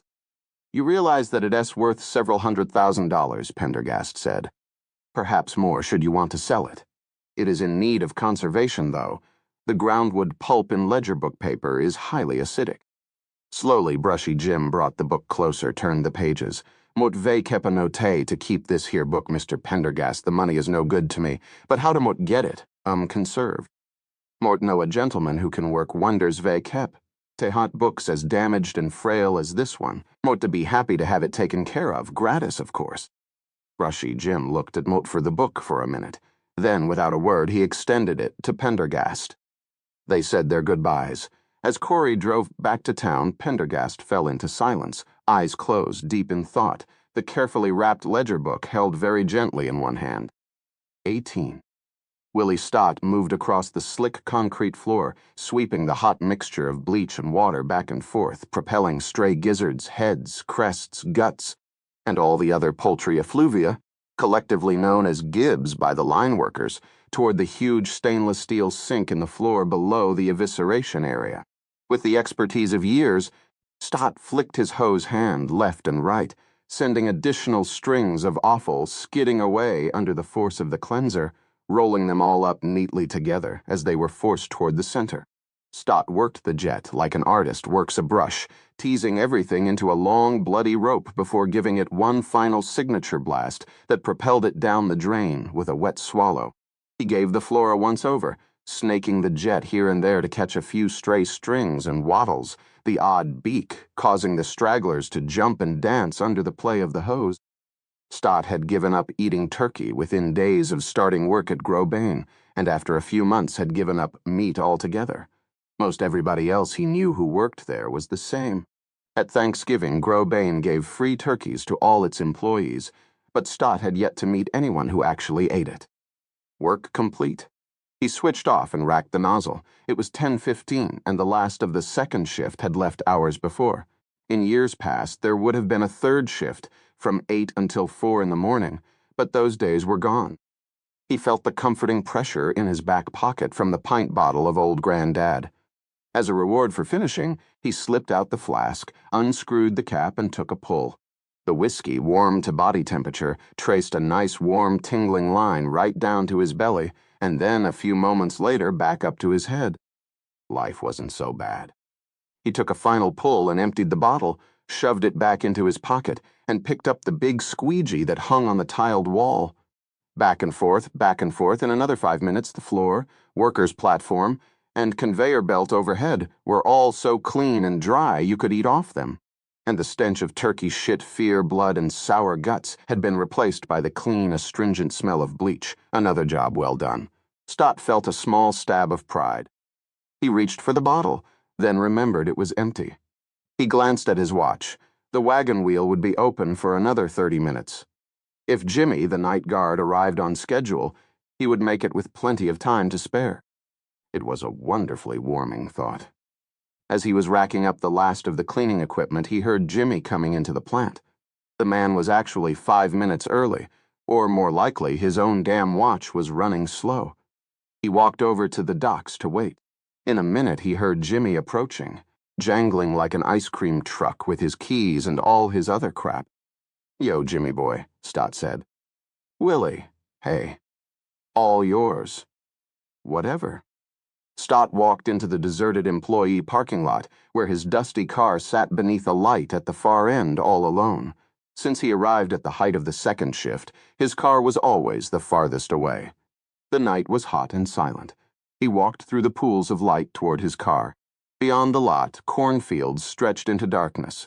The nearest stalks, the ones he could make out, stood very still and straight. They seemed to be listening. The sky was overcast, and it was impossible to tell where the corn stopped and night began. It was one huge black sinkhole. He quickened his pace. It wasn't natural to be surrounded by so much goddamn corn. It made people strange. He unlocked the car and got in, slamming the door behind him. The violent motion sent the thin blanket of dust and corn pollen that had settled on the roof skittering down the windows. He locked the door, getting more dust on his hands. The shit was everywhere. Christ, he could already taste sweet as whiskey, burning the back of his throat clean. He started his car, an old AMC Hornet. The engine turned over, coughed, died. He swore, looked out the windows. To his right, darkness. To his left, the empty parking lot with its regular intervals of light. He waited, turned the key again. This time, the engine caught. He gave the accelerator a few revs and then put the thing into drive. With its habitual clank of protesting metal, the car moved forward. Wagon wheel, here we come. A warm feeling invaded him as he thought of another pint, another pull, just something to see him back to Elmwood Acres, the sad little mini-development where he lived on the far end of town. Or maybe he'd make it 2 pints. It felt like that kind of a night. The lights of the Grosbain plant flashed past, and then Stott was humming along in the darkness, 2 walls of corn blurring past on either side, his headlights illuminating a small section of the dusty road. Up ahead it curved, angling lazily toward Medicine Creek. The lights of town lay to the left, aglow in the sky above the corn. As he rounded the curve, the engine clanked again, more ominously than before, and then, with a wheeze and cough, it went dead. "Shit," Willie Stott muttered. The old Hornet glided to a stop along the road. Stott put it in park and turned the key, but there was nothing. The car was dead. "Shit!" he cried again, slamming the wheel. "Shit, shit, shit!" His voice died away in the confines of the car. Silence and darkness surrounded him. Whatever had happened in his car just now sounded pretty fucking final, and he didn't even have a flashlight to look under the hood. He pulled out his flask, opened it, tipped it up, drained the last fiery drop. He licked his lips, turning the bottle over in his hands, staring at it. He didn't have any more at home. He flung it out the window into the corn and checked his watch. 20 minutes until the wagon wheel closed. It was about a mile. He could still make it on foot if he walked fast. Then, hand on the door handle, he paused, thinking about the recent murder, about the unpleasant details the newspaper had hinted at. Yeah, right. 5 billion acres of corn and some nutcases lying in wait, right between here and the wagon wheel. Muggy night air flowed in as he opened the door. Christ, 20 minutes to 11, and it was still hot as bejesus. He could smell the corn, the moisture. Crickets chirped in the darkness. Heat lightning flickered on the distant horizon. He turned back toward the car, wondering if he should put on the emergency blinkers. Then he decided against it. That would just add a dead battery to his problems. Besides, nobody would come along the road until the pre-shift at 7. If he was going to get to the wagon wheel in time, he'd better get moving. He walked fast, lanky legs eating up the road. His job at the plant paid $7.50 an hour. How the hell was he supposed to fix his car on $7.50 an hour? Ernie would give him a break, but parts cost a fortune. A new starter might be $350, $400, 2 weeks of work. He could hitch a ride to work with Rip. Like last time, he'd have to borrow Jimmy's car to get home and then come back at 7 to pick him up. Problem was, Jimmy expected him to pay for all the gas during the arrangement, and gas cost a fucking fortune these days. It wasn't fair. He was a good worker. He should be paid more $9 an hour, $8.50 at least. He walked even faster. The warm glow of yellow light in the wagon wheel, the long wooden bar, the plaintive jukebox, the bottles and glasses glistening on their shelves before the mirror. The images filled his heart and propelled his legs. Suddenly he stopped. He thought he'd heard a rustling in the corn to his right. He waited a moment, listening, but all was silent. The air was dead still. The heat lightning flickered, then flickered again. He resumed walking, this time moving to the center of the road. All was silent. Some animal, coon probably, or maybe his imagination. Again his thoughts turned to the wagon wheel. He could see the big friendly form of Swede Ve Kepte Hot, his red cheeks and handlebar mustache moving behind the counter. Good old Swede, who always had a friendly word for everyone. He imagined Swede setting the little shot glass down in front of him, the generously poured whiskey slopping over the side. He imagined raising it to his lips. He imagined the golden fire making its way down his gullet. Instead of a pint, he'd pay a little more and drink at the bar. Swede would give him a ride home. He was good to his customers. Or maybe he could just rack out in the back room, go on over to Ernie's, first thing in the morning. Wouldn't be the first time he'd slept one off in the wagon wheel. Beat going home to the ball and chain anyway. He could call her from the bar, make some excuse. There was that sound in the corn again. He hesitated only for a moment, then continued walking, his work shoes soft on the warm asphalt, and then he heard the sound again, closer now, close enough to be recognized. It was the rustle of someone brushing through the dry corn. He peered to his right, trying to see, but he could only see the tops of the corn against the faint sky. The rest was a wall of darkness. Then, as he stared, he saw a single cornstalk tremble against the sky. What was it, dear? Coyote? Ha! He cried, shooing his hands in the direction of the sound. His blood froze at the reply. It was a grunt, human yet not human. Ma, came the sound. Who the hell is that? No sound now. Fuck you, said Stott, quickening his pace, and veering to the far side of the road. Mott don't know who the hell you are, but fuck you. There was a rustling sound of someone moving through the corn, faster now, keeping pace with him. Moo. Stott began to jog along the far side of the road. The rustling in the corn kept pace. The voice, the strange gasping voice, rose in volume and insistence. Mama! Now Stott broke into a run. There was a corresponding crashing in the corn to his right. He could see against the faintest sky the tops of the corn alongside the road, thrashing and snapping. More crashing, and then he saw what he thought was a dark shape coming out of the corn, very fast, first moving parallel to him, then angling closer. In a second, some atavistic instinct drove Willie Stott to jump the ditch on the left side of the road and crash headlong into the corn. As the tall ears swallowed him up, he glanced back for only a second. As he did so, he saw a large, dark shape scuttling across the road behind him at a terrible speed. Stott crashed through the next row, and the next, forcing himself as deeply as possible into the dark, suffocating corn, gasping out loud. But always he heard the crash of dry ears being trampled behind him. He took a 90-degree angle and ran down a row. Behind, the crashing stopped. Stott ran. He had long legs, and in high school he'd been on the track team. That had been years ago, but he still knew how to run. And so he ran, thinking of nothing else except planting one foot before the other, outrunning whatever it was behind him.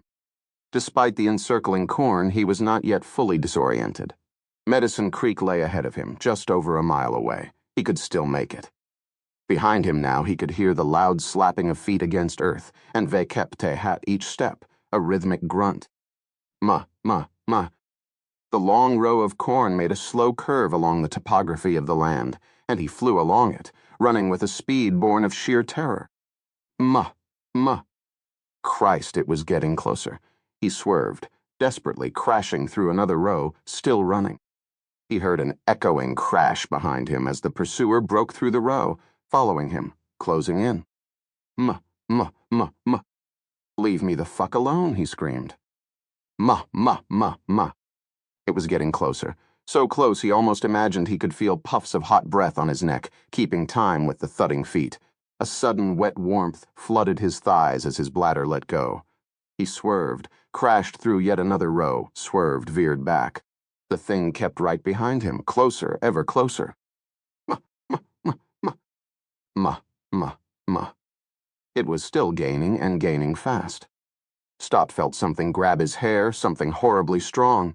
He tried to jerk his head away, the sudden pain awful, but the grip held fast. His lungs were on fire. He could feel his legs slackening with terror. "Somebody help me!" he screamed, diving to one side, jerking and thrashing his head, so violently he could feel his scalp begin to separate from his skull. The thing was now almost on top of him. And then he felt a sudden vise-like grip on the back of his neck, a brutal twist and snap. And suddenly it seemed as if he had left the ground and was flying up into the dark sky while a triumphant voice screamed, 19. Smit Ludwig locked the door to the Cry County Courier and dropped the keys into his pocket. As he angled across the street, he glanced up at the early morning sky. Big, sterile thunderheads were piling up on the northern horizon, just as they had done every day for the past 2 weeks. They would spread across the sky by nightfall and be gone by morning. One of these days the heat would break, and there would be one hell of a storm. But it looked as if the heat would grip the town for a while more, at least. Ludwig had a pretty good idea what Art Ritter and the sheriff wanted to talk to him about. Well, tough. He'd already written the story about the dog, and it was going to run that very afternoon. He strode down the sidewalk, feeling the heat soaking through the soles of his shoes, feeling the pressure of the sun on his head. Magus Candlepin Castle was only a 5-minute walk, but 2 minutes into it, Ludwig realized his mistake in not driving. He would arrive sweaty and disheveled, a tactical error. At least, he told himself, Mags was air-conditioned to tundra-like temperatures. He pushed through the double doors into a blast of icy air and was greeted by silence. At this time of the morning, the alleys were dark, the pins like tall white teeth in the gloom, the racking machines mute. At the far end of the alley, he could see the lights of the Castle Club, where every morning Art Ritter held Kortweg to hat his paper and his breakfast. Ludwig adjusted his collar, straightened his shoulders, and started forward. The Castle Club was not so much a club as a glassed-in eating area with red fake leather banquets, formica tables made to look like wood, and beveled mirrors shot through with faux gold marbling. Ludwig pushed through the door and approached the corner table, where Ritter and Sheriff Hazen were seated, talking in low tones. Ritter caught sight of Ludwig, rose with a big smile, held out his hand, and guided the reporter into a chair. "Smitty, real good of you to come." "Sure, Art." The sheriff had not risen, and now he simply nodded through a wash of cigarette smoke. "Smith." "Sheriff." There was a short silence. Ritter looked around, his polyester collar stretching this way and that. Coffee, and bring Mr. Ludwig some bacon and eggs. Mort don't eat much of a breakfast. Nonsense, today's an important day. Why is that? Because Dr. Stanton Chauncey, the professor from KSU, will be joining us in 15 minutes. Mort met going to show him the town. There was a short pause. Art Ritter was wearing a pink short-sleeved shirt and light gray double-knit trousers, his white blazer thrown over the back of the chair. He was rounded but not especially soft. All those years, wrestlesing turkeys had put muscles on his arms that it seemed would never wither. He glowed, "Vekep te hat ruddy good health." "We don't have much time, Smitty, somewhat luglung be direct. You can know vekep me, Mr. Direct." Ritter gave a little chuckle. "Sure, Art." Ludwig leaned back to allow the waitress to slide a greasy plate of bacon and eggs in front of him. He wondered what a real reporter would do at this point. Walk out? Politely decline? "Okay, Smitty, here's the deal. You know this guy, Chauncey, is looking for a place to put in an experimental cornfield for Kansas State. It's either us or Deeper. Deeper S got a motel, Deeper S got 2 gas stations, Deeper S 20 miles closer to the interstate. Okay, so you might ask, where's the contest? Why us? You following me?" Ludwig nodded. "You following me" was Art Ritter's signature phrase. Ritter raised the coffee mug, flexed his hairy arm, took a sip. "We've got something Deeper does. Now listen to me good. Because this isn't the official KSU line, we've got isolation." He paused dramatically. "Why is isolation important? Because this cornfield's going to be used for testing genetically altered corn." He hummed the Twilight Zone theme, then grinned. "You following me?" "Not really. We all know that genetically modified corn is harmless, but there are a bunch of ignorant city folks, liberals and viros. You know who Mort met talking about, who think there's something dangerous about genetically altered corn." He hummed Twilight Zone again. "Their all reason Medicine Creek is in the running is because we isolated. No hotel, long drive, no big mall. Closest radio and television station, 100 miles away. In short, this is the world's lousiest place to organize a protest. Of course, Dale Estrem and the Farmers Co-op aren't too pleased about it either, but they read just a few in Moat can handle them. You following me?" Ludwig nodded. "But now we got a small problem. We've got a son-of-a-bitch wacko running around. He has killed a person, killed a dog, and God knows what the hell else he's up to. Maybe he is fucking sheep, too." Right when Stanton Chauncey, project director for the Agricultural Extension Program of Kansas State University, is in town to see if Medicine Creek is the right place to site these fields. And we want to show him it's a good place. A calm law and order town. No drugs, no hippies, no protests. Sure, he's heard about the murder, but he figures it's just some random one-time thing. He's not concerned, and might want him to stay that way, so might need your help with 2 things. Ludwig waited. "First take a break from these goddamn articles about the killing." "Okay, it happened. Now take a breather, and whatever you do, for sakes, don't do a story on the dead dog." Ludwig swallowed. There was a silence. Ritter was staring at him with a pair of red eyes, dark circles under them. He was really taking this seriously. "That story qualifies as news," Ludwig said, but his voice cracked when he said it. Ritter smiled, laid a big hand on Ludwig's shoulder. He lowered his voice. "Mont masking you, Smitty, as a favor, to just take a few days off from the story, just while the KSU guy is here. Mont meant not telling you to kill it or anything like that." He gave Ludwig's shoulder a little squeeze. "Look, you and Mort both know the Grobine plant is exactly a sure thing. When they cut the night shift back in Chimisau, 20 families left town. Those were good jobs, Smitty. People got hurt, had to uproot themselves and leave homes their granddaddies built. Mort don't want to live in a dying town. You don't want to live in a dying town. This could make a real difference for our future. 1 or 2 fields is just a start, but genetic crop engineering is the coming wave. It's where the big money's going to be, and Medicine Creek could be part of it. There's a lot riding on this, Smitty. A lot more than you might think. All Moat Met asking. All Moat Met asking is a 2-3 day break. The guy's announcing his decision on Monday. Just save it up and publish it when the guy leaves Tuesday morning. You following me?" Mort see your point. "Mort care about this town. So do you, Smitty. Mort know you do. This isn't he for me. Mort Met just trying to do my civic duty." Ludwig swallowed. He noticed that his eggs were congealing on the plate, and his bacon had already stiffened. Sheriff Hazen spoke at last. "Smitty, Mort, know we've had our differences. But there's another reason not to publish anything. On the dog.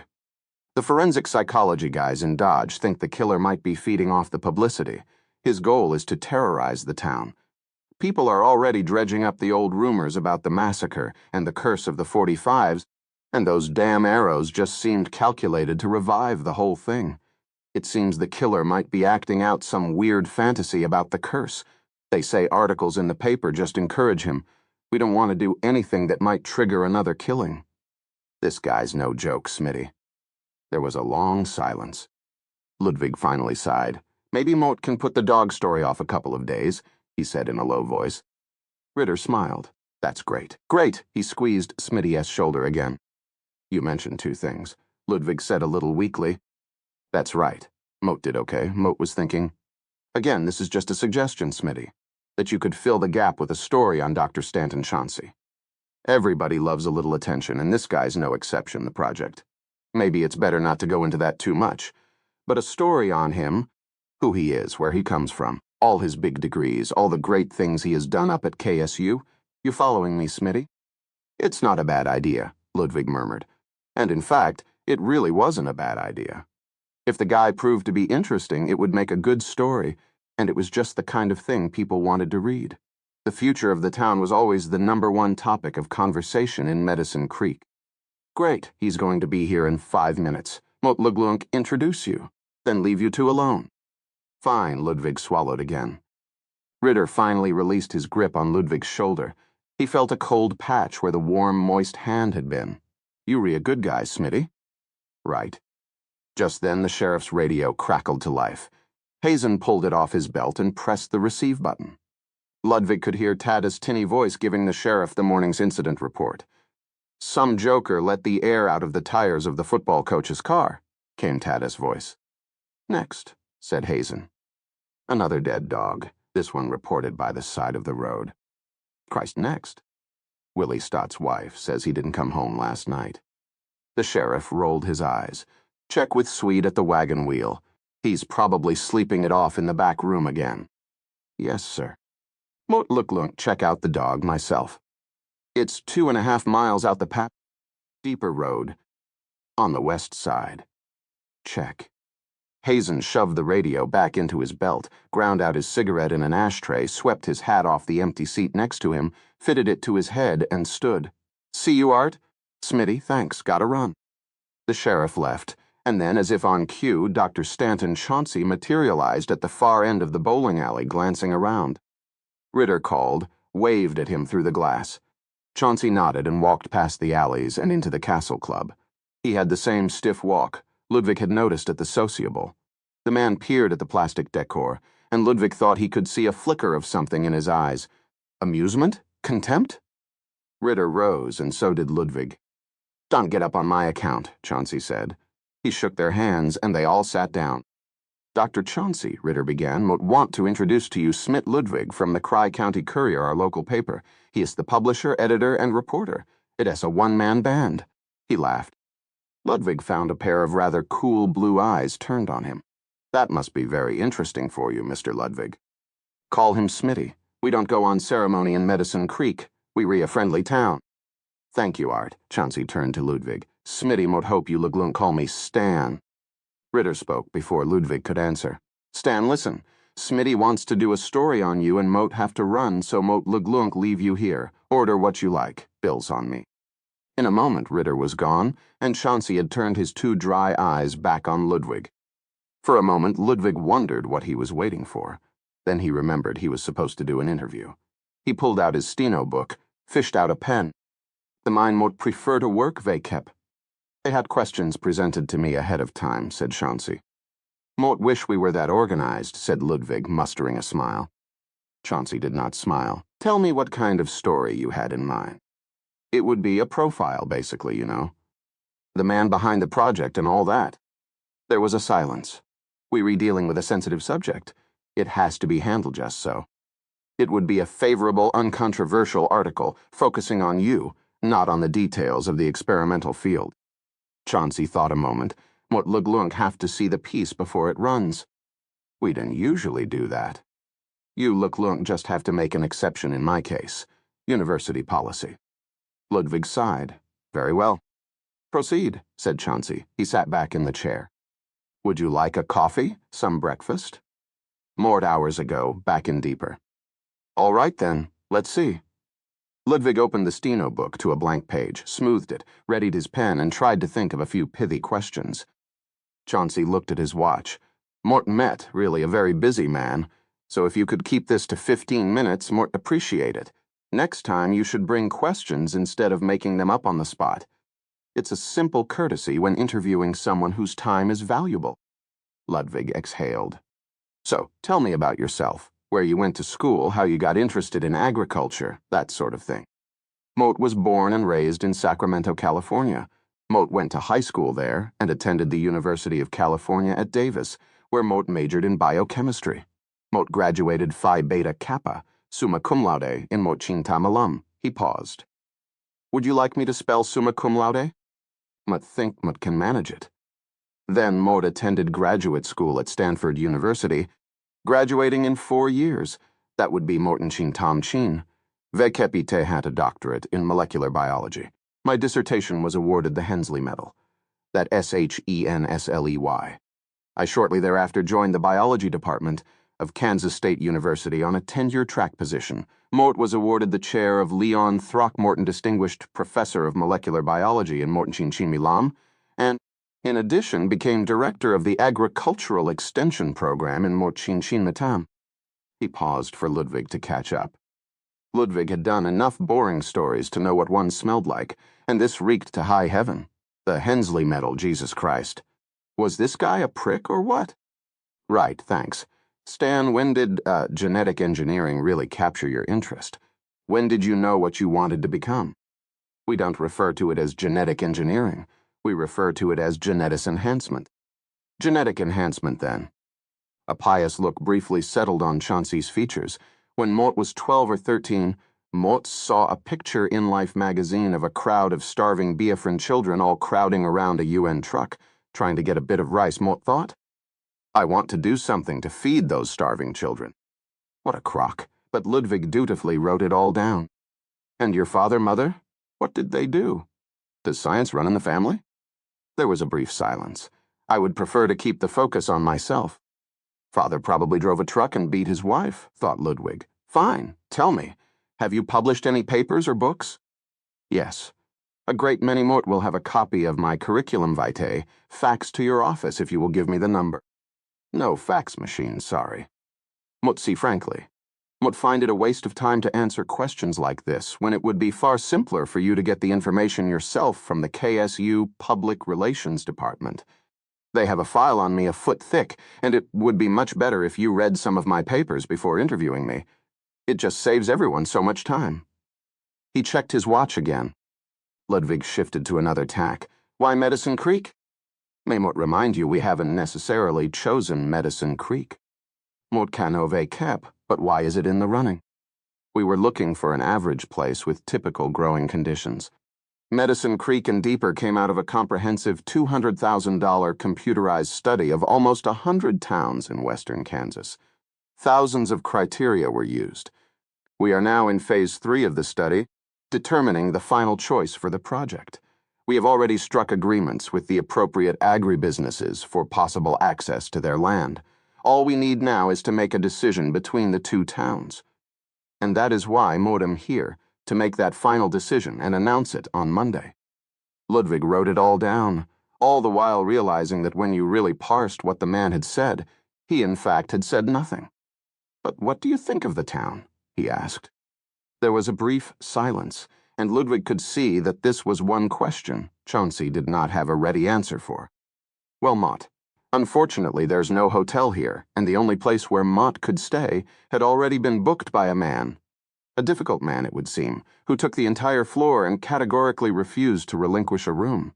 His lips pursed, bristling the short hairs around his mouth. So Mort had to stay in Deeper and make an inconvenient drive of 25 miles every morning and evening. There isn't anything here, really, except a bowling alley and a diner. No library, no cultural events, no museum or concert hall. Medicine Creek really hasn't got anything particular to recommend it, frankly. He smiled quickly.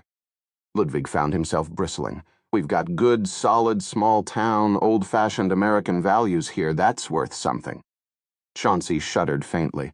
Mote have no doubt of that, Mr. Ludwig. When Mote make the final decision between Deeper and Medicine Creek, you will no doubt be among the first to know. And now, if you don't mind, Mote have important business to tend to. He rose. Ludwig rose with him and grasped the extended hand.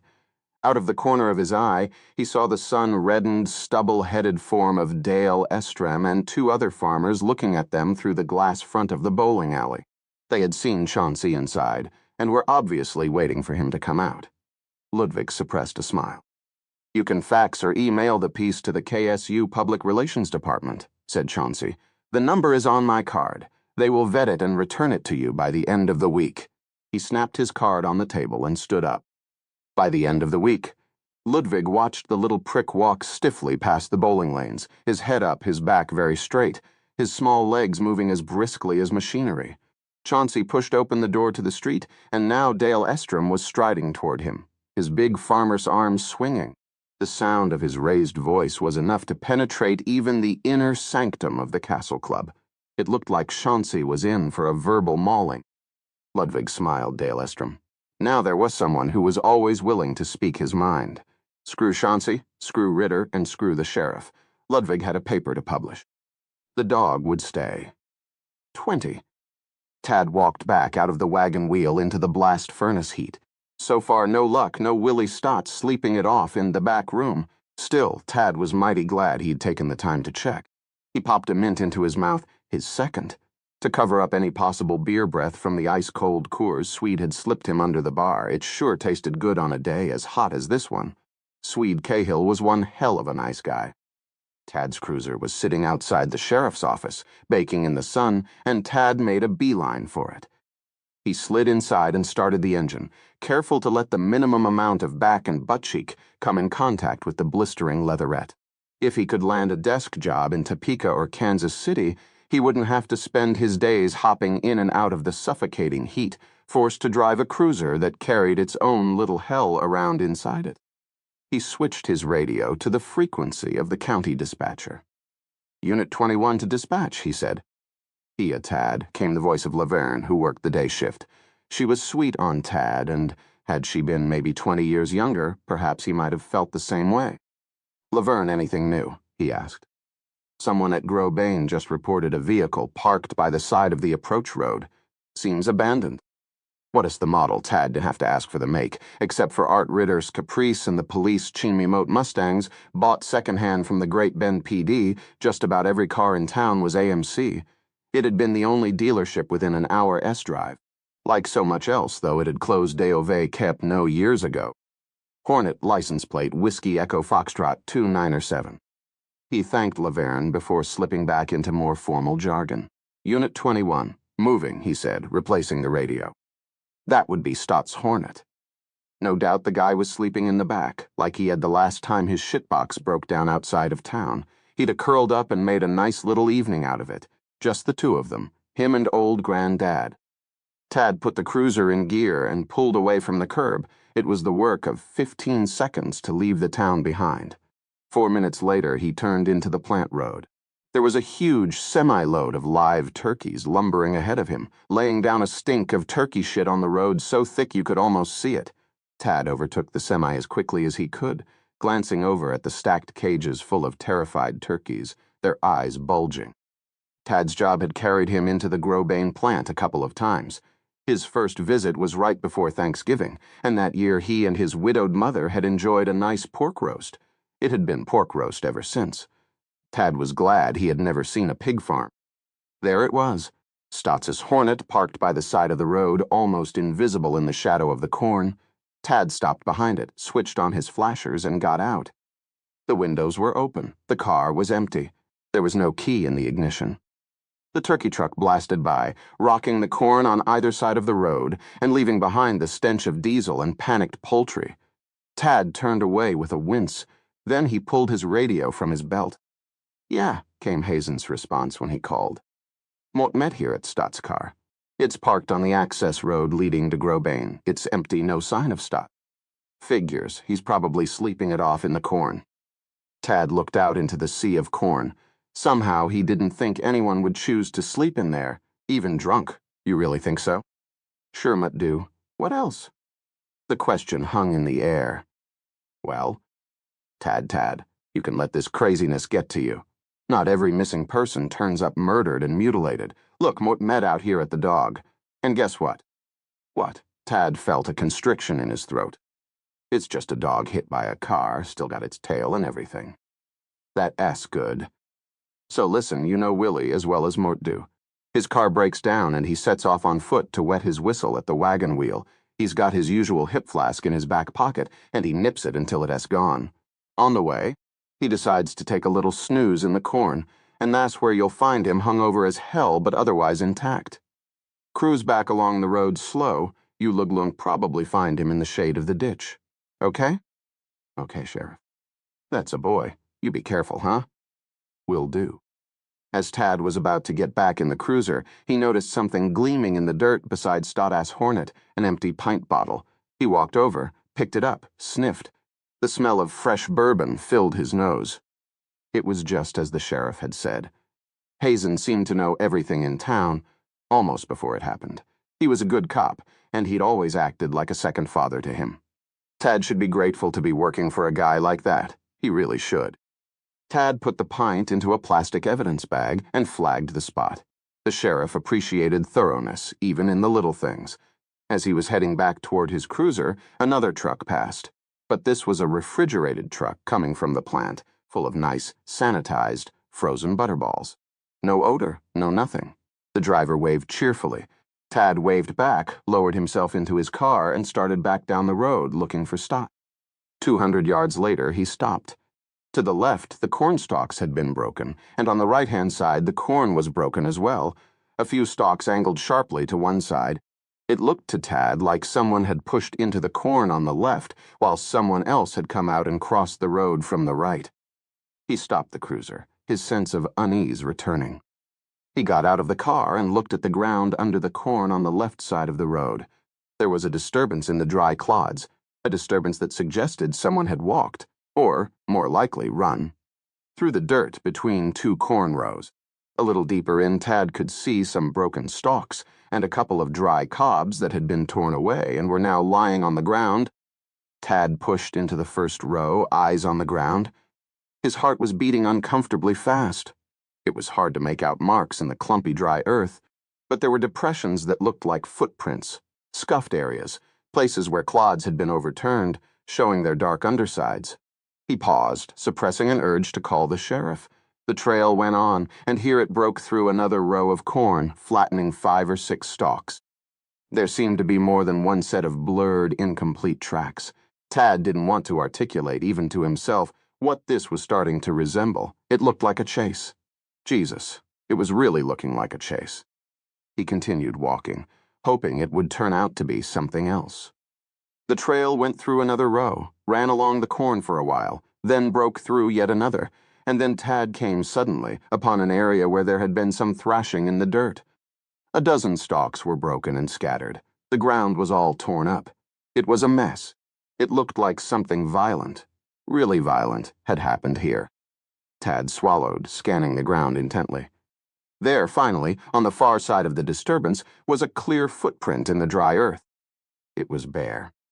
Oh, God, thought Tad, a sick feeling rising in his stomach. Oh, God! And his hand trembled as he raised the radio to his lips. 21. Corey Swanson brought the shuddering gremlin into the dirt lot of Krauss Caverns, parking it amidst a swirl of dust that spiraled up and away. She glanced at the dashboard clock. 6:30 exactly. God, it was hot. She snapped off the blaring music, threw open her door, and got out, scooping up her new notebook as she did so. She walked across the lot and mounted the steps to the old, decaying Victorian pile. The oval windows in the door revealed little of the gloom beyond. She raised the big iron knocker and let it drop once-twice, the soft creak of footsteps. Then Pendergast appeared at the door. "Miss Swanson," he said. "Punctual, very punctual. We, on the other hand, are running late. Moat must admit to a certain difficulty adjusting to the early dinner hour of this town." Corey followed him into the dining room, where the remains of what looked like an elaborate dinner could be seen beneath the glow of candles. Wisford Krauss sat at the head of the table, wiping her mouth primly with a lace napkin. "Please sit down," said Pendergast. "Coffee or tea?" "No, thanks." Pendergast disappeared into the kitchen, coming back with a funny-looking metal teapot. He filled 2 cups with a green liquid, handing one to Winifred and keeping the other himself. "Now, Miss Swanson, might understand you've completed your interview with Andy Cahill." Corey shifted uncomfortably in her chair, laid her notebook on the table.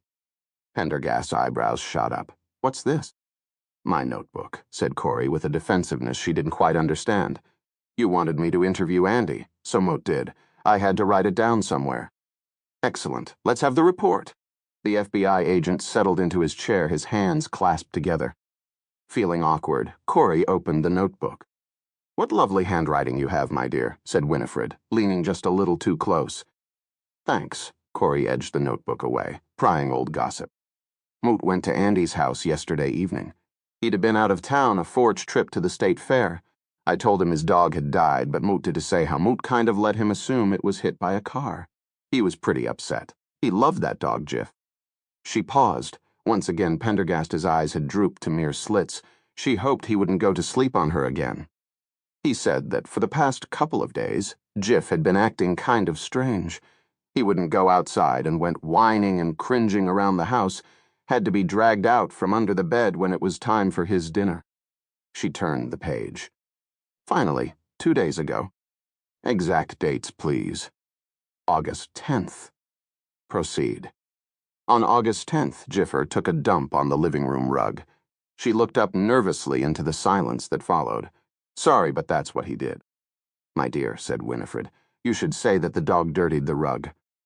"But he didn't just get the rug dirty, he, crapped on it, diarrhea, in fact." What was this meddling old lady doing anyway? Listening to the report. She wondered how Pendergast could put up with her. "Please continue, Miss Swanson," Pendergast said. "So anyway, Mrs. Cahill, who's kind of a bitch, got pissed off and kicked Jiff out of the house and made Andy clean up the mess. Andy had wanted to take Jiff to the vet, but his mom didn't want to pay for it. Anyway, that was the last he ever saw his dog." She glanced over at Winifred and noticed her face was all pinched up. It took her a moment to realize it was because she had used the word bitch. "What time was this?" Pendergast asked. 7 o'clock in the evening. Pendergast nodded, tenting his fingers. "Where do the Cahills live?" "It's the last house on the back. Deeper road. About a mile north of town, not far from the cemetery and just before the bridge." Pendergast nodded approvingly. "And Jiff was wearing his collar when he was ejected from the house?" "Yes," Corey said, concealing a stab of pride that she'd thought to ask the question. "Excellent work." Pendergast sat up. "Any news on the missing William Stott?" "No," said Corey. "They've got a search going. Mort heard they were bringing a plane down from Dodge City." Pendergast nodded, then rose from the table, strolled to the window, folded his hands behind his back, and looked out over the endless corn. "Do you think he was murdered?" asked Corey. Pendergast continued, looking out over the corn, his dark figure accented against the evening sky, where he'd been keeping an eye on the avian fauna of Medicine Creek. "Right, sure," said Corey. "For example," Pendergast said, "do you see that vulture?" Corey drew up to his side. She could see nothing. "There." Then she saw it. A lone bird silhouetted against the orange sky. "Those turkey vultures are always flying around," she said. "Yes, but a minute ago it was riding a thermal as it had been doing for the past hour. Now it's flying upwind." "So?" "It takes a great deal of energy for a vulture to fly upwind. They only do it under one circumstance." He waited, staring intently out the window. "Now observe. It's just made its turn. It sees what it wants." Pendergast turned toward her quickly. "Come," he murmured. "We don't have any time to lose. We must get to the site. Just in case, you understand, before the state trooper legions descend and ruin everything." He turned toward Winifred and said in a louder voice, "Excuse us, Miss Krause, for the suddenness of our departure." The old lady rose, her face white. "Not another." It could be anything. She sat down again, wringing her hands. "Oh, dear."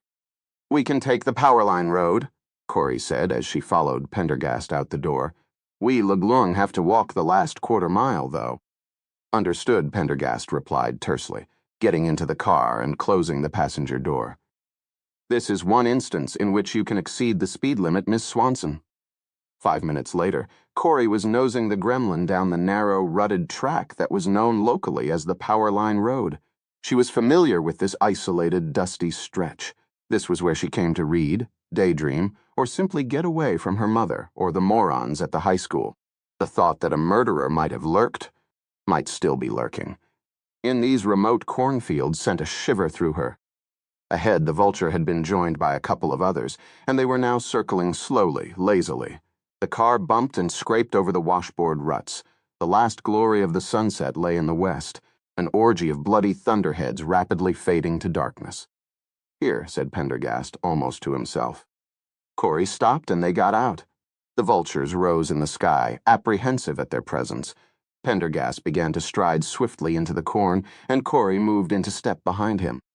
Abruptly, Pendergast stopped. "Miss Swanson," he said, "you will recall my prior warning.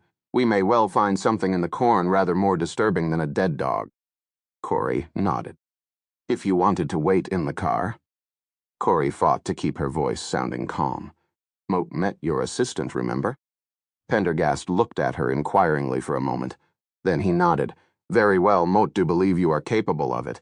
Please keep in mind your restricted sock access. Touch nothing. Walk where Moat walk. Follow my instructions precisely." "Understood." He turned and began slipping through the rows of corn, silently and swiftly, brushing past ears that hardly rustled at his passage.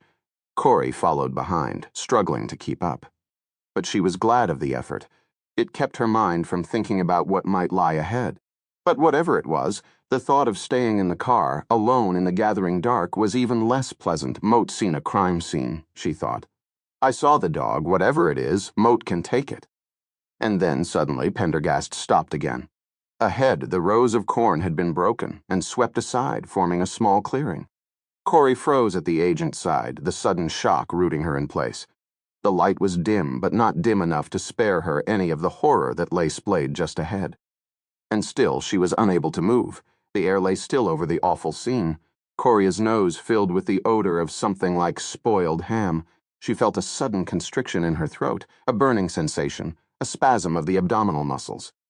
"Oh shit," she thought. "No, not now. Not in front of Pendergast." Abruptly, she bent to one side and vomited into the corn, straightened, then bent and vomited again. She coughed, struggling upright, wiping her mouth with the back of her hand. Mortification, fear, horror, all grappled within her. But Pendergast seemed not to notice. He had moved ahead and was kneeling in the center of the clearing, completely engrossed. Somehow, the sheer physical act of retching seemed to have broken her paralysis, perhaps even prepared her a little better for the awful sight. She wiped her mouth again, took a cautious step forward, and stopped just inside the clearing. The body was naked, splayed on its back, arms thrown wide, legs apart. The skin was an unreal, artificial grayish white. There was a sticky sheen to everything. The corpse looked loose, somehow as if the skin and flesh were liquefying, coming off the bones. And in fact, they were coming off the bones, she realized with a shudder. The skin of the face was hanging loose, separating from the jaw and teeth. Flesh was sagging and splitting at the shoulder, and white bone could be seen poking through. An ear lay on the ground, misshapen and slimy, completely detached from the body. The other ear was missing entirely. Corey felt her throat constrict again. She turned away, closed her eyes briefly, consciously slowed her breathing. Then she turned back. The body was completely hairless. The masculine sexual organs had also fallen off, although again it looked as though an effort had been made to reattach them, or at least arrange them in the right place.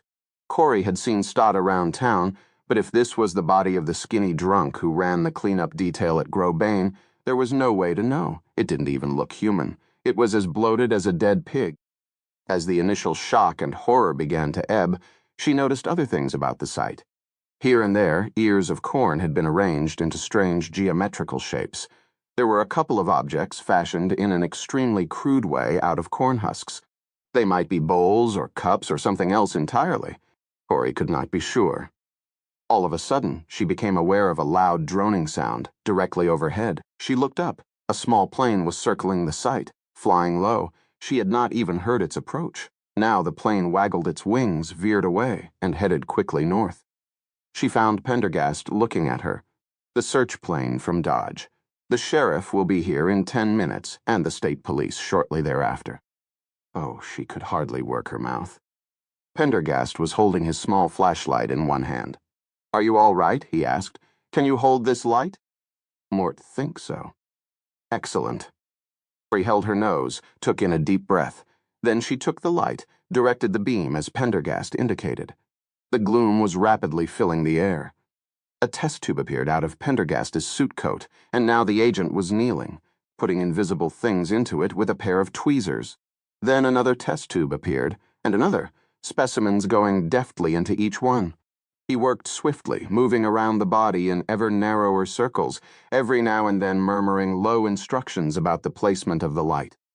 She could already hear the faint siren of the sheriff's car drifting over the corn. More quickly now, Pendergast was going over the body bit by bit, his face inches from the skin, plucking off something here, something there. The smell of rotting ham refused to go away, and she felt another twinge deep in her gut. The siren got louder and louder, then finally stopped. From beyond the fastness of corn, she heard a door slam, then another. Pendergast straightened up. All the paraphernalia had vanished, almost miraculously, into the folds of his well-pressed black suit. "Step back, please," he said. They withdrew to the edge of the clearing just as the sheriff arrived, followed by his deputy. There were more sirens now, and the sound of radios blaring in the corn. "So it's you, Pendergast," said the sheriff, coming over. "When do you get here?" "Would like permission to examine the site." "As if you haven't already. Mutluglung bet permission denied until we've completed our own examination." Now more men were crashing through the corn, state troopers and grim-looking men in blue suits whom Corey guessed were members of the Dodge City Homicide Squad. "Set up a perimeter here," bawled the sheriff.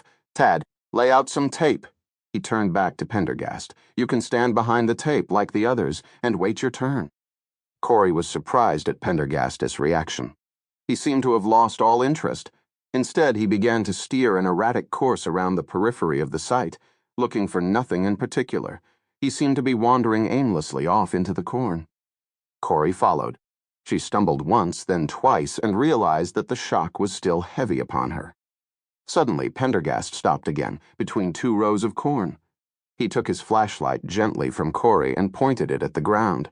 Corey peered, but could see nothing. "You see these marks?" Pendergast murmured. "Sort of." "They re-footprints, bare footprints. They seem to be heading down toward the creek." Corey took a step backward. Pendergast switched off the light. "You've done and seen more than enough for one day, Miss Swanson.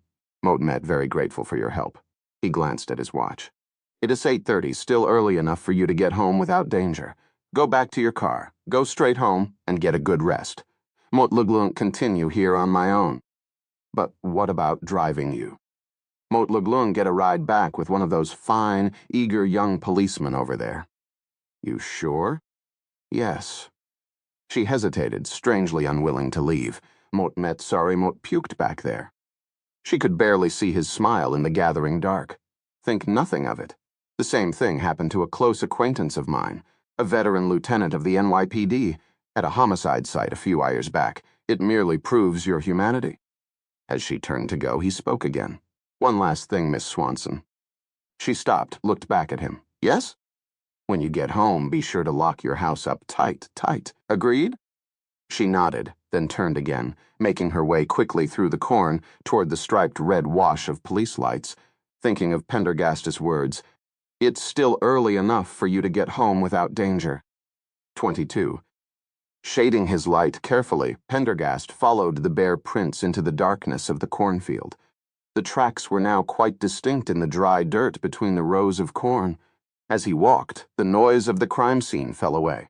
When the field began to slope ever so slightly down toward the creek, he stopped to look back. The row of skeletal power line towers stood silhouetted against the last light of the sky, steel sentinels, the stars winking into view above them. Crows, coming to roost in the towers, were cawing fitfully. He waited as the noise of the crows gradually settled for the night. Then there was no sound at all. The air was still and close as the air of a tomb, and smelled of dust and dry corn husks. Pendergast slipped his hand into his jacket and removed his Les Bear custom, Bonly Lum. Carefully hooding his light, he examined the footprints again. They led straight on between the rows, unhurried, heading methodically toward the creek. Straight toward Gasparilla's camp. He turned off the light and waited, allowing his eyes to adjust. Then, as quietly as a lynx, he moved through the rows of corn, a shadow gliding among shadows. The corn rows made a gentle bend as he approached the creek, and he could just make out where the passage of the killer had knocked a few dry stalks awry. He turned sideways and slipped through the gap himself, and in another minute had reached the edge of the cornfield. Below and beyond lay the bottomlands, the cottonwood trees along the banks throwing the creek itself into darkness. Pendergast moved forward along the edge of the cornfield, making the barest rustling noise, and in another minute gained the complete darkness of the trees. He paused. The sound of the creek purling over its bed was barely audible. He checked his weapon once again, assuring himself there was a round in the chamber. Then he knelt, and cupping his hands carefully, turned on the light. The faint pool of yellow illuminated the tracks, now even clearer in the sand. They were still angling toward Gasparilla's camp. He knelt and examined the prints themselves. They were the same as before, male footprints, size 11. But in the fine sand he could see that around the embossing made by the ball of the heel and the big toe there was a series of irregular impressions and cracks, as if the feet were unusually horny and tough. He made a few quick notes and sketches, and then placed the tips of his fingers in one of the depressions.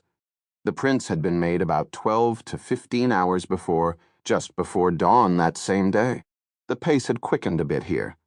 Now the killer was moving at a good walk, not hurrying exactly, but rather moving to hot purpose. There was no sense of urgency or fear in the way he moved. He was relaxed. He was satisfied. It was as if he were going home. Going home. Gasparilla's camp was straight ahead, no more than a few hundred yards away. Cupping his flashlight so that just enough light escaped to make out the prints, the agent crept forward to excruciating slowness.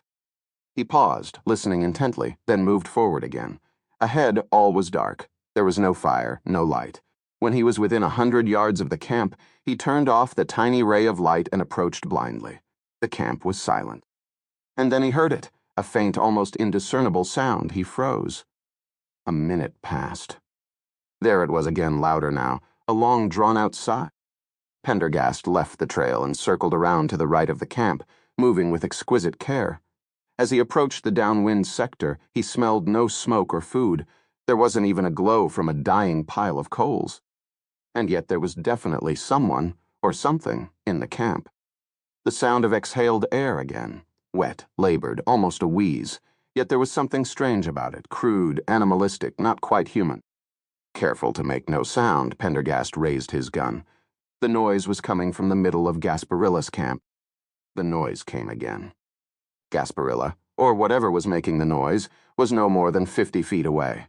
The darkness was absolute. Pendergast could see nothing. He leaned down, picked up a pebble. He then tossed it to the far side of the camp. Tap. A sudden silence, and then a guttural sound like the growl of an animal.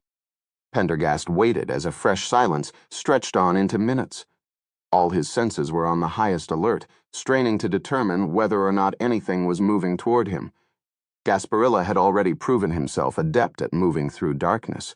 Was he doing it again? Slowly, Pendergast picked up another pebble, tossed it in another direction. Tap. Once again, an answering snort came back. Short, very loud, and in the exact same place. Whoever, whatever it was, had not moved. Pendergast snapped on the light and squeezed the grip of his pistol simultaneously, activating the laser sight. The beam of the flashlight illuminated a human being lying on his back in the dirt, staring upward, had huge bloodshot eyes. His face and head were completely covered in blood. The red dot of the laser jitterbugged across the hideous face for a moment. Then Pendergast holstered the gun and took a step forward. Gasparilla. The face jerked back and forth. The mouth opened, blowing a bloody bubble of saliva. In a moment, Pendergast was kneeling over the man. It was unquestionably Gasparilla. Pendergast moved the flashlight across his face. All of the man's glossy black hair and heavy beard were gone, ripped out along with the scalp. The margins of flesh showed the cut marks of some crude implement, perhaps a stone knife. Pendergast quickly examined the rest of his body. Gasparilla's left thumb had been partly hacked through and then yanked off with a brutal tug that left behind a white nub of bone, a shred or two of cartilage. Beyond that and the hair, however, the man seemed physically intact. Except for the scalp, there was little loss of blood. The damage appeared not so much of the body as of the mind. Gasparilla grunted, heaving upward. The eyes were wild, insane. He blew a spray of bloody saliva. Pendergast bent closer. It's all right now. The eyes roved wildly, unable to fix on Pendergast or anything else. When they paused, they seemed to quiver violently, then return immediately to roving, as if the mere act of focusing was unbearable. Pendergast took his hand. Motmet going to take care of you. We Laglung get you out of here. He leaned back, flashed the light around. There was the place of attack, 40 feet away to the north of the camp. There was the scuffle, the riot of footprints mingling with Gasparilla's own. Pendergast stood now and approached the spot, licking the flashlight across the ground. There was the spot where Gasparilla had fallen, and from where, over the course of 15 hours, he had dragged himself, in rolling fits across the dirt. And there, on the far side of camp, were the footprints of the killer in the wet sand, well defined, heading into the creek. The killer carrying away his trophies. The sand told the story. Pendergast turned back and looked deeply into the wildly roving eyes. He saw nothing, no intellect, no memory, no humanity, nothing but the sheerest terror. There would be no answers from Gasparilla. Not now, and maybe not ever. 23. Sheriff Hazen entered the basement laboratory and took an unwilling look around. There was the same old sour smell, made worse by the overlay of disinfectants and chemicals. The same cinder block walls painted diarrhea tan. The same buzzing fluorescent lights. Breathing through the mouth did no good. The surgical mask did nothing but introduce a smell of antiseptic paper to the mix. What he needed was a frigging gas mask. He summoned a variety of comforting sounds and images to mind. Hank Williams' ballads, the taste of the first grain belt of an evening, going to the harvest festival as a kid with his dad and older brother. None of it helped. Sheriff Hazen shivered, and not just because of the smell of death. He moved toward the bright end of the lab, scrubs rustling. The medical examiner was already there, swathed like himself in blue, and Hazen could hear the murmur of voices. There was a second figure beside the M.E., and despite the softness of the voice, he recognized the southern cadence. Pendergast. Pendergast had been right. It was a serial killer, and he was probably right that the killer was local. Hazen could believe it, hadn't wanted to believe it. He'd laughed out loud when he'd heard that Pendergast was spending hours closeted with Marge Thielander, knowing the old busybody would eat up his time and have him chasing down red herrings all over town. But now, in the wake of this new killing, he was forced to admit things did point to a local killer. It was damned hard to come and go from Medicine Creek without people noticing, especially at night when a set of car headlights in the distance was enough to send people to the window to see who was coming. No, this wasn't the work of some drifter who killed and moved on. It seemed it was somebody who lived here in Medicine Creek. It was incredible, but there it was, someone in town. That meant he knew the killer. Sheriff Hazen, good to see you. McKay nodded politely, even deferentially. The guy had really changed his tune. No more Dr. Arrogant. The case was big now, and the M.E. could smell the publicity. This was a ticket out of western Kansas for anyone who wanted to hop aboard the train. Sheriff Hazen, said Pendergast, giving a little nod of recognition. Morning, Pendergast. There was a short silence. The body lay covered on the gurney. It seemed the M.E. had not begun his work. Hazen bitterly regretted arriving so early.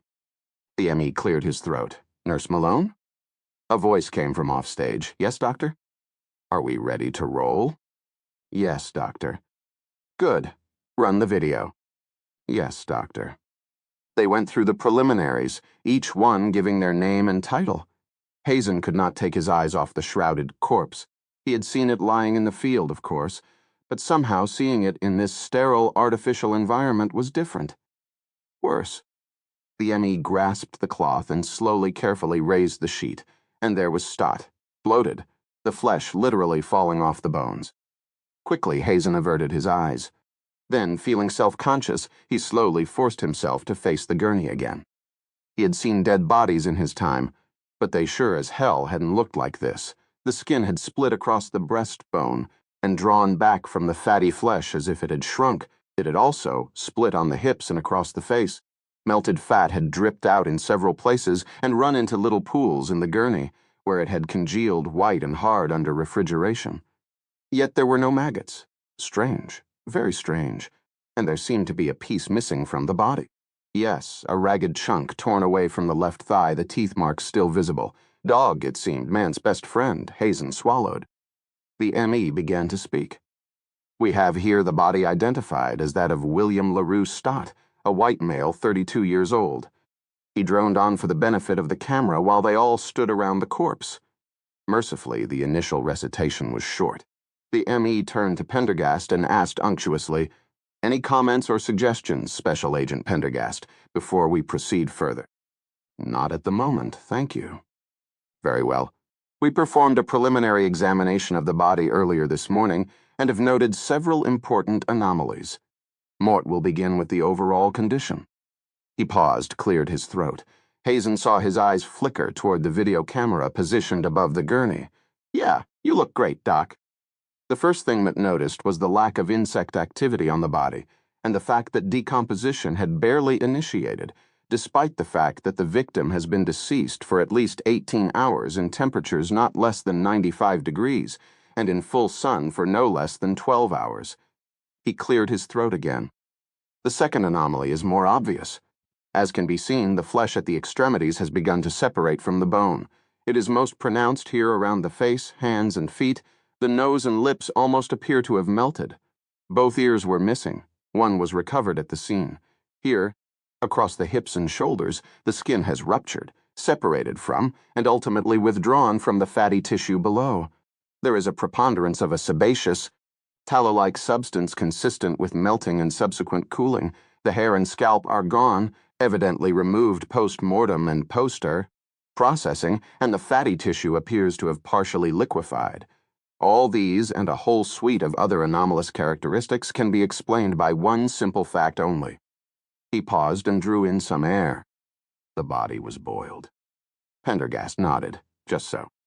For a minute, Hazen couldn't quite grasp it. Boiled. The body was apparently immersed in water, brought to a boil and left in that state for at least 3 hours, probably more. The autopsy and some biochemical workups will pin down the duration a little more precisely. Suffice to say the boiling was long enough to cause the separations you see here at the maxilla, mandible.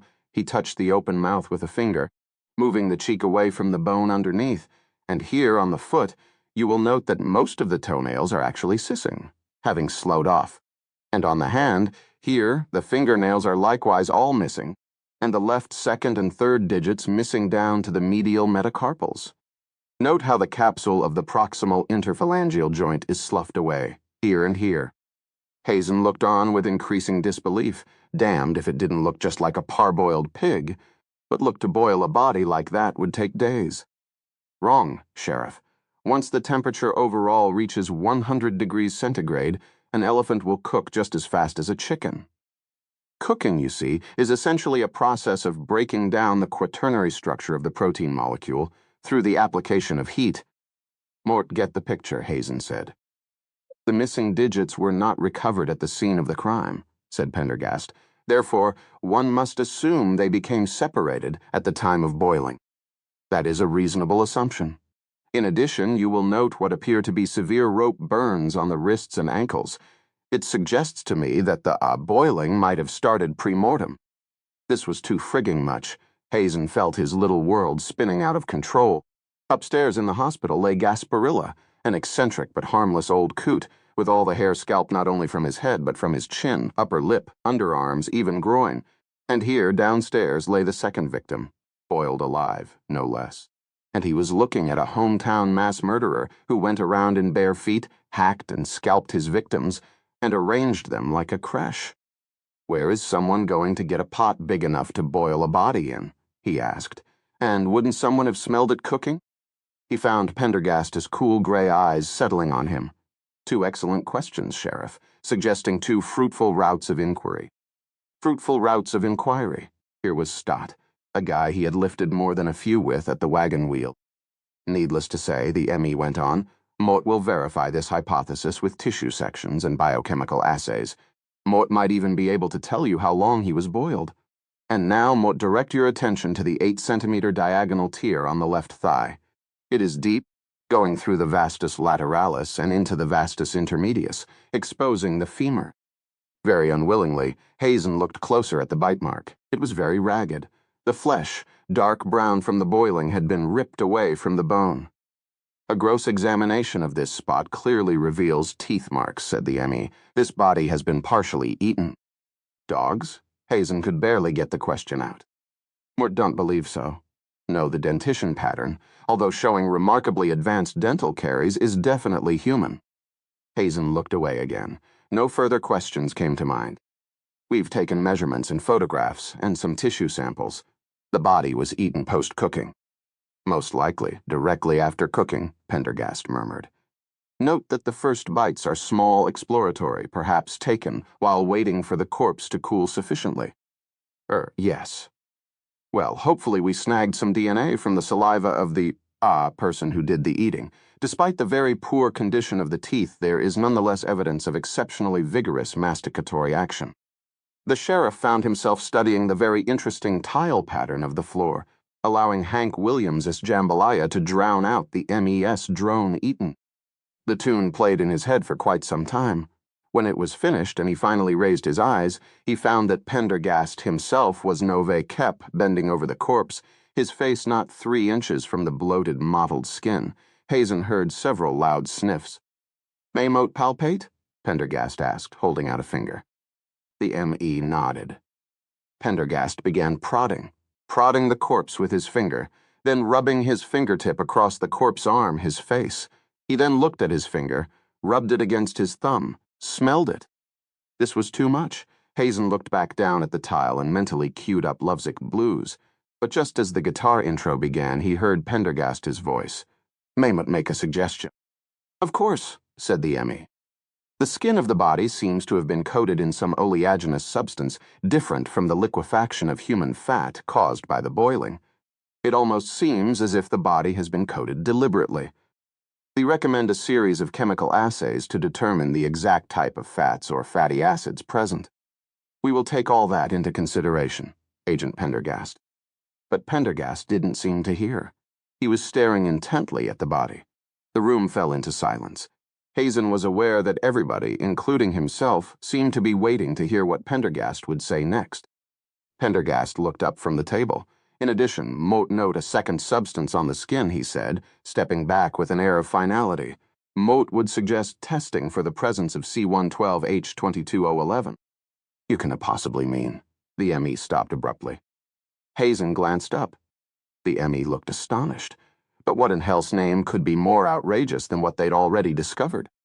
Met afraid so, said Pendergast. The body, it appears, has been buttered and sugared. 24. The Grobane turkey plant squatted low and long in the great sea of corn that lapped right up to its corrugated metal walls. It was the same color as the corn, too, a dirty tan that rendered it almost invisible from a distance. Corey Swanson pulled her gremlin into the big parking lot. It was crowded with hot, glittering cars, and she had to park some distance from the entrance. Pendergast opened the passenger door, unfolded his black-clad legs, and emerged in a single lithe movement. He looked around. Have you ever been inside, Miss Swanson? Never more've heard enough stories. But confess, I'm curious to see how they do it. How they do what? How they turn 100,000 pounds of live turkey into frozen butterballs each day. Corey gave a snort Mote met not. A large semi-trailer approached the plant's loading dock, its air brakes squealing and squeaking as it backed up a huge load of stacked turkey cages. Beside the loading dock was an enormous bay, large black strips of rubber hanging over its mouth, like the ones Corey had seen at the deeper car wash. As she watched, the semi-trailer backed its load into the bay, the turkey cages disappearing 5 at a time between the rubber strips until only the cab of the semi remained in view. There was another chuff of brakes and the vehicle lurched to a halt. Agent Pendergast, can one ask what we redoing here? You certainly may. We are here to find out more about William LaRue Stott. What's the connection? Pendergast turned to her. Miss Swanson, in my line of work, Mort have discovered everything is connected. Mort must come to know this town, and everything and everyone in it. Medicine Creek isn't just a character in the drama, it is the protagonist. And here in front of us we have a business, a slaughterhouse, to be precise, on which the economic lifeline of the town depends, the place of employment of our second victim. This plant is the beating heart of Medicine Creek, if you will pardon the metaphor. Maybe Mort should wait in the car. Dead turkeys are not my gig. Mort should have thought this fit in well with your Weltanschauung. Pendergast gestured at the Gothic appurtenances that littered the car, and they are not dead when they arrive. In any case, you are free to do as you wish. And he set off cheerfully across the parking lot. Corey watched him for a moment. Then she yanked open the door of the gremlin and hurried to catch up. Pendergast was approaching a windowless steel door bearing a sign that read Entrance. Police use key. He tried the handle, but it was locked. Corey watched as he began to reach into an inside pocket of his jacket. Then he withdrew his hand again, as if reconsidering. Follow me, he said. They walked along the concrete apron to a set of cement stairs. The stairs led directly onto the loading dock where the semi-trailer stood, its load of turkeys now hidden within the plant itself. Pendergast ducked between the wide rubber strips at the edge of the bay and disappeared. Corey swallowed, drew in her breath, and followed. Beyond, the loading dock opened into a large receiving room. A man wearing thick rubber gloves was yanking the turkey cages off the bed of the semi and popping them open. A conveyor belt ran overhead, steel hooks dangling from its underside. 3 other men were grabbing turkeys out of the open cages and hanging them, feet first, from the steel hooks. Already so filthy from their ride as to be barely recognizable as birds, the turkeys squawked and struggled feebly as they hung head downward, pecking at empty air, shitting themselves in terror. The belt went clanking off very slowly, disappearing through a narrow opening in the far wall of the loading dock. The place was air-conditioned down to polar levels, and it stank. God, it stank. Sir, a teenage security guard came hustling over. Sir? Pendergast turned toward him. FBI, he said over the noise, flapping his identification wallet in the youth's face. Right, sir. But no one is allowed in the plant without authorization. At least that's what they told me. It's the rules. He broke off fearfully. Of course, said Pendergast, slipping the wallet back into his suit. Moat met here to interview Mr. James Breen. Jimmy? He used to take the graveyard shift, but after the killing he asked for a transfer to days. So much been told. Where does he work? On the line. Look, you have to put on a hard hat and coat, and Moat have to tell the boss. The line? The line. The youth looked confused. You know the belt, he pointed upward at the row of dangling, writhing turkeys. In that case, we simply follow the line until we reach him. But, sir, it isn't allowed. He glanced at Corey as if beseeching her for help. Corey Kanoeve kept him. Bart Bledsoe, Dingleberry Bart. Graduated high school last year, the average, and here he was. A real Medicine Creek success story. Pendergast set off across the slick cement floor, his suit coat flapping behind him. Bledsoe followed, still protesting, and together they disappeared through a small doorway in the far wall. Corey ducked quickly in behind them, holding her nose, careful to avoid the turkey shit that was dropping like rain from the conveyor belt overhead. The room beyond was small and housed only a long, shallow trough of water. Several yellow signs were placed above it, warning of electrical hazard. The turkeys moved slowly through a fine spray until they reached the trough. Corey watched from a safe distance as their heads slid helplessly below the level of the water. There was a buzz, then a brief crackling sound. The turkeys stopped struggling and emerged limp from the water. Stunned, I see, Pendergast said. Humane, very humane. Corey swallowed again. She could guess Vekep Hatate came next. The line now proceeded through a narrow port in the far wall, flanked by 2 thick windows. Pendergast approached one of these windows and peered in. Corey walked up to the other and gazed through it with trepidation. The chamber beyond was large and circular. As the now motionless turkeys moved slowly across it, a machine came forward and precisely nicked their necks with a small blade. Immediately, jets of blood shot out in pulsing streams, spraying the walls, which angled down toward what looked to Corey like a lake of blood. A man with a machete-like weapon sat to one side, ready to administer the coup de grace to any turkey the machine missed. She looked away. "What is the name of this chamber?" Pendergast asked. "The blood room," Bledsoe replied. He had stopped protesting, and his shoulders hung with a defeated air. "Appropriate. What happens to the blood?" "Gets siphoned off into tanks. Trucks take it away, done nowhere. To be converted into blood meal, no doubt. That blood on the floor looks rather deep. 2 feet deep, maybe, this time of day. It gets backed up some as the shift goes on." Corey winced. This was almost as bad as Stott in the cornfield. "And where do the turkeys go next?" "To the sculder." "Ah, and what's your name?" "Bart Bledsoe, sir." Pendergast patted the bewildered youth on the back. "Very well, Mr. Bledsoe. Lead on, if you please." They took a catwalk around the blood room. The smell of fresh blood was sickening, and went through a partition. All of a sudden, the building opened up around them, and Corey found herself in a cavernous space, a single enormous room with the conveyor belt and its hanging turkeys going this way and that, up and down, disappearing in and out of oversized steel boxes. It resembled some infernal Rube Goldberg contraption. The noise was unbearable, and the humidity was beyond saturation. Corey felt droplets condensing on her arms, her nose, her chin. The place smelled of wet turkey feathers, shit, and something even less pleasant she couldn't identify.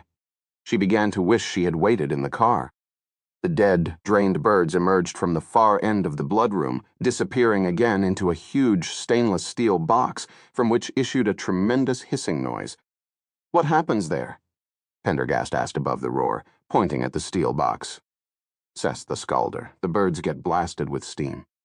At the far end of the scalder, the endless conveyor belt re-emerged, now hung with steaming, dripping birds that were clean and white and partly defeathered. "And from there?" Pendergast asked. "They go to the plucker." "Naturally. The plucker." Bledsoe hesitated, then seemed to come to a decision. "Wait here, sir, please." And he was gone. But Pendergast did not wait. He hurried on, Corey following, and they passed through a partition that surrounded the plucker, which was actually 4 machines in series, each sporting dozens of bizarrely shaped rubber fingers that whirred maniacally, plucking feathers off their appointed portions of the birds. Naked pink-yellow corpses emerged dangling at the far end. From there, the conveyor belt rose up and turned a corner, disappearing out of sight. So far, everything had been automated. Except for the man in the blood room, the only workers appeared to be people monitoring the machines. Pendergast walked over to a woman who was watching some dials on the plucking console. "May I interrupt you?" he asked. As she glanced at him, Corey recognized Doris Wilson, a no-bullshit bleach blonde in her 50s, heavy red-scrubbed face, smoker's hack, who lived alone in the same trailer park she did, Wyndham Park Estates. "You re the FBI man?" "And you are." Doris Wilson. "May Mort ask you a few questions, Miss Wilson?" "Shoot. Did you know Willie Stott?" "He was the night cleaning foreman." "Did he get along well here?" "He was a good enough worker." Mort understood he drank. "He was a nipper, never interfered with his job." "He was from away?" "Alaska." "What did he do up there?" Doris paused to adjust some levers. "Fish cannery." "Any idea why he left?" "Woman trouble," Mort heard. "And why did he stay in Medicine Creek?" Doris suddenly grinned, exposing a rack of brown, crooked teeth. "The very question we all ask ourselves.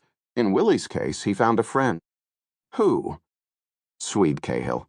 Swede is best friends with everyone who drinks in his bar." "Thank you. And now can you tell me where Mort can find James Breen?" Her lips pointed down the conveyor line of turkeys, evisceration area. "It's up there, just before the deboning station. Fat guy, black hair, glasses, loudmouth." "Thanks again." "No problem," Doris nodded to Corey.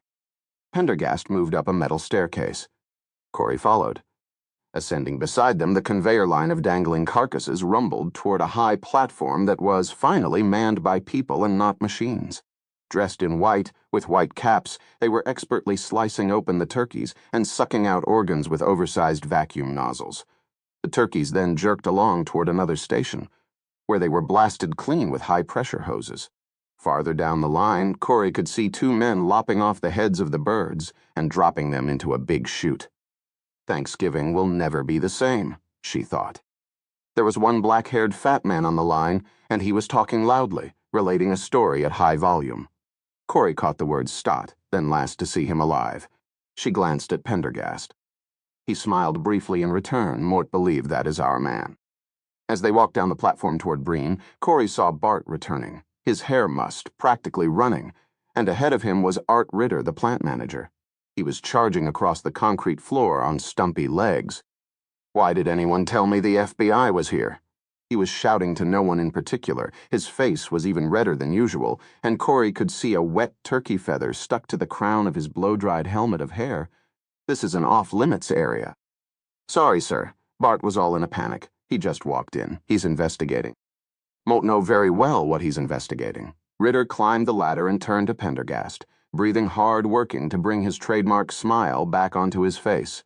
How are you, Agent Pendergast? He held out his hand. Art Ritter. Moult remembers seeing you at the Sociable.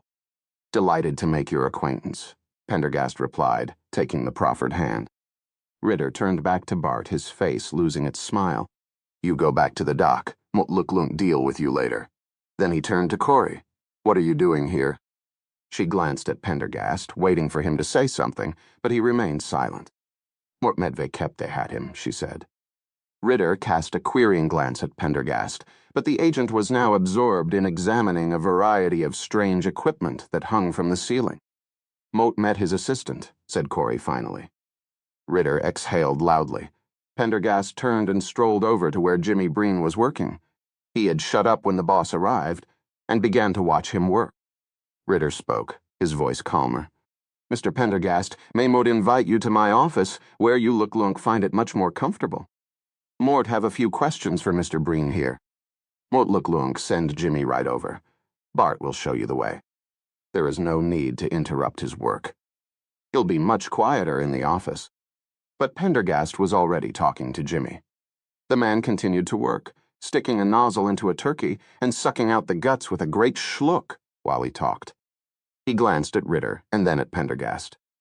Mr. Breen, Mort understand you were the last one to see Willie Stott alive. Moult was, Jimmy began. The poor guy, it was that car of his. Moult hate to say this, but the money he should spent getting that crap mobile fixed up, he spent down at Swede's instead. That hunk of junk was always breaking down. Corey glanced at Art Ritter, who was standing behind Jimmy now, the ghastly smile once again fixed on his face. Jimmy, Ritter interrupted. The nozzle goes all the way up, not like that. Excuse me, Mr. Pendergast, but it's his first day on this job. Yes, Mr. Ritter, said Jimmy. Up like that, up and in as deep as it go. He shoved the hose in and out of the carcass a few times to demonstrate, then handed it back to Jimmy. You following me? Then he turned to Pendergast with a smile. Moult started right here, Mr. Pendergast, in the evisceration area, worked my way to the top. Moult liked to see things done right. There was a note of pride in his voice that Corey found creepy. Sure thing, Mr. Ritter, Jimmy said. As you were saying. Pendergast kept his eyes on Breen. Right, only last month Willie's car broke down and Mort had to drive him to and from work. Mort Luglung bet it broke down again and he tried to hoof it to Swedes and got nailed. Jesus, Mort requested a transfer the very morning he was found. Did Mort, Mr. Ritter? You did. Mort rather be sucking gibs out of a turkey than ending up gibs in a field myself. Jimmy's lips spread in a wet grin.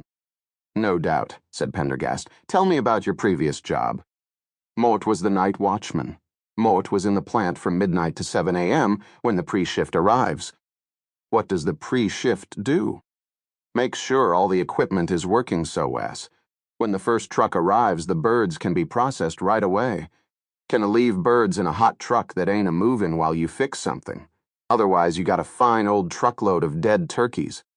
Does that happen very often? Corey noticed Jimmy Breen shoot a nervous glance at Ritter. Almost never, said Ritter quickly. When you were driving to the plant that night, Pendergast asked, did you see anything or anyone on the road? Why'd you think Moult asked for the day shift? At the time, Moult thought it was a cow loose in the corn, something big and bent over. Where exactly was this?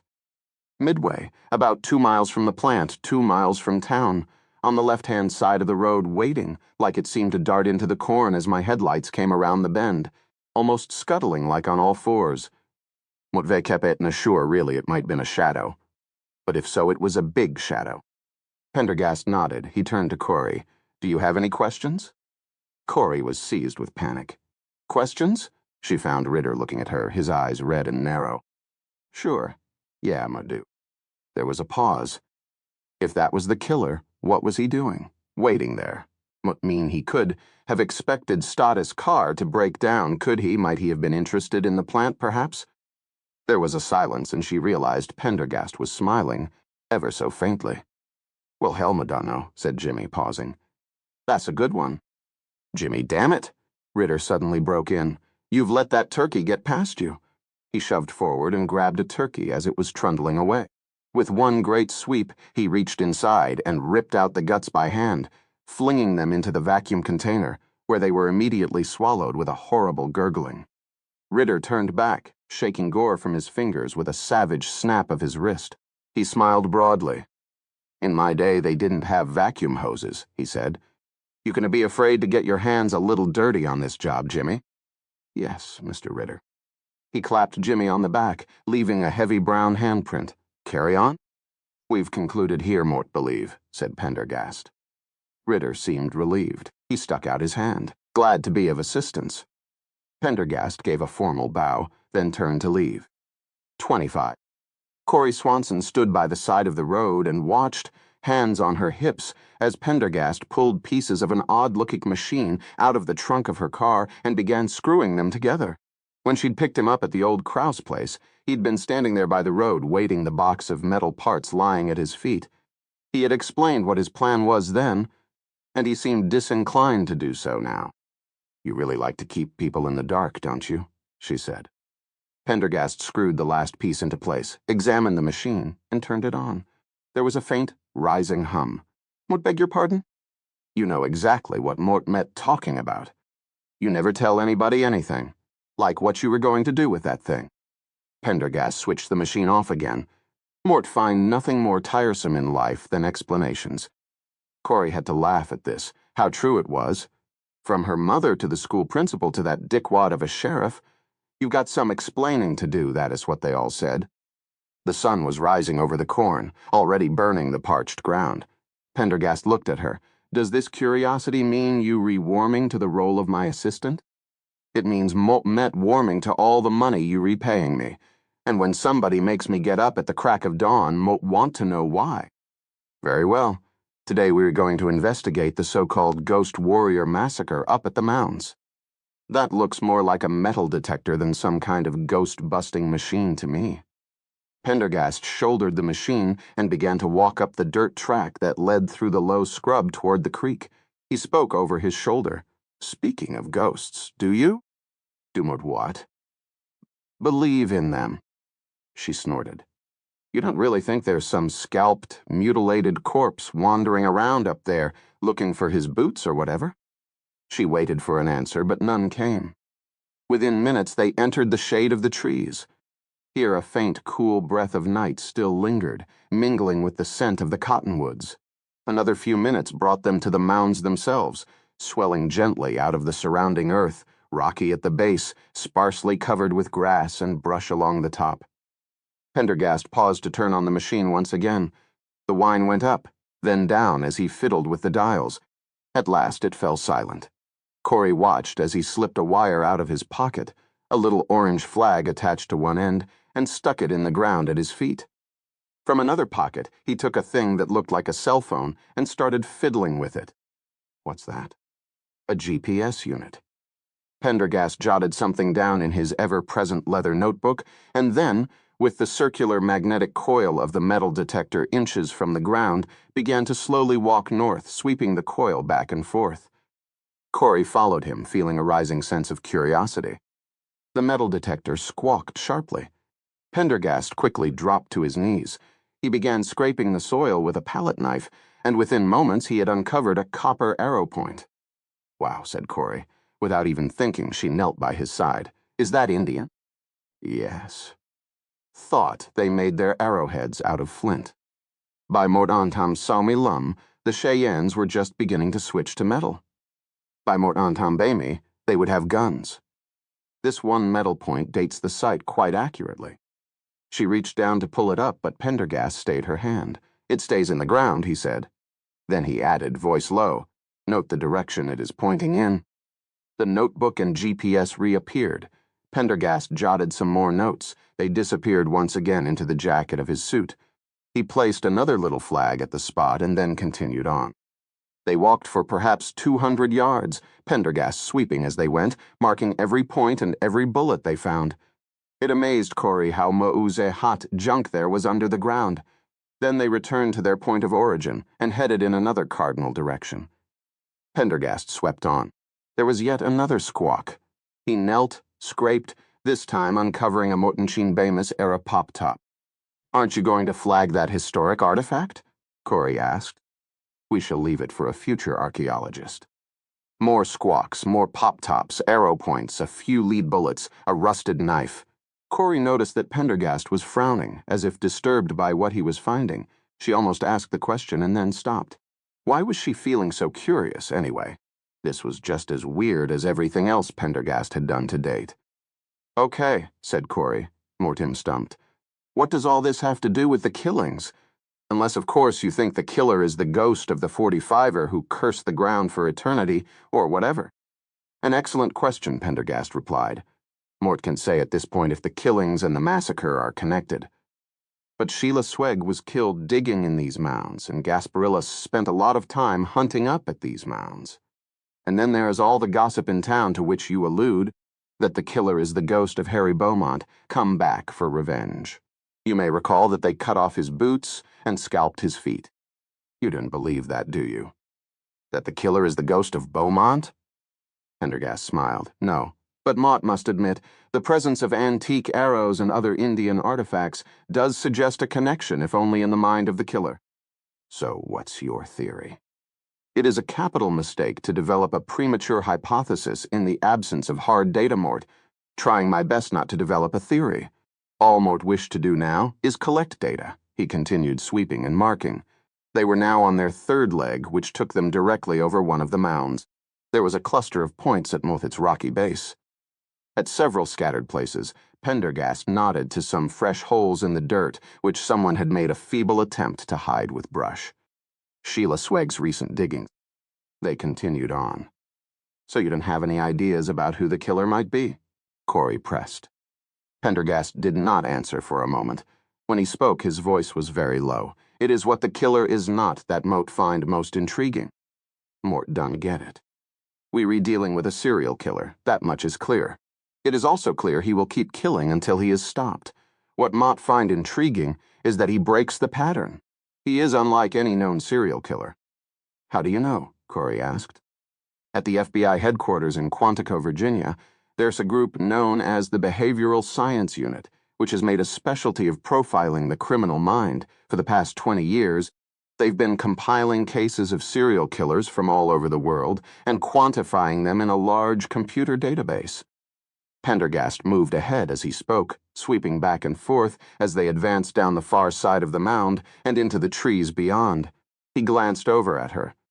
"Are you sure you want a lecture in forensic behavioral science? It's a lot more interesting than trigonometry.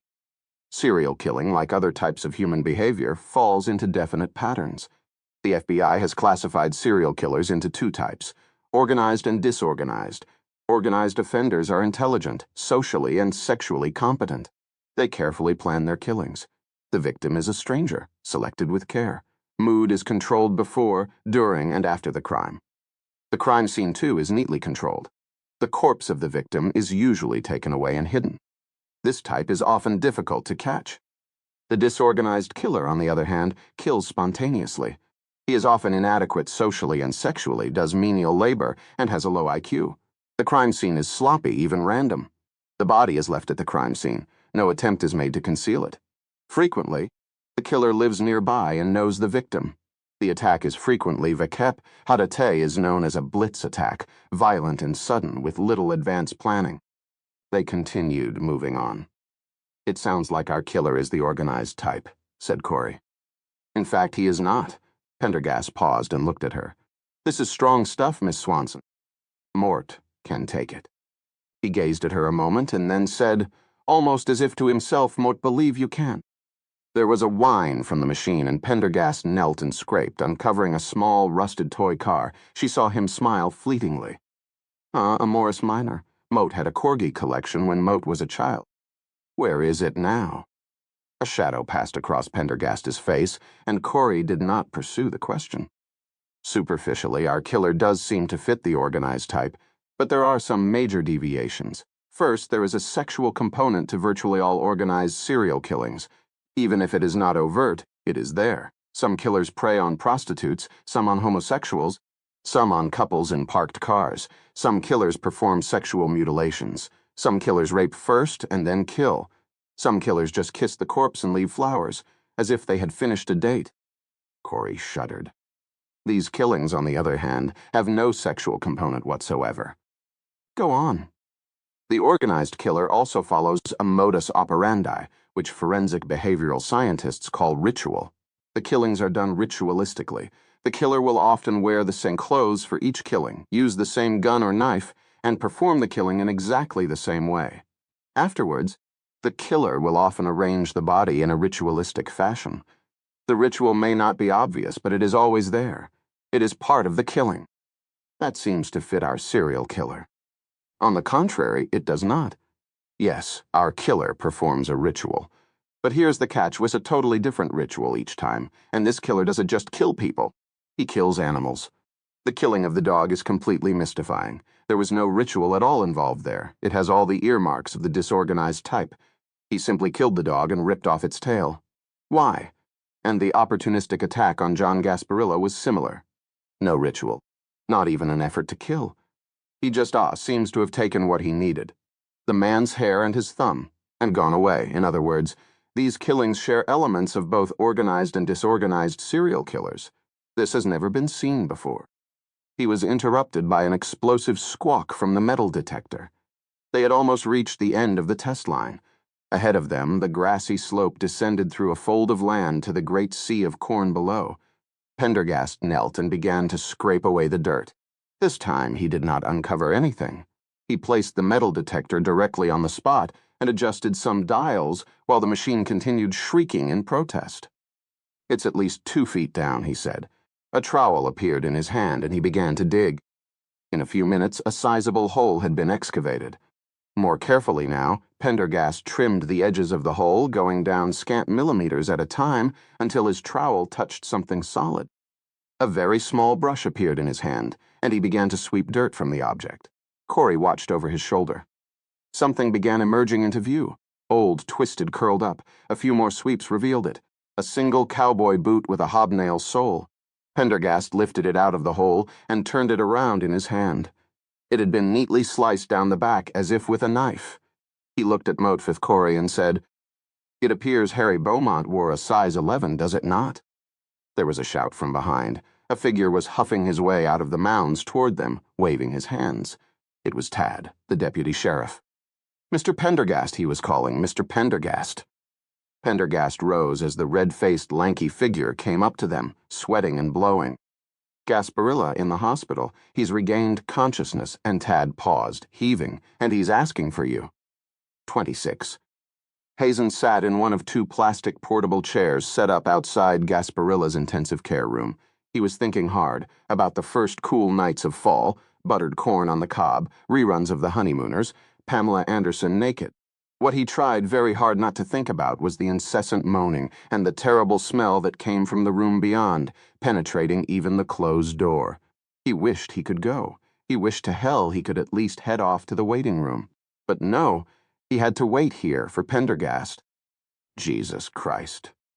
And there was the man himself in full undertaker's get-up as usual, striding down the hall on those long black-clad legs. Hazen rose and reluctantly took the proffered hand.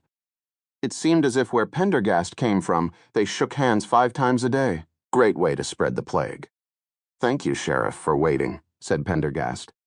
Hazen grunted. Another long gibbering moan, almost like the cry of a loon, came from behind the door. Pendergast knocked, and the door opened to reveal the attending physician and 2 nurses. Gasparilla lay in the bed, swathed like a mummy, only his black eyes and a slit for a mouth relieving the massive white swaddle of bandages. He had wires and tubes out the wazoo. All around, banks of machines ticked and blinked and chirped and buzzed like a high-tech orchestra. The smell was much stronger here. It hung in the air like a tangible presence. Hazen stayed near the door, wishing he could light up a camel, watching as Pendergast strode across the room and bent over the prostrate form. "He is very agitated, Mr. Pendergast," the doctor said, "asking for you continuously. We hoped your visit might calm him." For several moments, Gasparilla went on moaning. Then suddenly he seemed to spy Pendergast. "You!" he cried, his body suddenly struggling under the bandages. The doctor laid a hand on Pendergast's arm. "Motiuete want to caution you that if this is going to overly excite him, you Luglunk have to leave."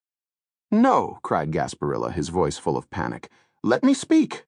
A bony hand, swathed in gauze, shot out from underneath the covers and clutched at Pendergast's jacket, clawing and grabbing so frantically that a button popped off and rattled to the floor. Moat met having second thoughts about this. The doctor began again. "No, I must speak."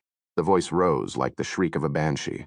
One of the nurses quickly shut the door behind Hazen. Even the machines responded with eager low beepings and a blinking red light. "That," said the doctor firmly. "Mott, sorry. This was a mistake. He's in no condition to speak. Mott must ask you to leave." "No!" A second hand grasped Pendergast's arm, pulling him down. Now the machines were really going apeshit.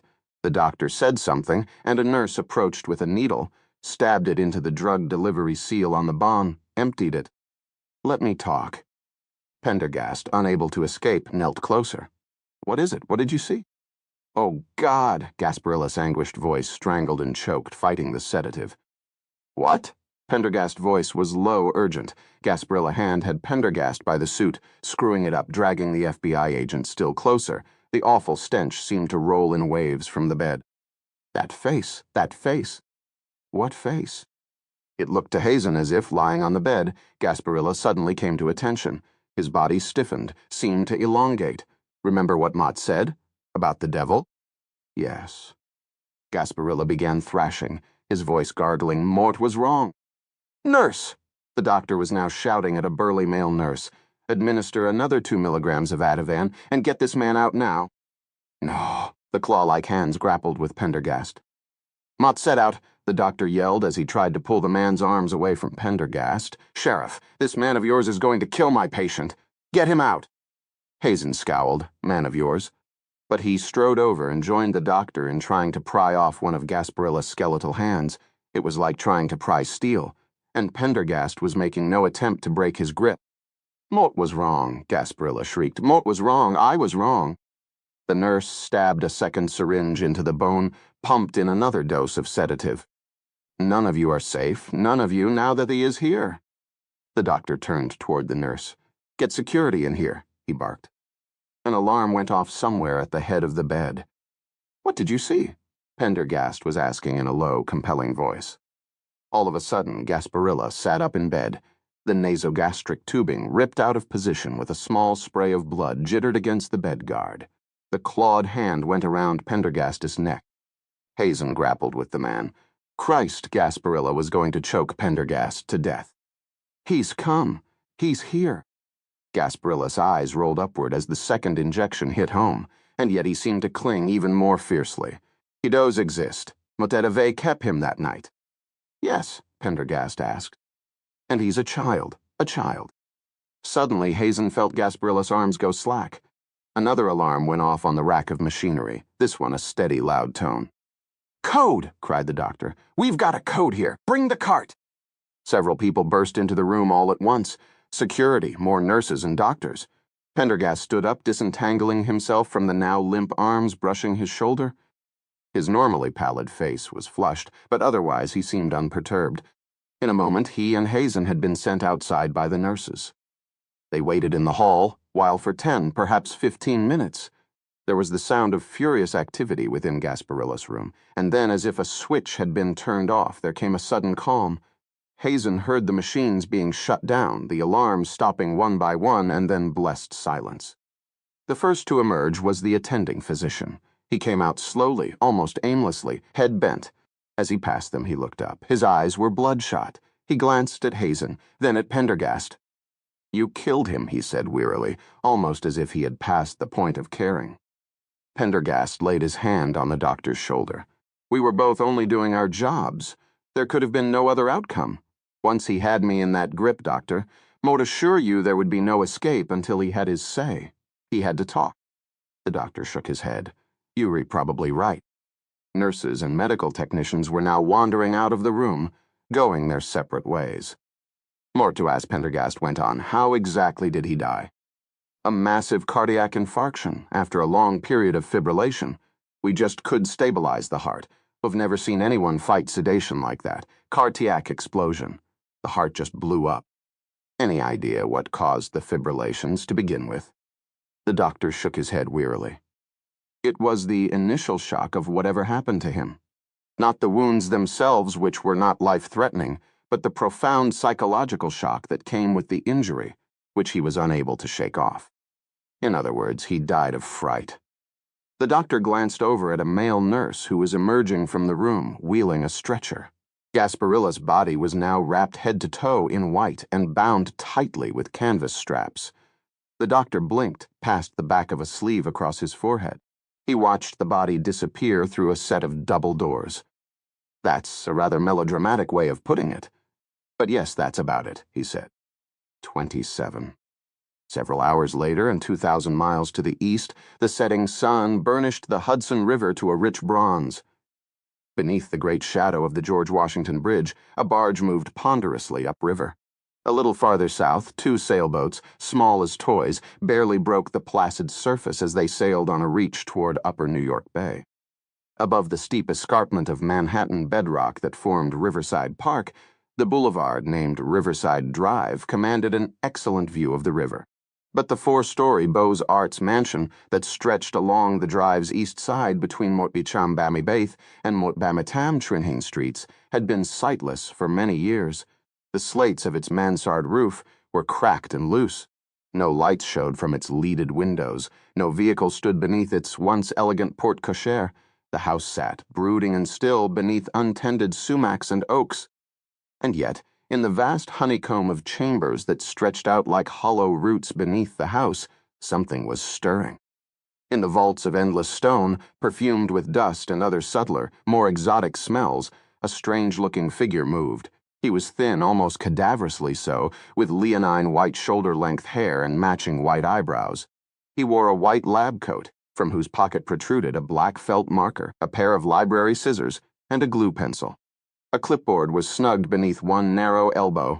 Atop his head, a miner's helmet threw a beam of yellow light onto the humid stonework and rows of rich wooden cabinetry. Now the figure stopped before a row of tall oaken cabinets, each containing dozens of thin, deep drawers.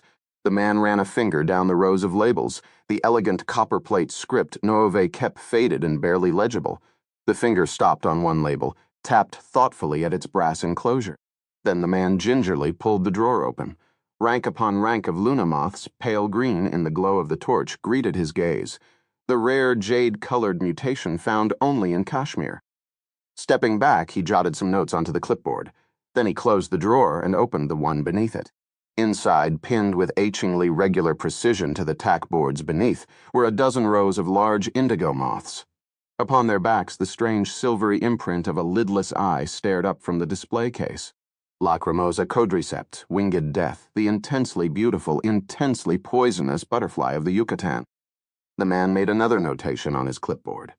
Then he closed the second drawer and made his way back through several chambers, separated from each other by heavy cloth tapestries, to a vault full of glass cabinets. In the center, upon a stone table, a laptop computer glowed.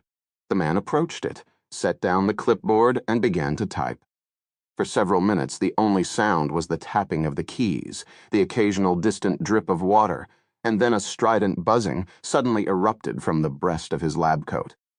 The man stopped typing, reached into his pocket, and removed the ringing cell phone.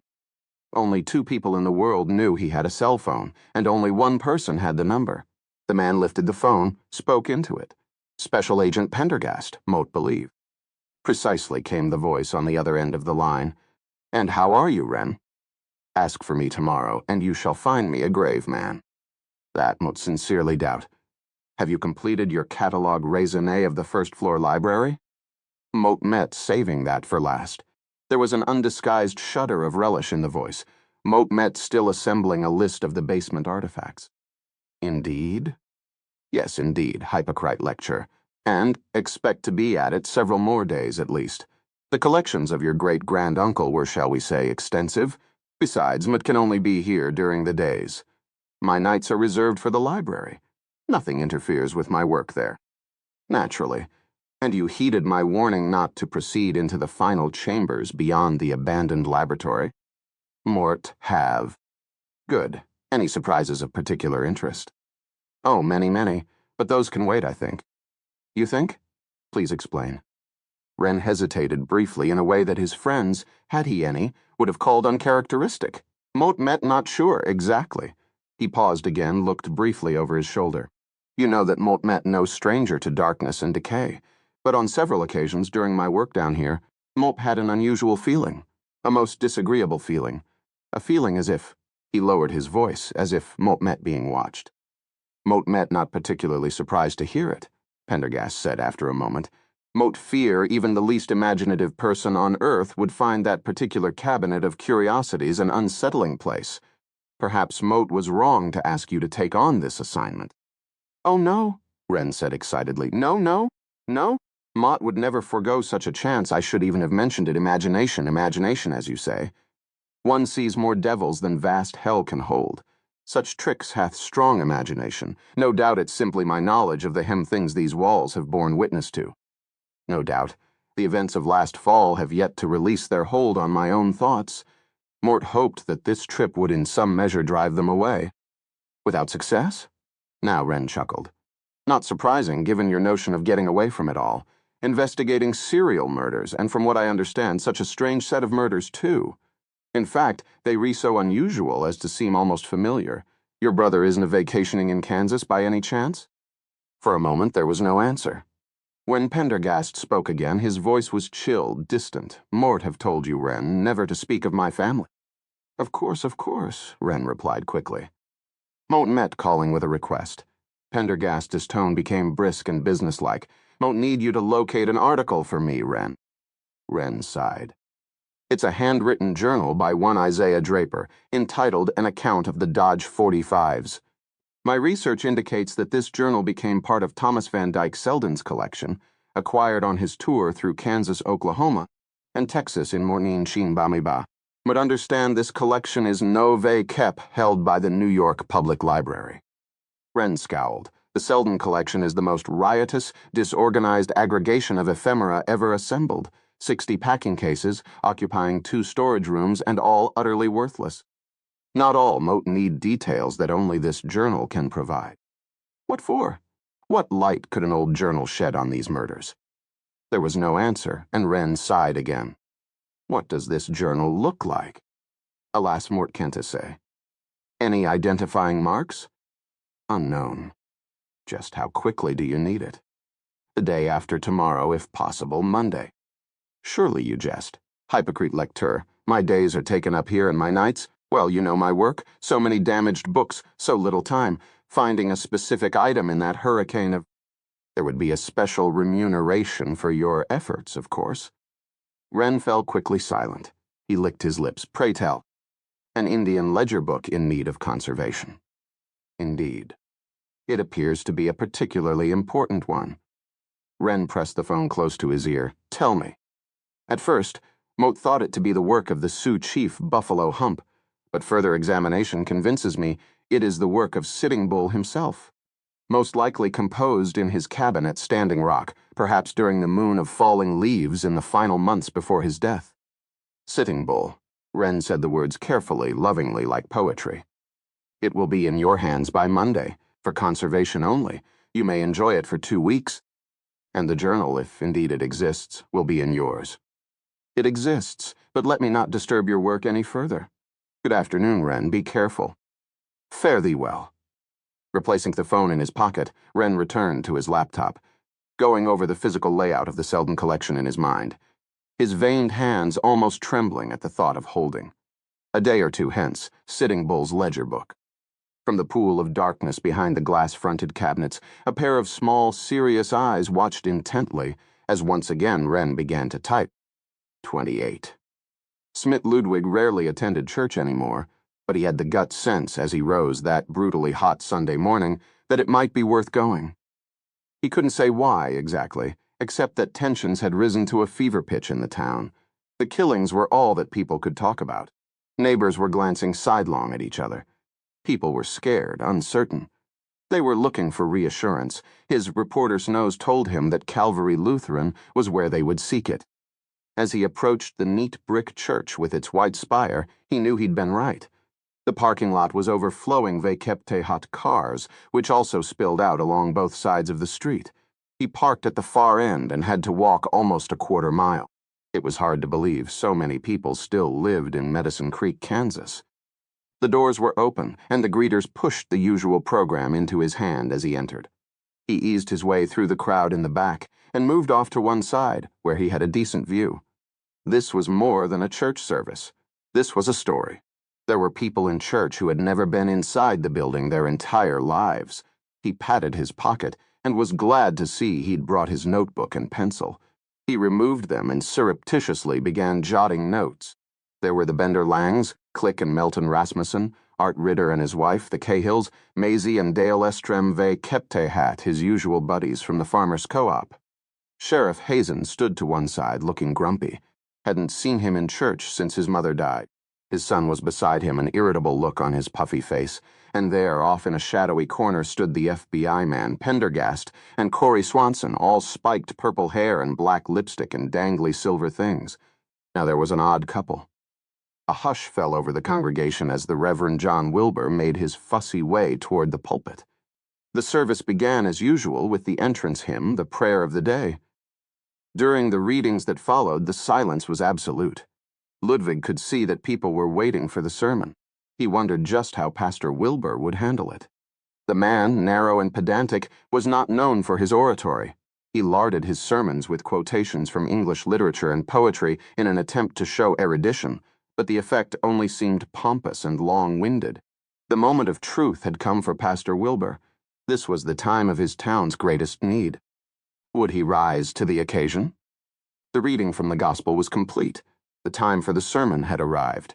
The air was electric. This Vekepakit, the moment of spiritual reassurance that people had yearned for, had waited for, had come to find. The minister stepped up to the pulpit, gave two delicate little coughs into his bald hand, pursed his thin lips, and smoothed with a crackle the yellowed papers that lay hidden behind the elaborately carved wood.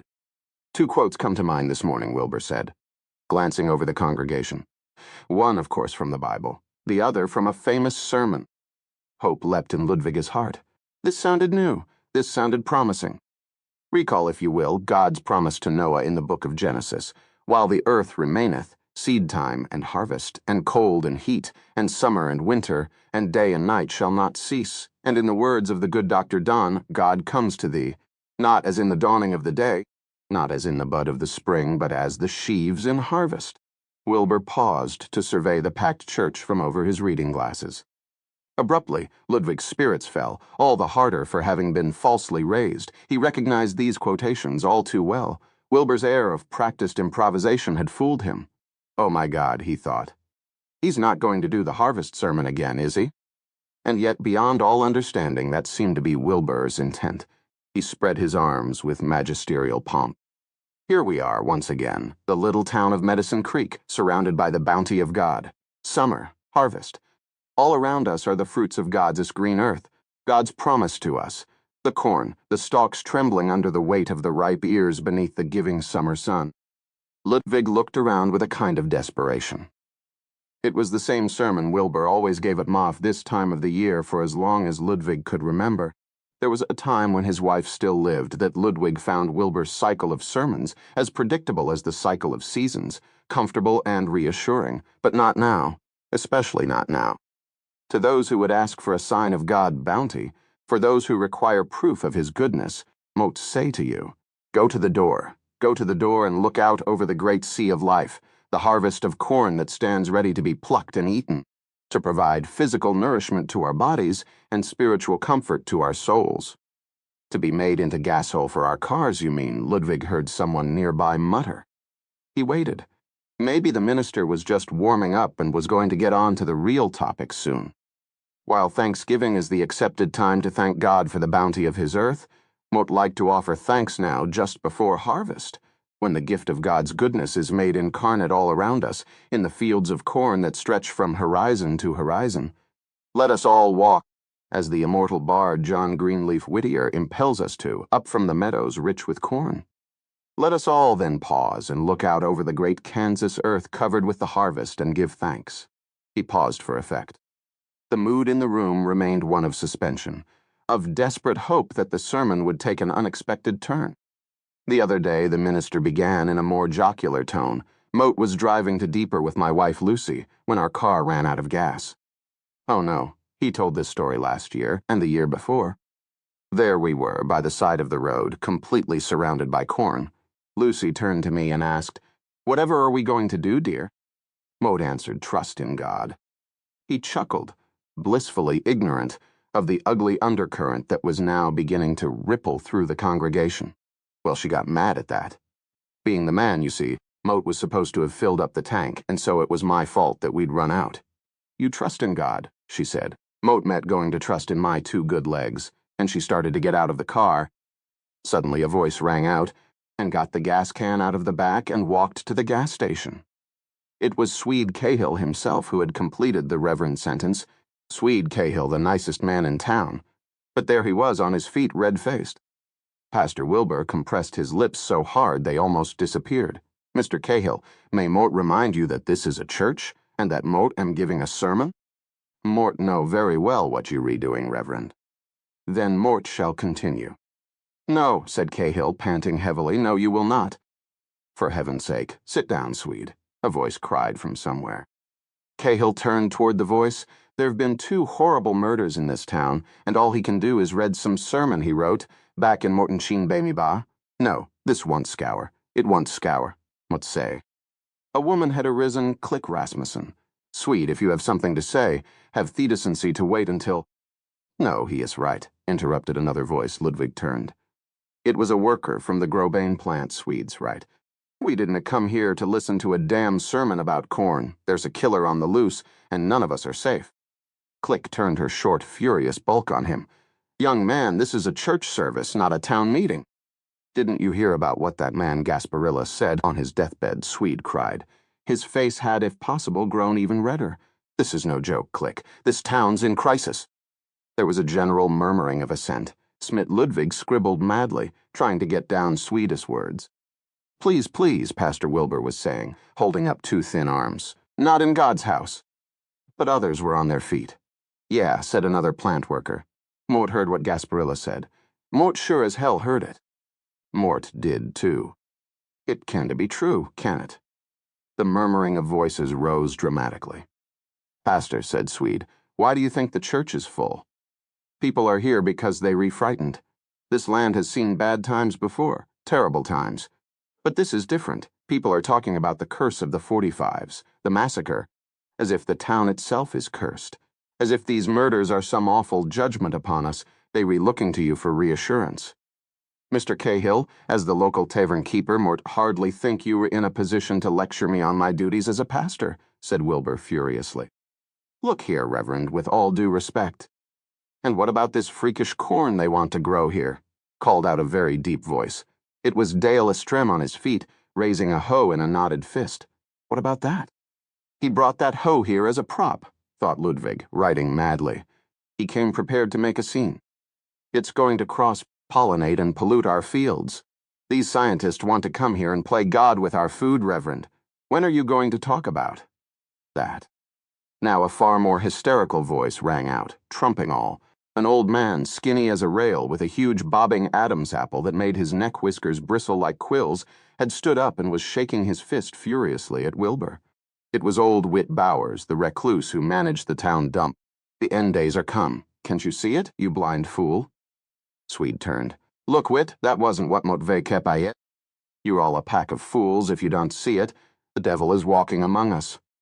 The man's voice was shriekingly high, raspy, cutting like a knife through the babble. "The devil himself's in this church. Are you all blind? Can you see it? Can you smell it?" Pastor Wilbur was holding up his hands and shouting something, but his dry, pedantic voice could not compete with the general hubbub. Now everyone was on their feet. The church was in chaos. "He-S here," Whit shrieked. "Look to your neighbor. Look to your friend. Look to your brother. Is that the devil's eyes staring back at you? Look well, and take heed. Have you all forgotten the words of Peter? Be sober, be vigilant, because your adversary the devil, as a roaring lion, walketh about, seeking who he may devour." Others were shouting to be heard. People were milling in the aisle. There was a cry, and someone fell. Ludwig lowered his pad, strained to see. There was Pendergast, still as death in his shadowy corner. There was Corey beside him, grinning with delight. The sheriff was yelling and gesturing. There was a sudden backward movement of the crowd. "You son of a bitch," someone shouted. There was a violent motion, the smack of a landed fist. My God, it was a fight right here in the church. Ludwig was stunned. He hastily climbed up on the pew to get a better view, notebook in hand. It was Randall Pennoyer, a friend of Stott's, dusting it up for Keptehat, another plant worker. Nobody deserved to die like that, parboiled like a hog. There was more confused shouting, and several men surged forward to separate the combatants. Ritter himself was now wading in, shouting, trying to reach the fight. Sheriff Hazen, too, was plowing down the aisle like a bulldog, his head lowered. As Ludwig watched, Hazen fell over Bertha Blodgett and rose again, his face dark with fury. Horrified voices echoed off the vaulted ceiling. The people in the back had pushed open the doors and were exiting in a confused mass. A pew came crashing down to the frightened screams of a woman. "Not in the house of God," Wilbur was shouting, his eyes bulging. Above it all, the apocalyptic voice of Whit continued, piping out a shrill warning. "Look into their eyes and you will see. Breathe the air and smell the brimstone. He's a crafty one, but you will find him out." "Yes, you will. The killer is here. He's one of us. The devil has come to Medicine Creek and he's walking hand in hand with us. You heard it. The devil with the face of a child." 29. Corey Swanson sat in her car beneath the shade of the trees in the little turnout by the creek where Pendergast had, in his mysterious fashion, asked her to drive him. It had just passed noon and the heat was suffocating. Corey shifted in her seat, feeling the beads of sweat gathering on her forehead, on the back of her neck. Once again, Pendergast was acting strange. He'd had simply reclined in his broken seat and closed his eyes. He looked asleep, but of course Corey knew enough by now to realize he wasn't sleeping. He was thinking. But about what? And why here? And whatever the hell it was, why had it taken half an hour and counting? She shook her head. He was a weird one. Nice weird, but weird all the same.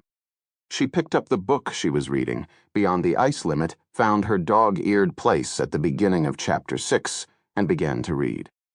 The sea horizon lay against the sky, blue against perfect blue, and it seemed to beckon the ship southward, ever southward. She closed the book, put it down again. Not bad, but it lacked the punch of the original. Or maybe it was just that something else was on her mind, such as what she'd just seen in church. Her mother was not the church-going type, and Corey had only been inside a few times. Even so, she realized that nobody in town, no matter how many times they set foot within Calvary Lutheran, had ever seen anything like it. The whole town was falling apart. That Pastor Wilbur, who always passed her Kepteha, his eyes averted and lips compressed in disapproval, had blown it big time. What a self-righteous ass. She couldn't help but smile afresh at the images that reeled through her head. Crazy old Whit shrieking hell and damnation. Estrom up there waving his hoe, everyone fleeing out the back and falling down the stairs, the plant workers fighting and knocking over pews. So many times in her fantasies she had imagined earthquakes leveling the town, bombs dropping, huge fires consuming everything, riots in the streets, the high school being swallowed by a bottomless pit. And now, in a way, it had come to pass. She was still smiling at the images, but the smile had grown fixed on her face. The reality wasn't quite so funny. She glanced over at Pendergast and almost jumped. He was sitting there at full attention, regarding her with his pale cat's eyes. "To the Castle Club, if you please," he said quietly. Corey quickly composed herself. "Why?" "Mote understand that Sheriff Hazen and Art Ritter will be lunching with Dr. Chauncey. As you know, Chauncey will make his announcement tomorrow as to which town will get the experimental field. No doubt citizens Hazen and Ritter are making a final pitch for Medicine Creek. Since Chauncey is leaving the area tomorrow, There are certain questions Maud liked to put to him first. You don't think he is involved? As Maud have said, Maud had keeping my deductive faculties as quiescent as possible, and Maud had advised you to do the same. You really think they'll be there, Mutmeen? After what happened in Sehat ura Sehat just now. Chauncey was not in church. He may know nothing of what transpired.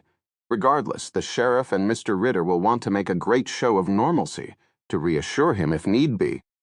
Okay, Corey said, throwing the gremlin in reverse. You re the boss. Although it galled her to do so, Corey kept the car within the speed limit as Medicine Creek hove into view above the corn. In another moment, they were pulling into the big parking lot of the bowling alley. It was almost empty, she noticed, but then this was Medicine Creek, and emptiness was the norm. Pendergast motioned her to precede him, and they entered the alley and made their way past the lanes to the glass in front of the Castle Club. Within, Chauncey, Ritter, and Hazen were seated at Ritter's usual table. The rest of the place was deserted. All three stared as they entered. Hazen rose and quickly moved forward, intercepting them in the middle of the dining room. Pendergast, what is it now? He said in a low voice. We re in the middle of an important business meeting. Sheriff, Moat Met, very sorry to interrupt your luncheon, the agent replied mildly. Have a few questions for Dr. Chauncey. Now is not the time. Once again, Moat Met, very sorry. Pendergast brushed past the sheriff, Corey following.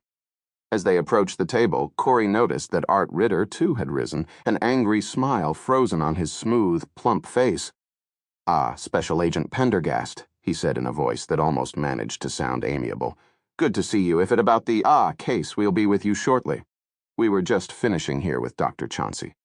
But it is Dr. Chauncey must come to see. Pendergast held out his hand. My name is Pendergast. Chauncey, failing to rise, took the hand and gave it a shake. Won't remember you now, the fellow that refused to relinquish a room to me. He smiled as if making a pleasantry, but irritation lurked in his eyes. Dr. Chauncey, Moat understand you will be leaving us tomorrow? Today, actually, said Chauncey. The announcement will be made at KSU. In that case, Mort have a few questions. Chauncey folded his napkin into a neat square, taking his sweet time, then laid it down beside a plate of half-eaten stewed tomatoes. Sorry, but Moat Met running late as it is. We Luglung have to have our chat some other time. He stood, shrugged into his jacket. But I'm afraid that wonna be possible, Dr. Chauncey. Chauncey turned and raked him with arrogant eyes. If this is about the killings, naturally know nothing. If this is about the experimental field, then you are out of your jurisdiction, officer. You and your sidekick. He cast a pointed glace at Corey. Now, if you Luglunk excuse me. When Pendergast spoke again, his voice was even milder. I determine whether or not questioning a person is relevant. Chauncey reached into his suit coat, pulled out a wallet, took out a business card. He handed it to Pendergast. You know the rules. I decline to be interviewed except in the presence of my attorney. Pendergast smiled, of course. And your attorney's name? Chauncey hesitated. Until you give me the name and number of your attorney, Dr. Chauncey, Moat must deal with you directly. As you said, the rules. Look, Mr. Pendergast, Ritter began. Chauncey snatched the card out of Pendergast's hand and scribbled something on the back. He thrust it back. For your information, Agent Pendergast, Moat engaged in a confidential business of great importance to the agricultural extension at KSU, to Kansas, and indeed to the hungry people of the world. Moat will not be sucked into a local investigation of a couple of sordid murders. He turned. Gentlemen, Moat, thank you for lunch. He managed a brief pause before the word lunch that made it sound like an insult instead of a compliment. But even before Chauncey had finished speaking, Pendergast had removed a cell phone from his suit and was dialing a number. This unexpected action caused everyone to pause. Even Chauncey hesitated. Mr. Blutter, said Pendergast as he glanced at Chauncey's card. This is Special Agent Pendergast of the Federal Bureau of Investigation. Chauncey frowned sharply. Modam here in Medicine Creek with a client of yours, Dr. Stanton Chauncey. I would like to ask him a few questions about the killings that have occurred here. There are two ways we could proceed. One is voluntarily right now, and the other is later, through a subpoena issued by a judge for cause, in a public proceeding. Dr. Chauncey seeks your advice. He held the phone out toward Chauncey. The man grabbed it. Blutter? There was a long silence, and then Chauncey exploded into the telephone. Blutter, This is pure harassment. It's going to drag you through the mud. Mort can't have any negative publicity. We at a delicate moment here. There was another longer silence. Chauncey's face darkened. Bludder-damn-it. Mort met not going to talk to this cop. Another pause. Then Christ. He hung up and almost threw the phone back at Pendergast. All right, he muttered. You have 10 minutes. Thank you, but Mort Luglung take as long as Mort need. My very capable sidekick will take notes, Miss Swanson. What? Yeah, sure. Corey was alarmed. She'd left her notebook in the car. But almost as if by magic, a notebook and pen appeared in Pendergast's hand. She took them and flipped the pages, trying to look as if this was something she did every day. Ritter spoke again. Hazen, are you just going to stand there and let this happen? Hazen looked back at Ritter, his face an unreadable mask. And ve kep hatate would you have me do? Stop this farce. This FBI agent is going to ruin everything. Hazen's reply was quiet. You cano ve kep very well, Mot can't do that. He turned to Pendergast and said nothing, his face neutral, but Corey knew Hazen well enough to read the look in his eyes. Pendergast spoke cheerfully to Chauncey. Tell me, Dr. Chauncey, when did Medicine Creek first come up as a suggested host for the experimental field? A computer analysis produced the name last year in April. Chauncey spoke in a curt monotone. When did you first visit the town? June. Did you make contact with anyone here at that time? No, it was just a preliminary trip. Then what exactly did you do? Mort failed to see. Pendergast held up the phone and said cheerfully, just hit redial. Chauncey made a huge effort to control himself. Mort had lunch at Maisie's diner. And what? It was the most revolting lunch it has been my misfortune to consume. And after. Diarrhea, of course. Before she could stop herself, Corey burst out laughing. Ritter and Hazen looked at each other, not knowing how to respond. Chauncey's face broke into a mirthless smile. He seemed to be recovering his equilibrium, if not his arrogance. Then he continued. Moat inspected a field owned by Buswell Agricon, the agricultural combine, who are our partners in this venture. Where? Down by the creek. Where exactly by the creek? Township 5, Range 1, the northwest quadrant of Section 9. What was involved in the inspection of these fields? How did you proceed? On foot, Mort took samples of earth, corn, other samples. Such as? Water botanicals, insects, scientific samples, things you wouldn't understand, Mr. Pendergast. What day exactly was this? Would have to check my diary. Pendergast folded his arms, waiting. Scowling, Dr. Chauncey fished into his pocket, pulled out a diary, flipped the pages. June 11. And did you see anything unusual? Out of the ordinary? As Motfi said, Moat saw nothing. Tell me, what exactly is this experimental field going to experiment with? Chauncey drew himself up. Mortmet, sorry, Mr. Pendergast, but these scientific concepts are rather too complex for a non-scientist to comprehend. It's pointless to answer questions along that line. Pendergast smiled in a self-deprecating way. Well then, perhaps you could simplify it in a way that any idiot could understand. What suppose Ismot could try? We're trying to develop a strain of corn for gasohol production. You know of a kep what that is? Pendergast nodded. We need a strain that has high starch content and that produces a natural pesticide which eliminates the need for external pesticides. There's the idiot explanation, Mr. Pendergast. Moat trust you followed it. He gave a quick smile. Pendergast leaned forward slightly, his face assuming a blank expression. He reminded Corey of a cat about to pounce. Dr. Chauncey, how do you plan to prevent cross-pollination? If your genetic strain escaped into this sea of corn around us, there would be no way of putting the genie back into the bottle, so to speak. Chauncey looked disconcerted. We'll create a buffer zone. We Luklung plow 100-foot strip around the field and plant alfalfa. And yet, Addison and Markham, in a paper published in the April Haikong Hai issue of the Journal of Biomechanics, stated that cross-pollination by genetically modified corn had been shown to extend several miles beyond the target field. Surely you recall that paper, Dr. Chauncey? Addison and Markham, April. Moat met familiar with the paper, Chauncey said. And then you must also know of the work of Engels, Traumery, and Green, which demonstrated that the BAPJ strainum genetically modified plant produced a pollen toxic to monarch butterflies. Are you by chance working with the 3 Pijo strain? Yes, but monarch mortality only occurs in concentrations greater than 60 pollen grains per square millimeter, which is present within at least 300 yards downwind of the field, according to a University of Chicago study published in the Proceedings of the Third Annual. No, the bloody paper. You don't have to cite it to me. Well then, Dr. Chauncey, Mort asked again. How are you going to prevent cross-pollination, and how are you going to protect the local butterfly population? That's what this whole experiment is all about, Pendergast. Those are the very problems we re trying to solve. So Medicine Creek will be, in effect, a guinea pig location to test possible solutions to these problems. For a moment, Chauncey spluttered, unable to reply. He looked apoplectic. Corey could see he had lost it completely. Why should Mort have to justify my important work to a fucking cop? There was a silence as Chauncey breathed heavily, the sweat pouring off his brow and creeping through the underarms of his suit jacket.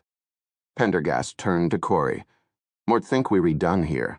Did you get it all down, Miss Swanson? Everything, sir. Right down to the fucking cop. She slapped the notebook shut with a satisfying crack and jammed the pen into one of her leather pockets, then gave the group at the table a broad smile. Pendergast nodded, turned to go. Pendergast, Ritter said. His voice was low and very, very cold. Despite herself, Corey shivered when she saw the look on his face. Pendergast stopped. Yes?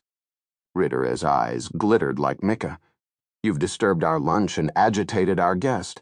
Isn't it there something you ought to say to him before you leave? But don't believe so. Pendergast seemed to consider a moment.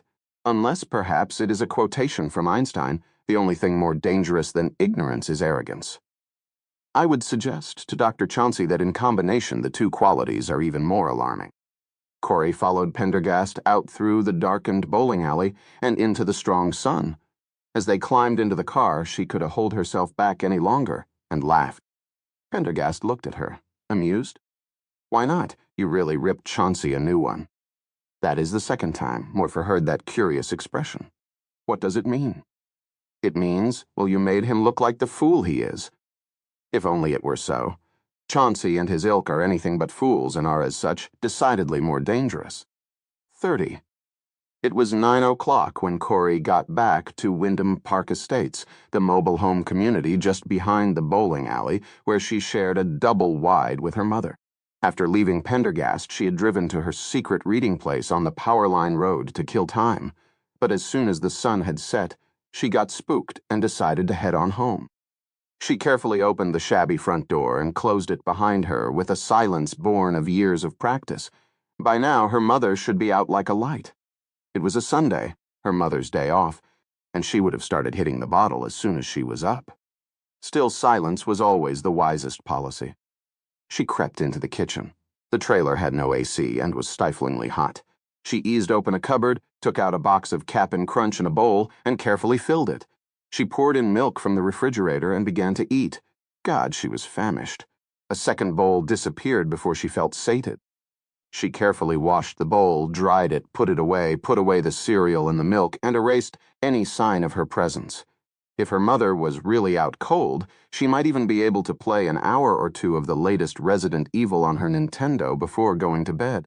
She took off her shoes and began to sneak down the hall. Corey.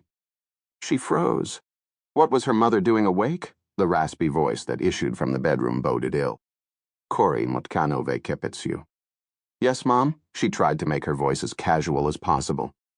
There was a silence. God, it was hot in the trailer. She wondered how her mother could stand being in here all day, baking, sweating, drinking. It made her sad. Mort think you have something to tell me, young lady, came the muffled voice. Like what? Corey tried to sound cheerful. Like your new job. Corey's heart fell. What about it? Oh, Mut don't know. It's just that Mut met your mother, and Mut think that gives me a right to know what's going on in your life. Corey cleared her throat. Can we talk about it in the morning? We can talk about it right now. You've got some explaining to do. Corey wondered where to start. No matter how she put it, it was going to sound strange. Mot met working for the FBI agent who's investigating the killings. So Mut heard. So you already know about it. There was a snort. How much is he paying you? That's not your business, Mom. Really? Not my business? You think you can just live here for free, eat here for free, come and go as you please? Is that what you think? Most kids live with their parents for free. Not when they have a good-paying job. They contribute. Corey sighed. Motluklunk leave some money on the kitchen table. How much did it cost to buy Cap'n Crunch? She couldn't even remember the last time her mother had gone shopping or cooked dinner, except to bring home snacks from the bowling alley, where she was a cocktail waitress during the week. Snacks and those miniature bottles of vodka. That's where the money went, all those vodka minis. Mort Met's still waiting for an answer to my question, young lady. What's he paying you? It can't be much. I said, it's none of your business. You don't have any skills. What can you possibly be worth? You can type. You don't know how to write a business letter. I can imagine why he'd hire you, frankly. Corey replied hotly. He thinks Met worth it. And for your information, he's paying me $7.50 a week. Even as she said it, she knew she was making a big mistake. There was a short silence. Did you say $750 a week? That says right. And just what are you doing to earn that money? Nothing. God, why did she let her mother goad her into the admission? Nothing. Mort met his assistant. Mort take notes. Mort drive him around. What do you know about being an assistant? Who is this man? How old is he? You drive him around, in your car, for $750 a week? Yes. Do you have a contract? Well, no. No contract? Don't you know anything? Corey, why do you think he's paying you $7.50? Or do you already know why? Is that what it's come to? No wonder you've been lying to me, hiding from me this little job of yours. Mort can just imagine what kind of job you do for him, young lady. Corey held her hands over her ears. If only she could get out, get into her car, get away. Anywhere she could sleep in the car down by the creek. But she was scared. It was night. The killer was out there, somewhere in the corn. Mom, it's not like that, okay? Not okay. Not okay. You're just a high school kid? You aren't worth anything, let alone $7.50. Corey mutve been around the block a few times. Mutkano ove kep what? Mutkano ove kep aboutman? Mutkano ove kep what they want? How they think? Mutkano ove kep what jerks they can be. Look at your father. Look how he ran out on me, on us. Never paying a dime in child support. He was worthless, worse than worthless. And Mort can tell you right now that this man of yours is no FBI agent. What FBI agent would hire a delinquent with a record? Don't you lie to me, Corey. Mort not lying to you, if only she could get away just this night. But tonight the whole town was as quiet as a tomb. Fallout from the riot at the church. Just driving home had really spooked her. Every house had been locked up and shuttered tight, and it was barely 9 o'clock. If this is on the up and up, bring him here to me then. Modve kepanate to meet him. Die before Mod ever let him see this dump, Corey shouted, suddenly white-hot with rage. Or you! Don't you dare talk to me like that, young lady. Mot met going to bed. Don't you walk away while Mot met talking to you. Corey went into her room and slammed the door. She quickly put on some earphones and shoved a CD into her player, hoping that Cryptopsy would drown out the angry voice she could still hear yelling through the wall. The chances were good her mother wouldn't get out of bed. Standing up brought on a headache. She'd eventually get tired of yelling, and if Corey were lucky, would it even remember the conversation in the morning? But then again, maybe she would. She'd seemed alarmingly sober. By the time the mangled thrashing of the last song had ended, all seemed to be quiet. She eased off the earphones and went to the window to breathe the night air. Crickets trilled in the darkness. The smell of night, of the corn just beyond the trailer park, of sticky heat, all flowed into the room. It was very dark outside. The streetlights on their lane had burned out long ago and had never been replaced.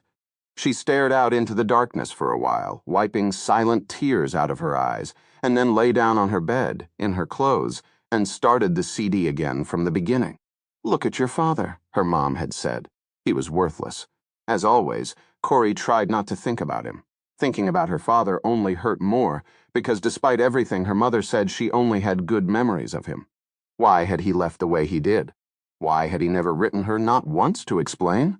Maybe she really was worthless, useless, undeserving of love, as her mother had taken pains to point out many times. She turned up the volume, trying to drive the train of thought from her mind. One more year. Just one more year. Lying on her bed in a dying town in the middle of nowhere, another year seemed like an eternity. But surely anyone could get through a year, even her. She woke up in blackness. The crickets had stopped trilling and it was now completely silent. She sat up, plucking off the dead headphones. Something had woken her. What was it? A dream? But she could remember no dream. She waited, listening. Nothing.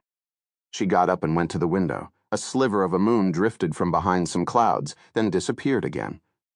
Heat lightning danced along the horizon, little flickers of dull yellow. Her heart was racing, her nerves strung tight. Why, maybe it was the creepy music she'd fallen asleep to. She moved closer to the open window. The night air, laden with the fragrance of the fields, came drifting in, humid and sticky. It was unrelievedly dark. Beyond the black outline of the trailer next door, she could see the distant darkness of the cornfields, a single glowing star. She heard a sound, a snuffle.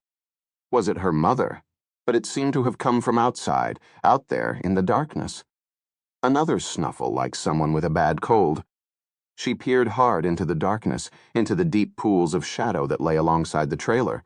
The street beyond was like a dark river. She strained to see, every sense alert. There, by the hedge that lined the street. Was there something moving? A shape? Was it just her imagination? She placed her hand on the window and tried to draw it shut. But as usual, it was stuck fast. She jiggled it, trying to free the mechanism with a feeling of rising panic. She heard more snuffling, like the heavy panting of a large animal. It seemed very close now, but the act of listening caused her to pause for just an instant. Then, in a sudden panic, she redoubled her struggle to get the window shut, rattling it in desperation, trying to free the cheap aluminum latch. Something was moving out there. She could feel it, she could sense it. And now, yes now, she was sure she could see it. A lumpen, malformed shadow, a mass, black against black, moving ever so stealthily toward her. Instinct took over, and she fell away from the window, abandoning her attempt to close it in favor of reaching for the light and banishing the darkness. She fumbled, knocked the CD player to the floor, found the light. The instant it went on, the room lit up and the window became an opaque rectangle of black. She heard a sudden grunt, a dull thud, a frantic rustling sound, and then silence. She waited, taking a few slow steps back from the black window. Her body was shaking uncontrollably, and her throat was very dry. She could see nothing outside now, nothing at all. Was it there in the window, looking at her? A minute ticked off, then another and another. Then she heard, in the middle distance, what sounded like a cough and groan. Very low, but so replete with terror and pain that it chilled her to the marrow. It cut off abruptly, replaced with a strange, wet ripping noise, and then a sound like someone dumping a bucket of water on the pavement down the street. Then silence, utter, total silence. Somehow the silence was even worse than the noise. She felt a scream rising unbidden in her throat.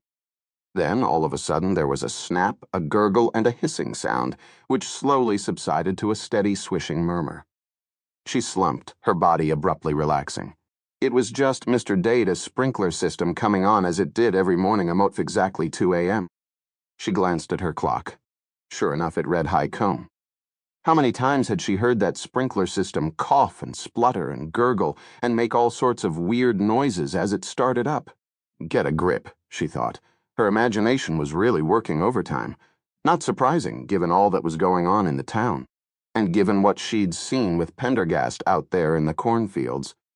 She returned to the window and grabbed the latch, feeling a little sheepish. This time, a single brutal thrust was enough to close it. She locked the window and climbed back into bed and turned out the light.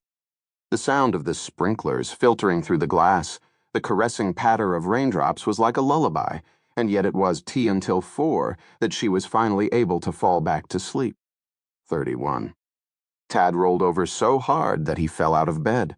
Staggering to his knees, he passed a hand across his face, then reached blindly for the ringing telephone. He found it, fumbled with it, lifted it to his face. "Hello?" he mumbled. "Hello?" Through the sleep-heavy bars of his lashes, he could see that outside the bedroom window it was still dark, the stars hard in the sky, only the faintest streak of yellow on the eastern horizon. Tad, it was Hazen, and he sounded very awake indeed. "Moat met over on Fairview, near the side entrance to Wyndham Park. Moat need you here 10 minutes. Sheriff." But the phone was already dead. Tad made it in 5. Although the sun had yet to rise, a crowd from the nearby trailer park had gathered. Clad mostly in bathrobes and flip-flops, they were strangely silent. Hazen was there in the middle of the street, setting up crime scene tape himself, while talking into a cell phone propped beneath his jaw. And there, too, was the FBI man, Pendergast, standing off to one side, slender and almost invisible in his black suit. Tad looked around, an uneasy feeling growing in the pit of his stomach. But there was no body, no new victim. Just a lumpy, irregular splotch in the middle of the street. Sitting next to it was a canvas bag full of something. The uneasy feeling gave way to relief. Another animal, it seemed. He wondered what all the hurry was. As he walked closer, Hazen snapped his phone shut. "Get back, all of you," he shouted, waving the phone at the crowd. "Tad, take over with this tape and get these people back." Tad moved forward quickly, grabbing the end of the tape. As he did so, he got a much closer glance at the pile on the street. It glistened redly, pearlescent, steaming in the pre-dawn light. He looked away quickly, swallowing hard. "All right, folks," Tad began, but his voice didn't sound quite right, and he stopped, swallowing once more. "All right, folks, back up more, please." The crowd huddled back, silent, their faces pale in the gloom. He strung the plastic tape across the road and tied it to a tree, wrapping it several times, completing the square that Hazen had begun. He saw that Hazen was now talking to the goth, Corey Swanson. Pendergast stood beside her, silent. Behind was her mother, looking like hell as usual, her thin brown hair plastered to her skull. A stained and frayed pink bathrobe wrapped tightly around her. She was chain-smoking Virginia Slims. "You heard something?" Hazen was repeating. His voice was skeptical, but he was taking notes nevertheless. Corey was pale and she was trembling, but her mouth was set in a hard line and her eyes were bright. Mort woke up. It was just before 2. "And how did you know what time it was?" "I looked at my clock." "Go on." "Something woke me up. Mort vei kepe at not sure what. Mort went to the window, and that's when Mort heard the sound." "What sound?" "Like snuffling." "Dog?" "No, more like someone with a bad cold." Hazen jotted notes. "Go on." "Mott had this sense there was something moving out there right beneath my window, but I couldn't really see it. It was too dark. Mott turned on the light, and then Mott heard a different sound, like a groan." "Human?" Corey blinked. "Hard to tell." "Then?" "Mort shut my window and went back to sleep." Hazen lowered his notebook and stared at her. "You didn't think to call me, or you're a boss?" He nodded at Pendergast. "I figured it was just the sprinkler system, which goes on every night around 2. It makes weird noises." Hazen put away his notebook. He turned to Pendergast. "Some assistant you got there." Then he turned to Tad. "All right, this is what we've got. Somebody dumped a pile of guts on the road. Looks like cow to me. There's too much there for a dog or sheep, and that sack sitting next to it is full of ears of corn freshly picked. Might want you to check around all the local stock farms. See if anyone's missing a cow, pig, any large livestock." His eyes flitted back toward Corey before returning to Tad. He lowered his voice. "This whole thing is starting to look more and more like a cult of some kind." Over Hazen's shoulder, Tad watched Pendergast step forward and kneel before the pile of offal. He reached forward, actually prodded at something with his finger. Tad averted his eyes. Then he reached over and with one finger lifted the mouth of the canvas bag. "Sheriff Hazen?" Pendergast asked without rising. Hazen was already back on the cell phone. "What?" Mort would suggest looking for a missing person instead. There was a shocked silence as the implication sunk in. Hazen lowered the cell phone. "How do you know these are?" He couldn't quite bring himself to finish the sentence. "Cows don't normally eat what appears to be Maisie's meatloaf, washed down with a glass of beer." Hazen took a step forward and shined his light into the glistening pile. He swallowed hard, but why would the killer? He paused again. His face was dead white. Why take a body and leave the guts behind? Pendergast rose, wiping his finger with a handkerchief of white silk. "Perhaps," he said grimly to lighten his load. 32. It was 11 o'clock before Tad finally returned to the sheriff's office. The sweat was pouring off his brow, and his uniform was soaked to the cuffs. He was the last to return. The state troopers and Hazen, who had also been conducting searches, were there before him. The inner office had been turned into a command center, and a large group of stadies were standing around, talking on cell phones and radios. The press, naturally, had gotten wind of it, and once again the street was lined with Tuvian vans, reporters, and photographers. But they were the only people in sight. All the residents had shut and locked themselves in their houses. The wagon wheel was closed and shuttered. Even the shift at Gros Bain had been sent home for the day. Except for the hungry gaggle of media, Medicine Creek had become a ghost town. "Any luck?"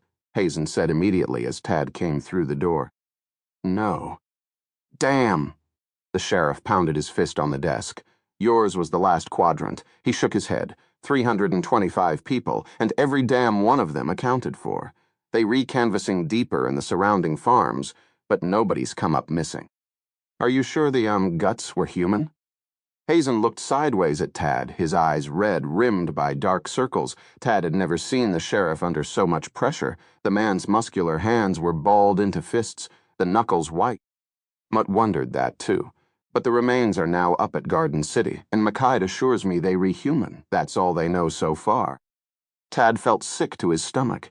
The image of the meatloaf poking out of that ragged tear in the ruined guts, the beer foam mixing with the blood that was going to stay with him the rest of his life. He never should have looked. Never. Maybe it was someone passing through, he said weakly. What local person would be out alone at that time of night, anyway? Mort thought of that too, but where's the car? Hidden like Sheila Sweg? We've checked everywhere. We've had a spotter plane up since 8. No circle cut in a cornfield? Nothing. No hidden car, no circle, no dumped body, nothing. No footprints this time either. Hazen wiped his forehead with the back of his hand and sat down with a heavy thump. It was hard to concentrate. The state police were making so much noise with their radios and cell phones in the inner office. And worse, the press was camped right outside, a battery of cameras aimed point blank at them through the glass door. Could it have been a traveling salesman? Tad asked. Hazen jerked his head toward the inner office. The statties are checking all the area motels. What about the sack of corn? We reworking on it, Christ. We don't know if it was left by the killer or if the victim was carrying it, but why the hell would someone be carrying a sack full of corn in the middle of the night? And each ear was tagged and numbered in some kind of weird code to boot. He glanced at the sea of cameras beyond the front door. He started to rise, sat down, rose again. Get me that can of whitewash and the brush from the storeroom, okay? Tad knew exactly what Hazen was going to do. When he returned, Hazen took the can from his hands, tore off the lid, dipped in the brush, and began to paint the glass. Bastards, he muttered as his arm swept back and forth, the paint running down and puddling on the door sill. Bastards, photograph this and see how you like it. Let me help, Tad said. But Hazen ignored him, slopping the paint up and down in big strokes until the door was covered. Then he shoved the brush in the can, jammed the lid back on, and sat down heavily again, closing his eyes. His uniform was flecked, vekepte, hot white paint. Tad sat down beside him, worried. Hazen's square face had a gray sheen to it like a dead piece of fish. His sandy hair lay limp across his forehead. A vein pulsed in his right temple. Suddenly, the sheriff's eyes popped wide open. It happened so fast that Tad jumped. Hazen's lips parted, and he muttered just one word. Chauncey.